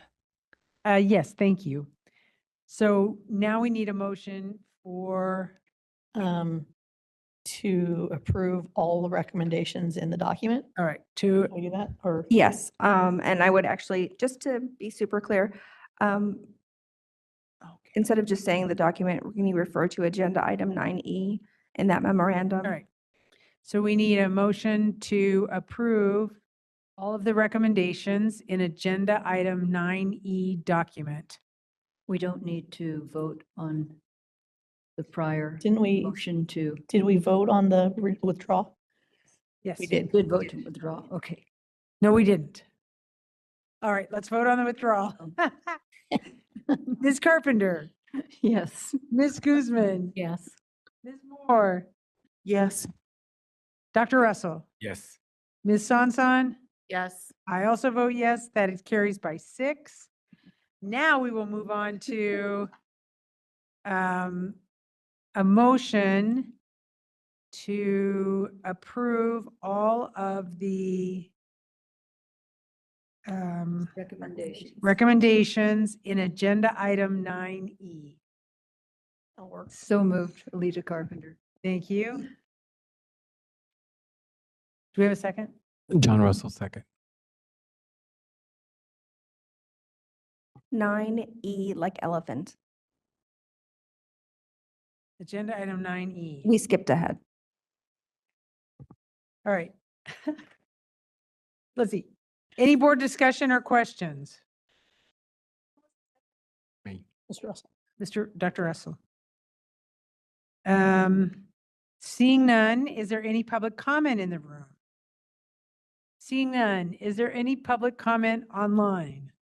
WebEx is taking public comment on the current motion. If you'd like to make a comment, please raise a hand by tapping that hand button at the bottom of the screen. Dial-in users dial *3 to raise your hand, and we will call on people in the order we have requests. And our first request is coming from Reggie Lim. Hold on just a moment, please. We're sending you a request to unmute your microphone. Yeah, I'm not sure if this would cover the item in the agenda, but this is just a recommendation for the board in general when it comes to because in my practice as a visiting nurse, this encompasses continuity of care when a discharge when there is a discharge from the Sir, hospital. I'm really sorry for the second time. This is not to this point. So you want to look ahead to the the item that says, public comment on items not on the agenda. Oh, very well, very well. Okay, I'll stay tuned. No worries. Thank I'll you be so much. patient because this is something that is very important, pertinent. Absolutely. All right, thanks. Okay. There are no other requests for comment. Thank you. I will do a roll call and establish who's in favor, opposed, or abstains. Ms. Carpenter, Yes. Ms. Guzman, Yes. Ms. Moore, Yes. Dr. Russell, Yes. Ms. Sanson, Yes. and I am also yes. That motion carries by a vote of 6. Back to you, Ms. Yamaguchi. You guys are doing great. I know it was a long day. So, item 9F. This is, okay, well, almost all practitioners, not even just the healing arts practitioners, have a clause in their practice acts that's widely considered the Good Samaritan Act, that if a practitioner encounters somebody who needs emergency aid that they can give, they are they are held harmless and are not criminally liable for that aid, unless, of course, there is, of course, gross abuse or problematic care. So we were looking at, as we go forward with certainly the respiratory care board's regulations that would basically disapprove of LVNs providing care in the settings other than the ones they specifically plan to carve out. And it's problematic, as we've discussed in any number of times, and as I think all the folks who commented at RCB's meetings have mentioned. So, and RCB knows as well, and certainly would not argue with the fact that if there's an emergency and there's an LVN there, they should help. They should be able to save a patient's life, or at least, and maybe I'm a little naive, but not being able to breathe seems like an emergency. So what we are recommending today here is to tinker a little bit with our own Good Samaritan language and add a couple of little tiny things. One, of course, which would, I think, specify that this Good Samaritan aid is not limited to outside the workplace. And the other piece would be an added little section to outline, I think, and reinforce the definition of what emergencies include but are not limited to. And one, of course, is difficulty breathing. So this is, of course, something that would need to be sought legislatively. But we would strongly recommend that this be considered. And this memo and this recommendation would basically, we recommend that the board authorize the staff to communicate with the Respiratory Care Board, of course, first, but also to work with the legislature to see if this is something that they might accommodate. But last, and I think really importantly, remember, this is something that, isn't going to be solved quickly and overnight, that we would want to see that the Education Practice Committee talk about other possibilities, including the post-licensure certification idea, and to make recommendations. But for the time being, just because the regulations went into effect on October 1st, and as Dr. McLeod and the other NECs have noted, that we continue to get emails and calls from facilities, from LVNs, from families of, what am I going to do? So we believe, and council has not dissuaded me from the belief that we think that this would help clarify and help, I think, underscore that the LVNs should not be afraid to administer emergency care.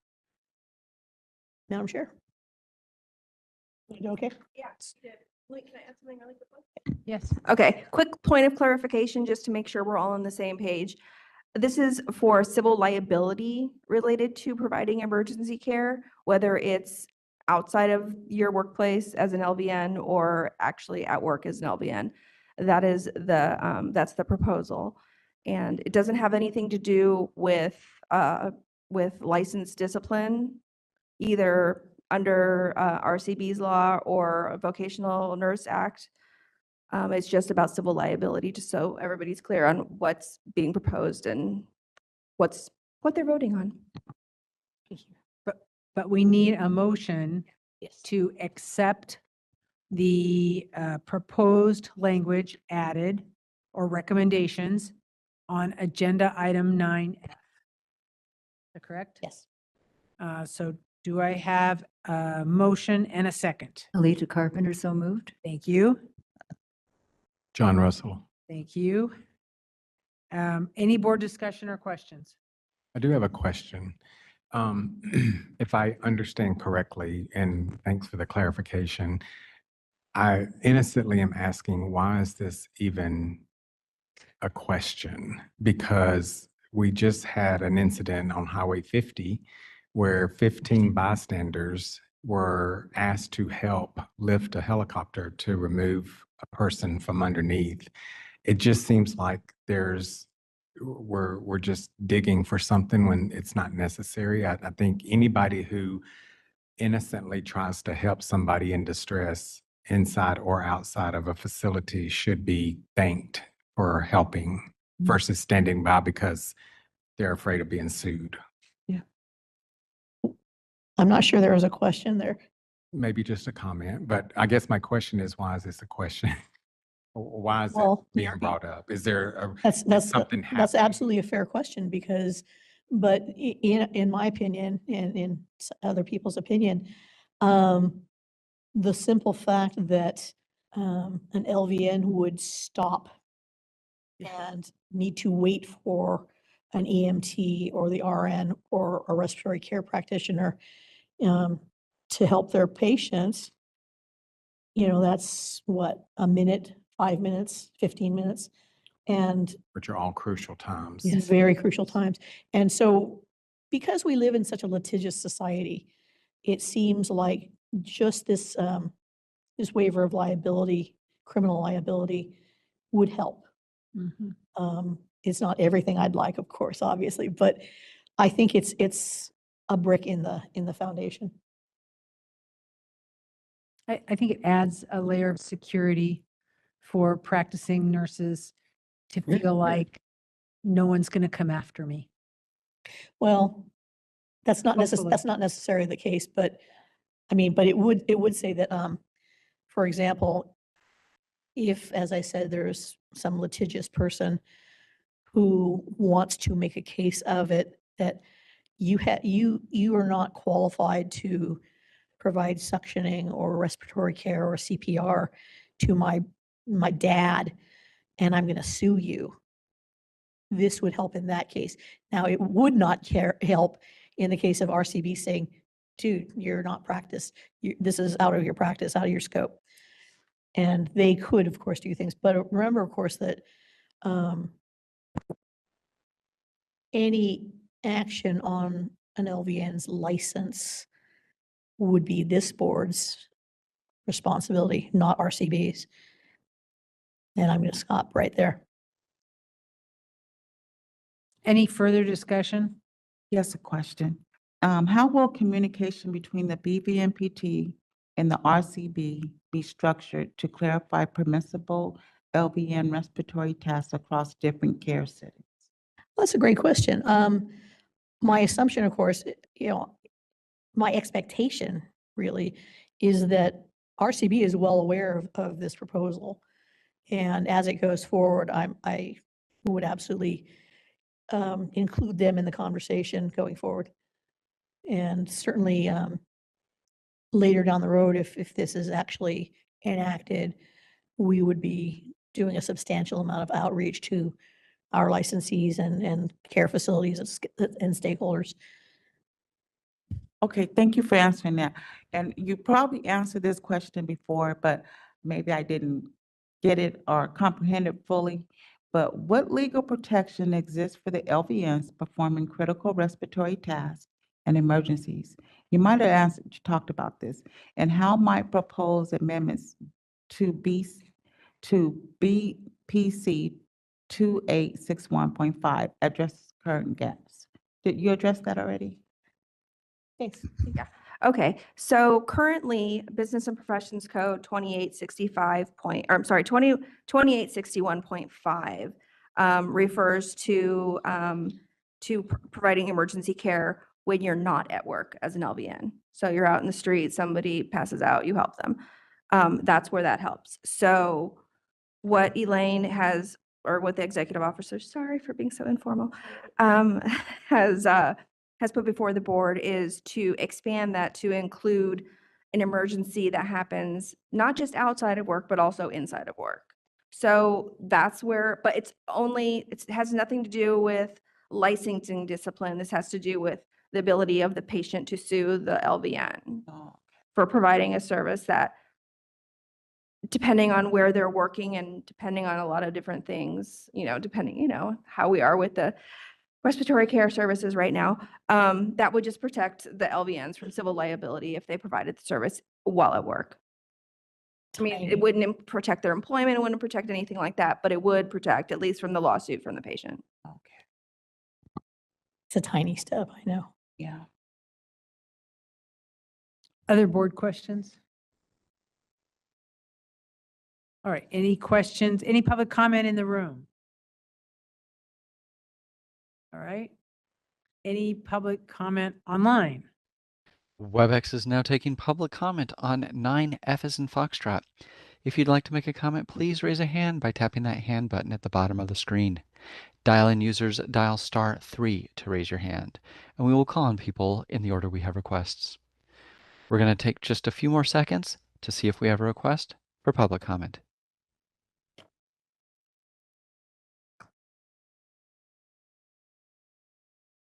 Seeing no request for public comment, do you wish to continue? Yes, I will do a roll call and establish who's in favor, opposed, or abstains. Ms. Carpenter? Yes. Ms. Guzman? Yes. Ms. Moore? Yes. Dr. Russell? Yes. Ms. Sanson? Yes. And I also vote yes. That motion is carried by a vote of 6. I believe we are ready to move on to agenda. Oh, is there one more? I apologize. Okay, go ahead. Apologies. My apologies, board members. I forgot 9B, which is, of course, our annual rulemaking calendar. There's no new items to add. So Regs Council Shields and I looked at this, and Ms. Butu gave it an eye too. So our rulemaking calendar is very similar to last year's. Covers the work we need to finish with school citations and fines, the retired licensees, and of course, the school approval standards, parts 1 and 2, the magnum opus. And so at this point, I would ask for any questions or comments and then a motion.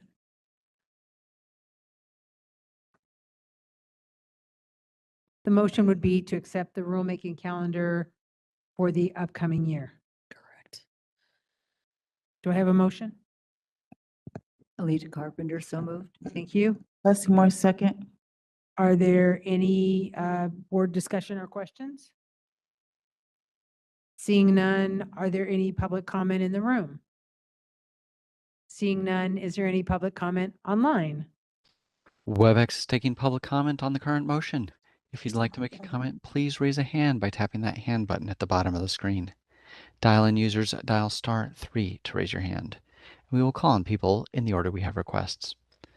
We're going to take just a moment now to see if we have a request for public comment.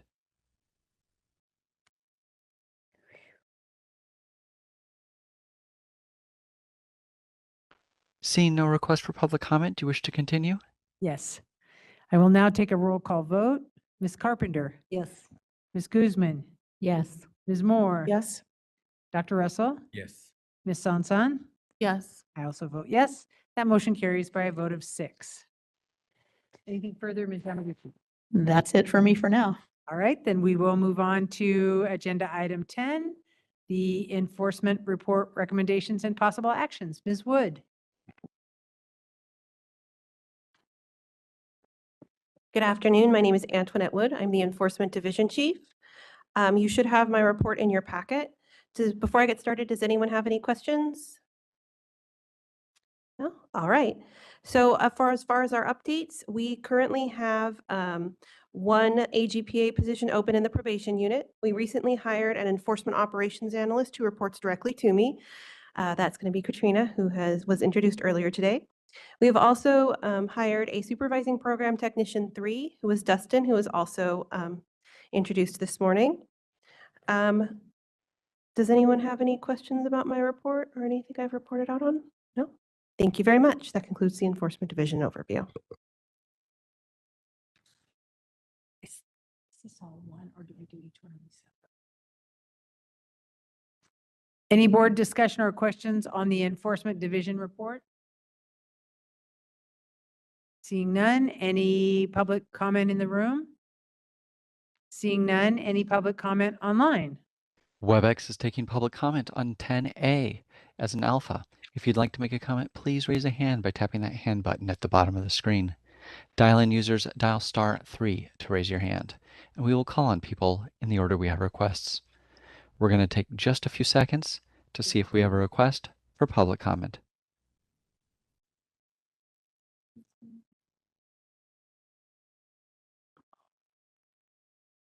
Seeing no request, do you wish to continue? Yes. We will go to the next report, which is Investigation Division Report. Ms. Higashi.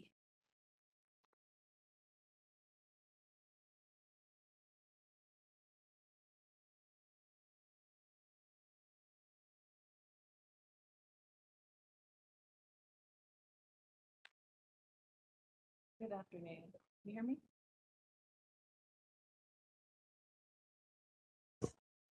Can you hear me? Good afternoon. My name is Stacy Higashi. I'm the supervising special investigator. I submitted my report. Do you have any questions?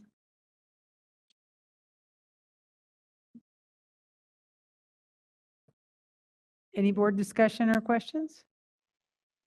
Seeing none, any public comment in the room? Seeing none, is there any public comment online? WebEx is taking public comment on 10B as in Bravo. If you'd like to make a comment, please raise a hand by tapping that hand button at the bottom of the screen.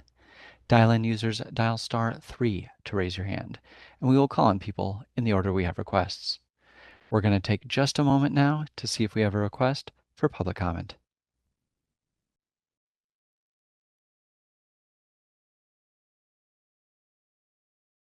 Seeing no requests, you wish to continue? Yes, thank you, Ms. Higashi. Thank you. And we want Ms. Wood to get her steps in, so we will now go to the Enforcement Committee report. Ms. Wood.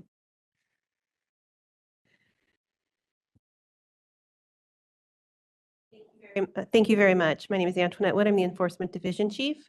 We did not have a committee meeting this time since our last board meeting. We will probably not be having one until after the February board meeting, as we have no current issues pending. We do have a few things on the calendar after February. We'll be looking at our disciplinary guidelines, making sure everything is appropriately updated, and checking any new legislation that may be incoming. But at this time, we will not be having a meeting. Are there any questions? Thank you. Thank you. Actually, if I may add on to Ms. Wood's report, it had been my original intention for the lead staff people with every committee to basically make that kind of a summation and possibly introduce the committee members themselves, but time. And so I think it is fair to say, though, that we would not be having any of the committees meet certainly prior to mid to late January, if not actually after the February board meeting. But we'll be in touch because we do have some business. Thanks, Antoinette. Thank you. We need public comment since there was nothing. Good. All right, we go. we'll move on to agenda item 11, Psychiatric Great. Technician Ad Hoc Committee. Report, yes. recommendations, and possible actions. Ms. Yamaguchi. Thank you very much again. This is, since we do not have the second Psych Tech board member, we haven't had the committee meet, although if it's taking much longer, I might ask the executive committee to consider posting somebody else who is eager to volunteer to be a big help to the board. But in the meantime, though, as you probably recall, most of what we've been working on via this ad hoc committee has been to basically make friends and develop a network so that we would be prepared to consider any possible action. You'll know this is, most of you will remember this is a big piece of what we had discussed during our strategic plan. So in pursuit of that, we've also asked our colleagues, the California Association of Psychiatric Technicians, actually, they asked. We're trying to put together a better, more regular series of communications, possibly a quarterly meeting. But if there's nothing to meet about, certainly they're not just going to get together and chat. This has been, I think, a good partnership. We do absolutely want to develop that partnership better as we move forward. I also was very happy to be invited to speak at California Psychiatric Technician Educators Conference last month, and I was ably assisted by our NEC, Tara Davila. It was a very, very interesting conversation with these educators, mostly about what we see coming and how we can work together better to build that pipeline better, because it's a sad fact that enrollment is down and the licensing population is down in a period, and this is the part that confounds us, in a period when more and more mental health professionals are badly needed in the state. So we took a long time. I think I was supposed to talk for half an hour and it was close to 2 when I was done. That was nice. But anyways, it was a really good conversation, and I think we came away from that with a better understanding. They, of course, had some really kind of crazy ideas to share with me, to which I had to say, no. And one of which was, can we have our own NEC? No. But finally, though, in terms of coalition building, and I want to take a hat off to young Mr. Nicholas Gonzalez over there for reaching out to a lot of different organizations, including several of our partner boards here, just to try and as I said, kind of build awareness of what the mental health professionals are doing, what their qualifications are, what their requirements are. And we found it to be very interesting because, long story short, there's our psych techs, and then there's nothing in advanced practice between us and the Masters of Social Work. And this strikes me as a problem that we might want to have a conversation about and figure out some ways to work together with the association as well as the educators. But that is my report for that, Madam Chair. Do we need to vote on that or take public? No, comment? not at all. All right. But we will go to, If a board member did have a question, though, I'd be more than happy to. Yeah, I am smiling.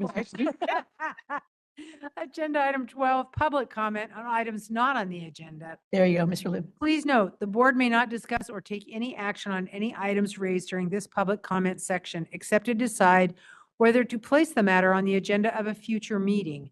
We are now open for public comment. Is there public comment in the room?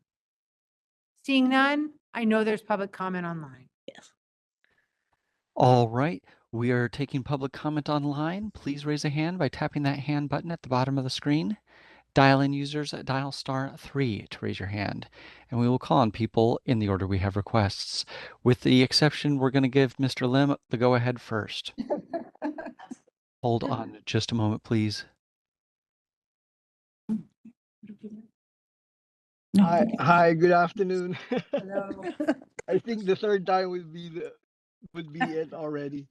So yeah, good afternoon to the board, Madam Chair, and all that are participating. This is just a simple observation during my practice as a visiting nurse. So every time we have a conference, early morning conference, always there would be a problem wherein people that we accept or admit do not have PCPs. So here's the thing.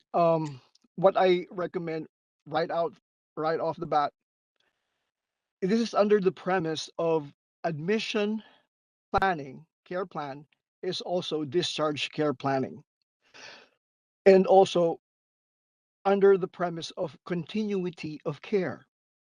So as we know, we have a healthcare team from acute to orders wherein they stay at home or they stay in a subacute facility.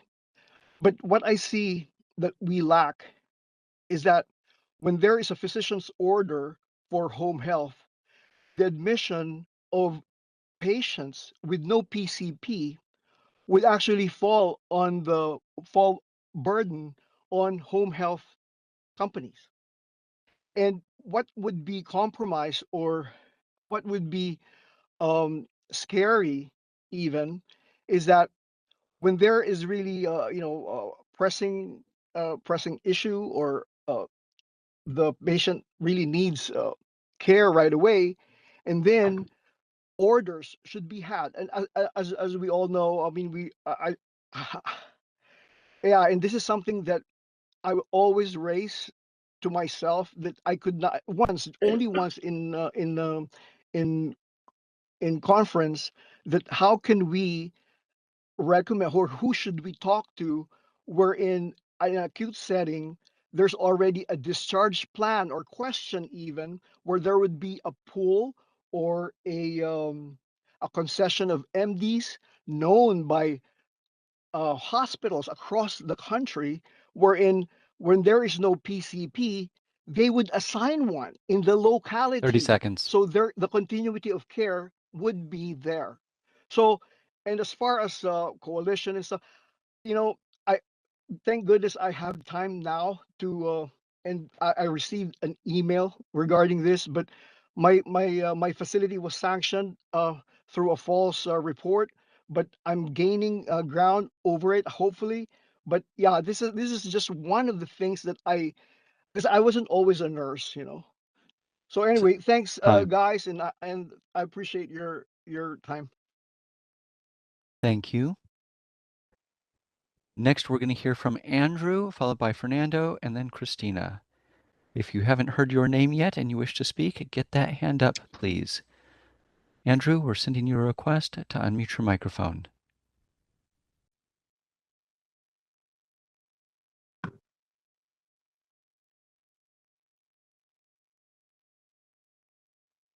All right, try that again. I saw you unmute.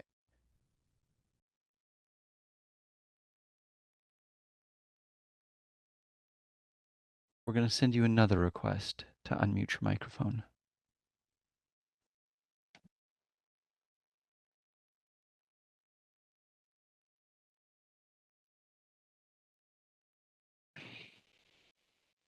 All right, Andrew, I understand that you might be having some difficulty. We're going to let Fernando go ahead, and we'll circle back to you if we can resolve this problem. Fernando, we're sending you a request to unmute your microphone.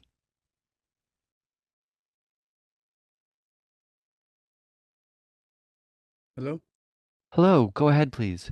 Hello, good afternoon. My name is Fernando Lugo. I appreciate the board's work. I'm just here to observe and stay aligned with the standards expected of licenses. Thank you. Thank you. Next, we're going to hear from Christina. Hold on just a moment, please. We're sending you a request to unmute your microphone. Hi, good afternoon. Can you hear me okay? Yes, go ahead, please. Okay, thank you. Good afternoon, board members, and I want to thank you for the opportunity to speak. My name is Christina Curry.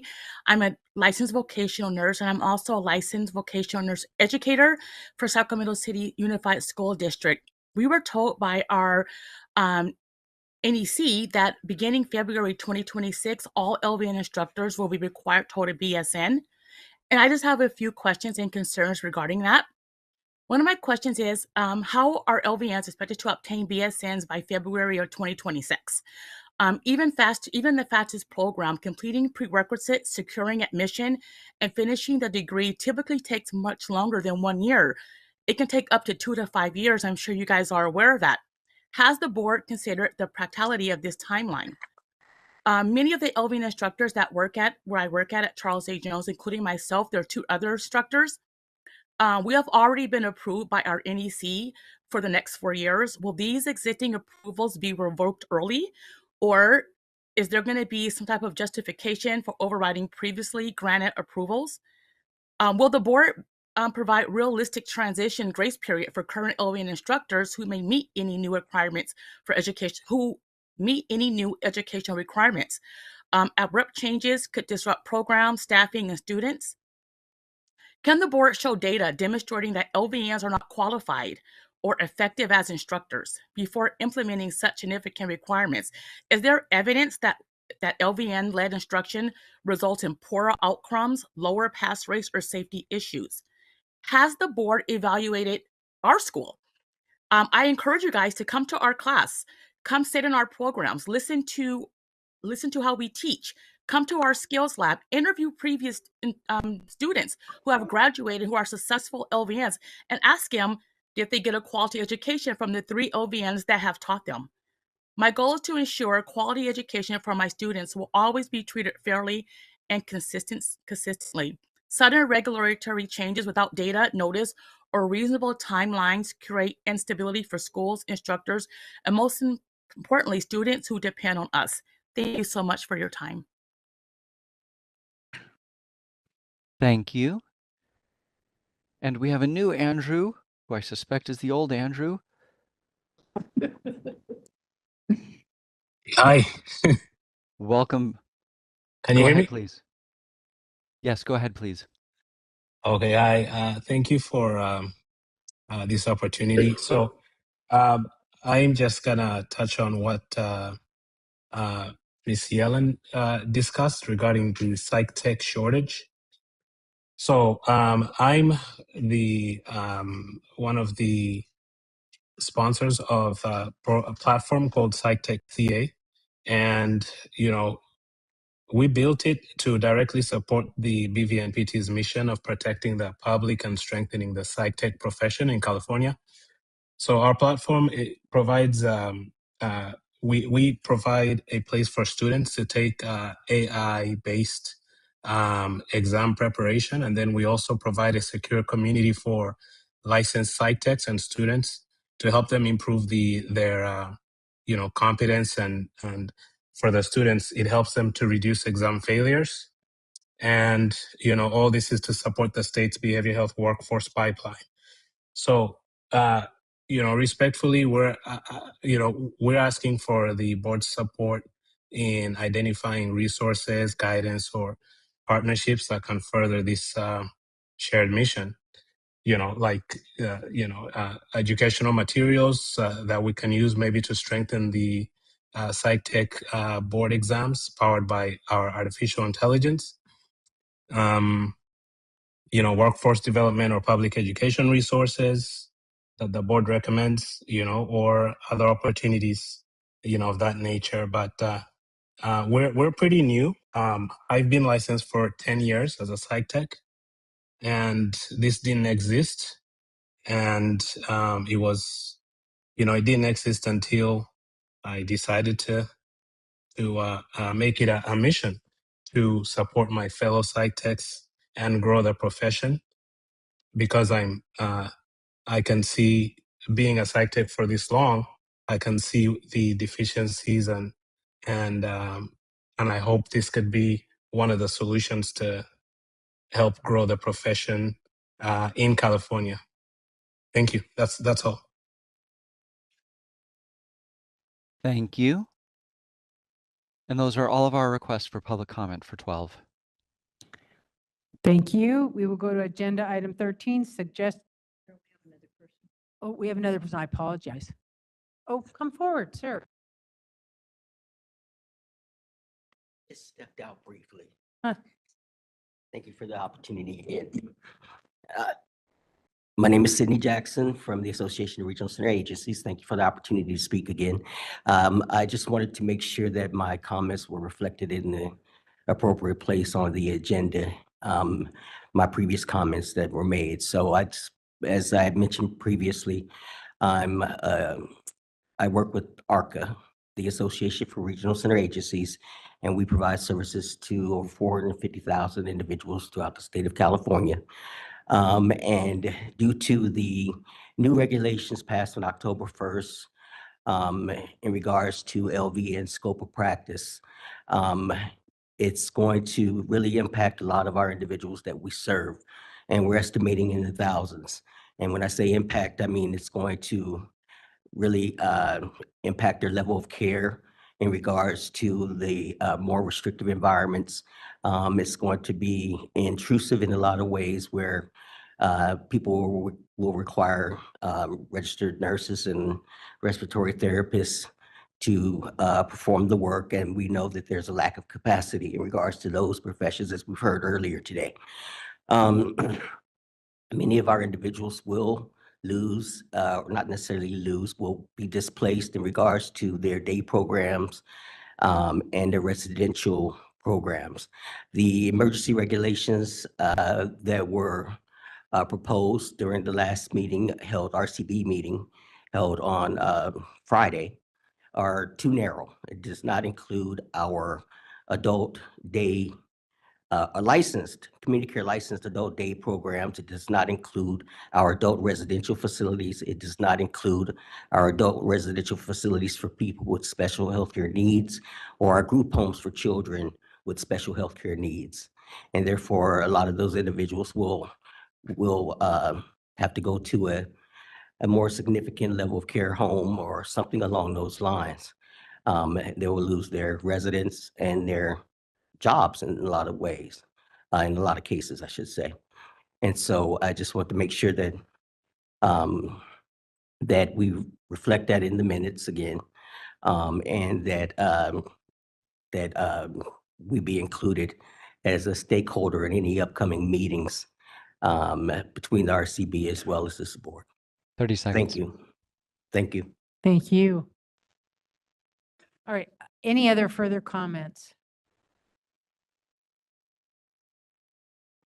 Okay. There is a request from Mr. Lim again. Are we accepting more than one? Sure. Hold on, Reggie. We're sending you a request to unmute your microphone. I thank you very much again for the opportunity, dear board members and Madam Chair.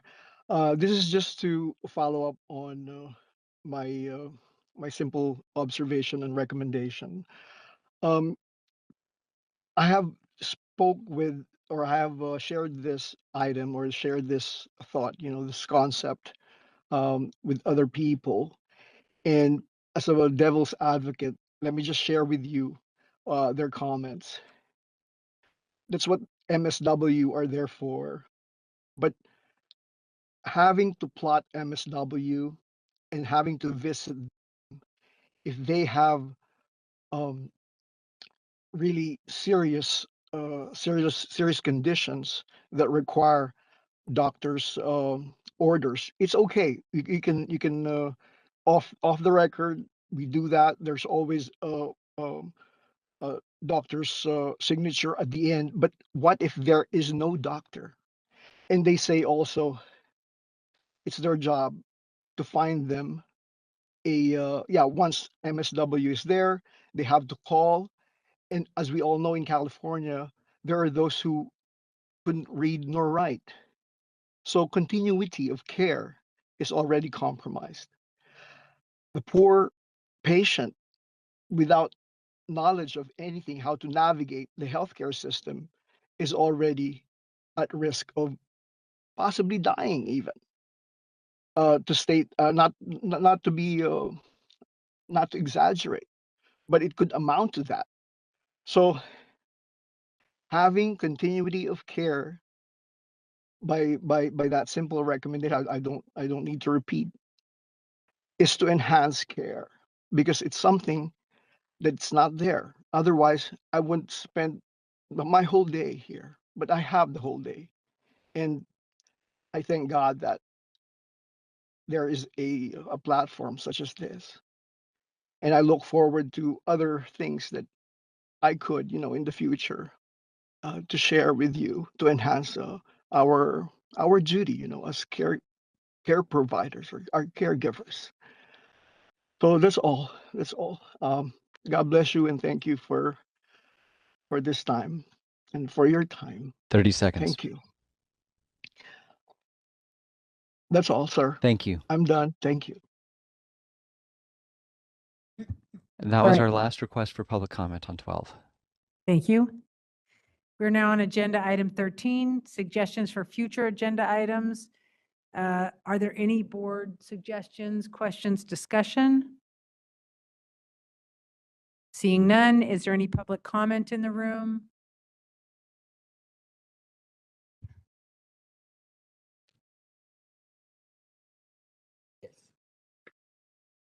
Me again. Not going to be redundant, not going to state that all over again, but I just wanted to say Sydney Jackson from ARCA, representing the 21 regional centers throughout the state. Just wanted to request that for an agenda item for next meeting that the board consider looking at the scope of practice for the LVN in relation to these new regulations, and also consider any type of legislative action that could be taken to really remedy this issue for the thousands that are served currently that require respiratory care. Thank you. Thank you. Any further comment in the room? Seeing none, is there any public comment online for future agenda items? WebEx is open for public comment on agenda item 13. If you'd like to make a comment, please raise a hand by tapping that hand button at the bottom of the screen. Dial-in users dial *3 to raise your hand, and we will call on people in the order we have requests. And our first request is coming from Christina. Hold on just a moment, please. We're sending you a request to unmute your microphone. Yes, hi. I would just like for the board, again, if they can kindly consider, again, whether or not LVNs who are LVNs can continue doing what they love, and that's teaching, and to please consider that, or if they can consider timelines, reasonable timelines for LVNs who may have to go back for BSNs, if they can consider that too, or for LVNs that have already been approved, grandfathering us, but just really consider keeping LVNs as educators, because we can do the job. Thank you.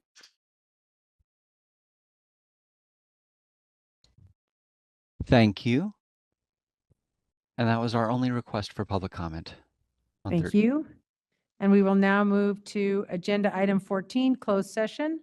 The board will now convene in closed session pursuant to Government Code Section 11126, subdivision C3, to deliberate and vote on disciplinary matters. The board will also convene in closed session pursuant to Government Code Section 1126, subdivision E, to receive advice from legal counsel on pending litigation. Can I have a motion to retire to closed session and not reconvene in open session? The meeting will adjourn at the completion of closed session, and a second. Go for it. John Russell, motion to approve. Thank you. Rashima Sampson, second. Thank you. Any board discussion or questions? Seeing none, is there any public comment in the room? Seeing none, is there any public comment online? WebEx is taking public comment on the motion. If you'd like to make a comment, please raise a hand. This is your last opportunity. Dial-in users dial *3 to raise your hand. And we have a request from Fernando. Hold on just a moment, please. We're sending you a request to unmute your microphone. He doesn't want us to. Just again, thank you again for letting us be part of this meeting. Thank you. Thank you.